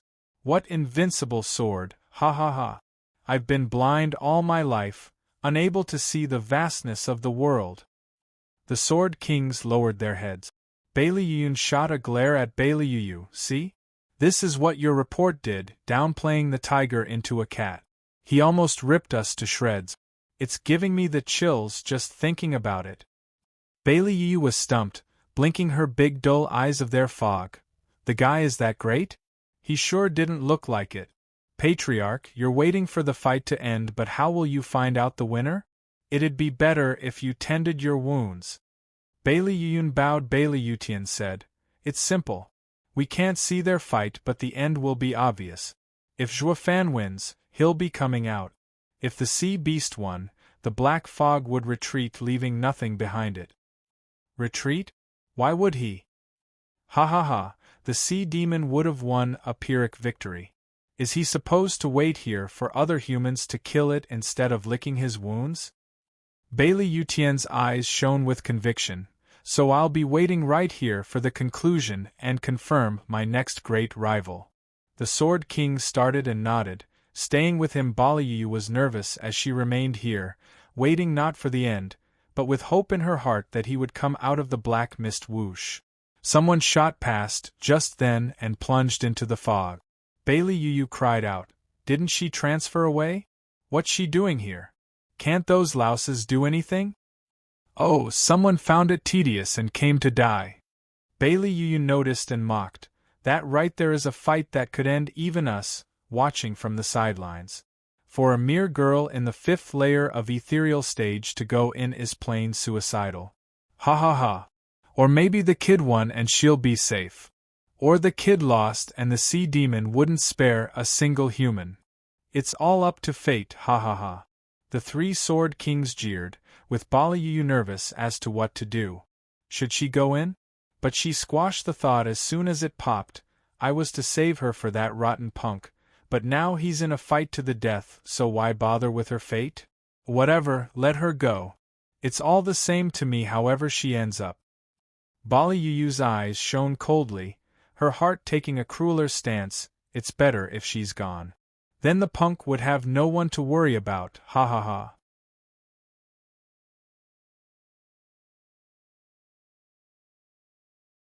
Chapter 1101 4 Sacred Beasts. Chapter 1101 4 Sacred Beasts. Proofreader, Papatonks. Ah! In a world of snow and ice, Zhuofan howled with black flames writhing all over him. Xiaor panicked, turning to Cao, "Uncle W, what's happening?"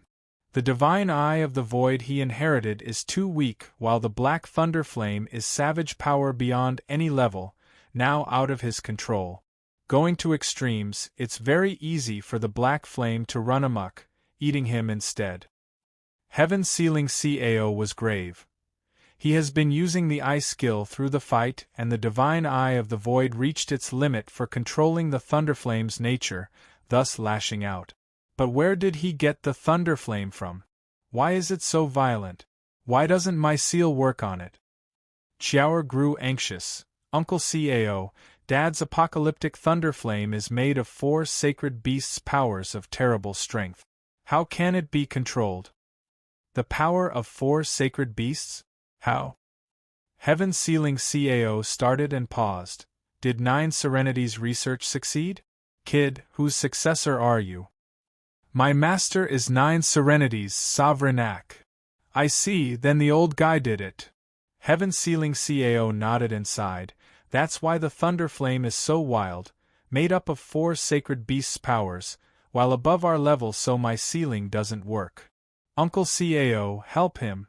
There has to be something we can do.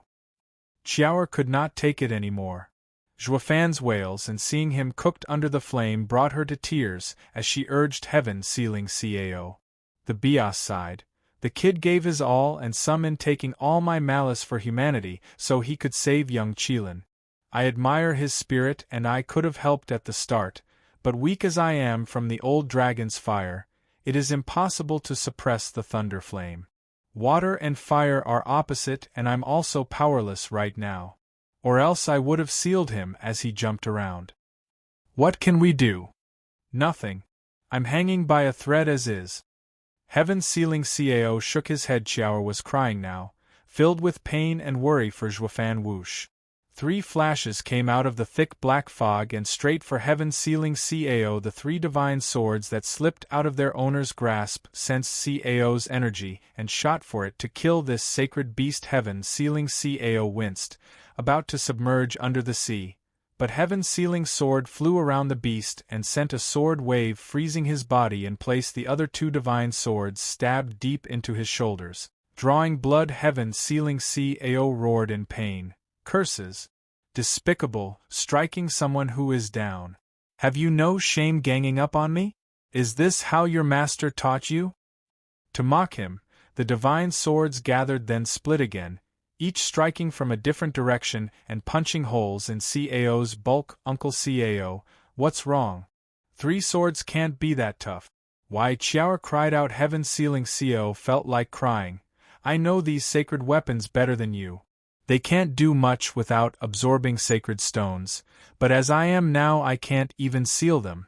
They're taking advantage of my state and with the fire and water in conflict within my body stopping me from sealing them. Not to mention they're sharp as hell. I can't hold on much longer, Ak. Cao howled in pain, with Xiao by herself in worry. What do I do? I'll take on a sacred weapon for you. Don't. They may be weak now, but you're no match still. You'll only die. Cao shook his large head to stop her. He waved his large palm around and slapped the heaven-sealing sword away. The two swords, however, used the opening to shoot through his chest, drawing another howl out of him. Even with the flesh wounds the swords were giving him, with enough time death would come in the end. Not to mention his bane was among them, the heaven-sealing sword. Cao grew restless by the second. What rotten luck today has brought. I should have just stayed home instead. Thinking humans were at war, he planned on causing extra damage to them, only to be the one to get damaged and near death. Blast it all to hell. Couldn't I have checked the stars before coming here? Whoosh. The divine swords ran circles around him, making Cao cry out every time. Xiao was unable to sit still from anxiety. Cao was the only one that could help Zhuofan. Without him, Zhuofan was doomed. She was powerless to help anyone. Divine Eye of the Void's seventh stage, Void Seal. Beneath the corrosive thunder flame, 7 golden rings shone, followed by a shout like that of a beast from Helhum. The 3 divine swords jerked, but they reacted too slow to get away, and the spatial ripple caught them. The swords clanged on the ice, their sword spirits gone. Heaven-sealing Cao sighed crack. Ak! The black thunder flame grew more berserk, eating away Zhuofan's entire left eye. Without it to curb it, the thunder flame feasted itself on Zhuofan, giving him searing pain. Father! Xiao cried out in tears, with Cao hesitating. Kid, thank you for that. I'm amazed you'd help me despite the cruel predicament you're in. Ha ha ha, it's nothing. Zhuofan strained to swallow the agonizing cries as he smiled. I was not helping you. I never owe anyone anything. You saved my son, then consider the debt paid. That won't do, not when saving a fellow sacred beast is a must. Heaven-sealing Cao spoke. Zhuofan said, You're saving young Sanzi as a sacred beast, but he's my son. Such a favor I have to pay back. Also, this is also my wish. I knew the thunder flame would take me one day. It just so happened to be today. My life was doomed from the start. But young Sanzi and Xiao have yet to grow and protect themselves. Few are those worthy of absolute trust in this world as well. Sorry, but now it's my turn to entrust you. These children need someone. Senior Cao is their elder, worthy of trust. I saved you so that you may become their rock. I hope seniors will look after them. Xiao, I'm going. Use the recoil array to free seniors from their torment. This is your future and your only hope. They'll look after you and be safe. I'll also give you the tools to achieve it. Find Wu Randong in the Serene Shores trading. I had everything laid out. Father! Xiao kneeled at his feet in tears. Zhuofan smiled, wishing to hold her one last time, but drew back his hand after seeing the violent black flames. His road was at an end. But unlike his last life, he had a legacy, making it worth it. Zhuofan took a deep breath and closed his eyes, focusing on reining in the pain he felt, yet his heart was at peace. This life has been brief, but fulfilling. Cao shouted at last, Kid, it's too soon to give up. I can't stop the black flames, but I can give you the means to do it yourself. Take it. Heaven-sealing Cao gouged out his eye. Blood spurted like a fountain. Dyeing the sea-red, Cao offered his palm, and in it rested a blue and dazzling eye.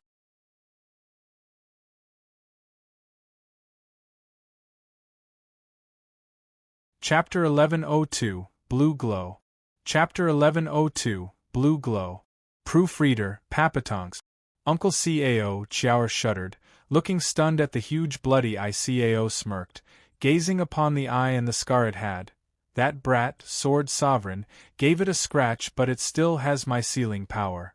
It should work in sealing the black fire from exploding. Really? Xiao lit up. Cao nodded, smiling despite the blood seeping from the empty socket. Zhuofan grimaced as he strove to speak. Senior Cao, thank you for your assistance. I am very sorry to have made you to sacrifice Senior's eye. Haha, it's just a useless eyeball. Nothing to it. Cao said, you helped me deal with the sacred weapons. Being incapable of letting go of some I would only make me look no different from those despicable humans. I would then have no ground and right to hate them. Now get ready to take my seal. I don't like owing anyone, just like you. Cao threw his eye and used his palms to pressure the huge eye and send power into it, soon shining blue. It then shrank down to the size of a human eyeball, drifting toward Zhuofan encased in black flames. The violent fire sensed a deep chill coming from it and cooled somewhat, relaxing from the unspeakable pain. Zhuofan sighed, nodding at Cao. He waited for the blue glow to enter his body and get the flames under control. Whoosh! The eye was about to enter its new place when fire flashed by and sent the eye flying. Cao cried out, crying out in shock, what was that? Thunder Flame Void Annihilation. Zhuofan looked stumped. Why? I didn't even use it, Ak. He clutched his head as the black flames came back with a vengeance. Thunder flames cracked the air as it shot all over. Zhuofan raised his heavy head, sending lightning like a machine gun. The dangerous thunder flames struck down in endless numbers, leaving everywhere black flames. Xiao jumped away, trying not to get that terrible fire from touching her. Heaven Sealing Cao had trouble with his large bulk, taking on dozens of thunder flames.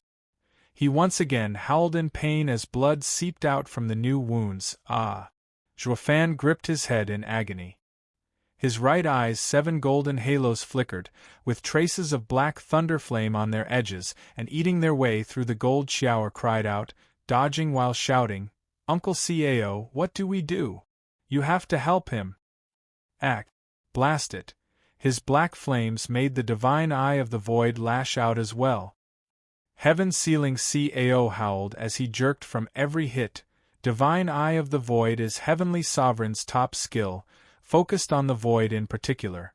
In layman terms, it's a vessel sealing large amounts of power for his use. But even he could only ever hold the berserk purple lightning. Now the kid holds the far more ruthless apocalyptic thunder flame. His skill is far below Heavenly Sovereign as well and makes it impossible to contain such insane power, as he can't seal the thunder flame, it runs amok. Before was just a bit of violent outburst, while now it crushed its vessel. Divine Eye of the Void has been infected and got out of control as well. The kid is in dire straits now. Once Divine Eye of the Void is ruined, he loses any means of holding the power, and it would burn him to ashes. Xiao cried out, what do we do? What of your eye? Can it help, Dad? Not anymore. Cao shook his head with a deep frown. He had the Divine Eye of the Void to help settle the savage flames with my eye. Now the Divine Eye of the Void is out of control and has no vessel. Nothing can contain this power, not even me. Can't your eye act as vessel? Are you kidding? I am Heaven Sealing Cao with the innate power of sealing. My eye has the same power, it's already full of it to accept anything else. Cao rolled his eyes. And what spatial power is stronger anyway than Heavenly Sovereign's Divine Eye of the Void? His ocular skill rises in power with the user. It's not like a sacred beast's innate ability. Not to mention the thunder flame is above our powers. We have no hope of containing it. It can only be the Divine Eye of the Void. My eye has the power to settle it so he could get it under control. There's nothing we can do to save Father. It's unclear. Cao shook his head. He just lost control of Divine Eye of the Void for now, and is yet to be ruined as well. We just have to purge the thunder flame from his body, and I'll seal his eyes. With nothing to generate the flames, it will settle. The problem is how to do it? As he is now, he's a chariot run amok. We have to seal the eye generating the thunder flame, then the divine eye of the void to mend it. Whoosh! Black thunder flame shot by his face in streaks and exploded high in HD sky, punching a huge hole. In it was a bizarre view, a fantastical paradise of rivers, mountains, and nature. SSS. Cao gasped, dumbstruck. Xiao shouted, This is Father's power? His thunder flame void annihilation is amazing, but not like this. He wouldn't have needed three-headed crow otherwise to intimidate the Sword King's an invincible sword. This isn't his, it's the thunder flame exerting far more than he can handle. Blanking a few seconds, Cao turned to Zhuofan and shook his head.